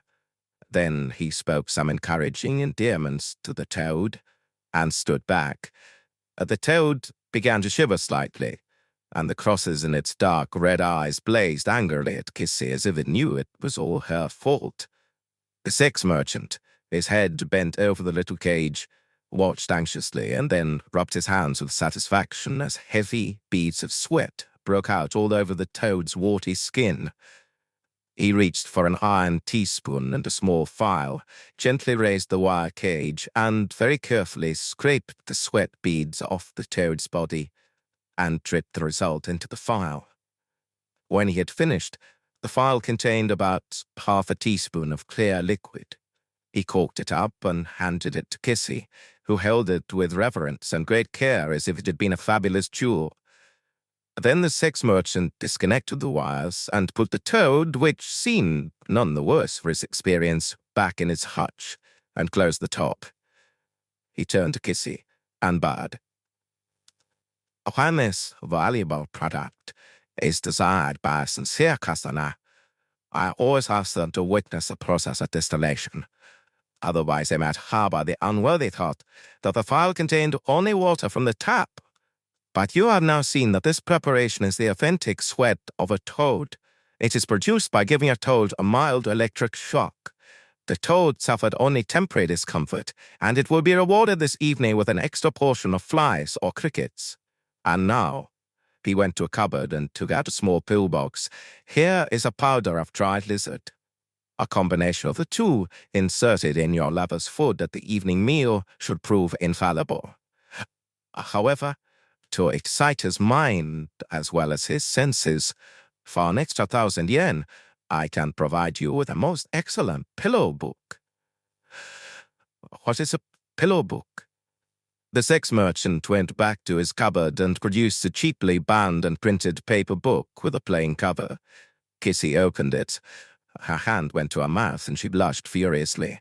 But then, being a careful girl who didn't want to be cheated, she turned some more of the pages. They all contained outrageously pornographic close-up pictures, most faithfully engraved, of the love act, portrayed from every possible aspect. "Very well," she whispered. She handed back the book. Please wrap up everything carefully." She took out her purse and began counting out the notes. Out in the shop, the wicked-faced old man handed her the parcel and, bowing deeply, unlocked the door. Kissy gave a perfunctory bob in return and darted out of the shop down the street as if she had just made a pact with the devil. But by the time she went to catch the mailboat back to Kuro, she was hugging herself with excitement and pleasure and making up a story to explain away her acquisition of the book. Bond was waiting for her on the jetty. It was the first day she had been away from him, and he had missed her painfully. They talked happily as they walked hand in hand along the foreshore, among the nets and boats, and the people smiled to see them, but looked through them instead of greeting them, for had not the priest decreed that their gaijin here did not officially exist, and the priest's edict was final. Back at the house, Kissy went happily about preparing a highly spiced dish of sukiyaki, the national dish of beef stew. This was not only a great treat, for they seldom ate meat, but Kissy didn't know if her love potions had any taste, and it would be wise not to take any chances. When it was ready, with a trembling hand, she poured the brown powder and the liquid into Bond's portion and stirred it well. Then she brought the dishes in to where the family awaited, squatting on the tatami before the low table.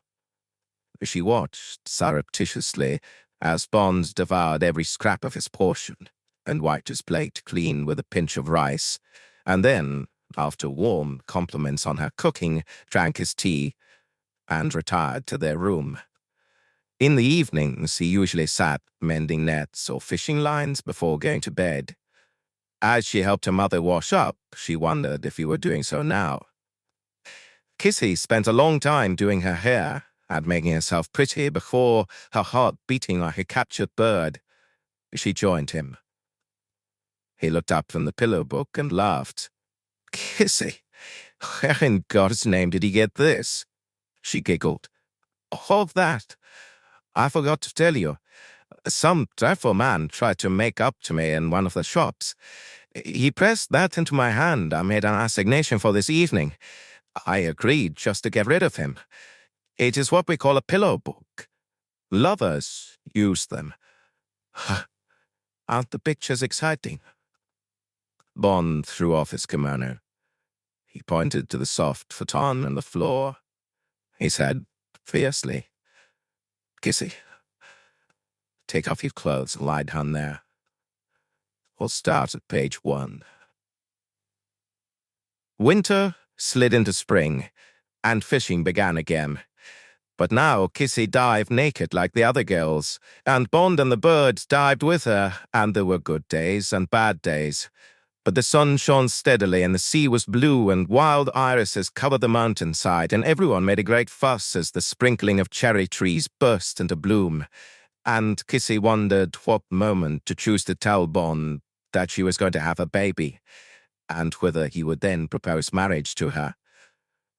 But one day, on the way down to the cove, Bond looked preoccupied, and when he asked her to wait before they put the boat out, as he had something serious to talk to her about, her heart leapt, and she sat down beside him on a flat rock and put her arms round him, and waited. Bond took a crumpled piece of paper out of his pocket and held it out to her, and she shivered with fear and knew what was coming. She took her arms from round him and looked at the paper. It was one of the rough squares of newspaper from the spike in the little lavatory. She always tore these squares herself and discarded any that contained words in English, just in case. Bond pointed. "Kissy, what is this word, Vladivostok? What does it mean? It has some kind of a message for me. I connected with a very big country. I believe the country is called Russia. Am I right?" Kissy remembered her promise to the priest. She put her face in her hands. "Yes, Tao-san. That is so." Bond pressed his fist to his eyes and squeezed. I have a feeling that I have had much to do with this Russia, that a lot of my past life was concerned with it. Could that be possible? I long so terribly to know where I came from before I came to Koro. Will you help me, Kissy? Kissy took her hands from her face and looked at him. She said quietly, "Yes, I will help you, my beloved. Then I must go to this place, Vladivostok, and perhaps it will awaken more memories and I can work my way back from there. If you say so, my love. The mailboat goes to Fukuoka tomorrow. I will put you on a train there and give you money and full directions. It is advertised that one can go from the northern island, Hokkaido, to Sakhalin, which is on the Russian mainland. Then you can no doubt make your way to Vladivostok. It is a great port to the south of Sakhalin. But you must take care, for the Russians are not friendly people. Surely they would do no harm to a fisherman from Koro." Kissy's heart choked her. She got up and walked slowly down to the boat. She pushed the boat down the pebbles into the water and waited, at her usual place in the stern, for him to get in, and for his knees to clasp hers, as they always did. James Bond took his place and unshipped the oars, and the cormorant scrambled on board and perched imperiously in the bows. Bond measured where the rest of the fleet lay on the horizon and began to row. Kissy smiled into his eyes, and the sun shone on his back, and so far as James Bond was concerned, it was a beautiful day, just like all the other days had been, without a cloud in the sky. But then, of course, he didn't know that his name was James Bond. And compared with the blazing significance to him of that single Russian word on the scrap of paper, his life on Kuro, his love for Kissy Suzuki, were, in Tiger's phrase, of as little account as sparrows' tears. That was You Only Live Twice by Ian Fleming. We do hope that you've enjoyed listening to this audiobook.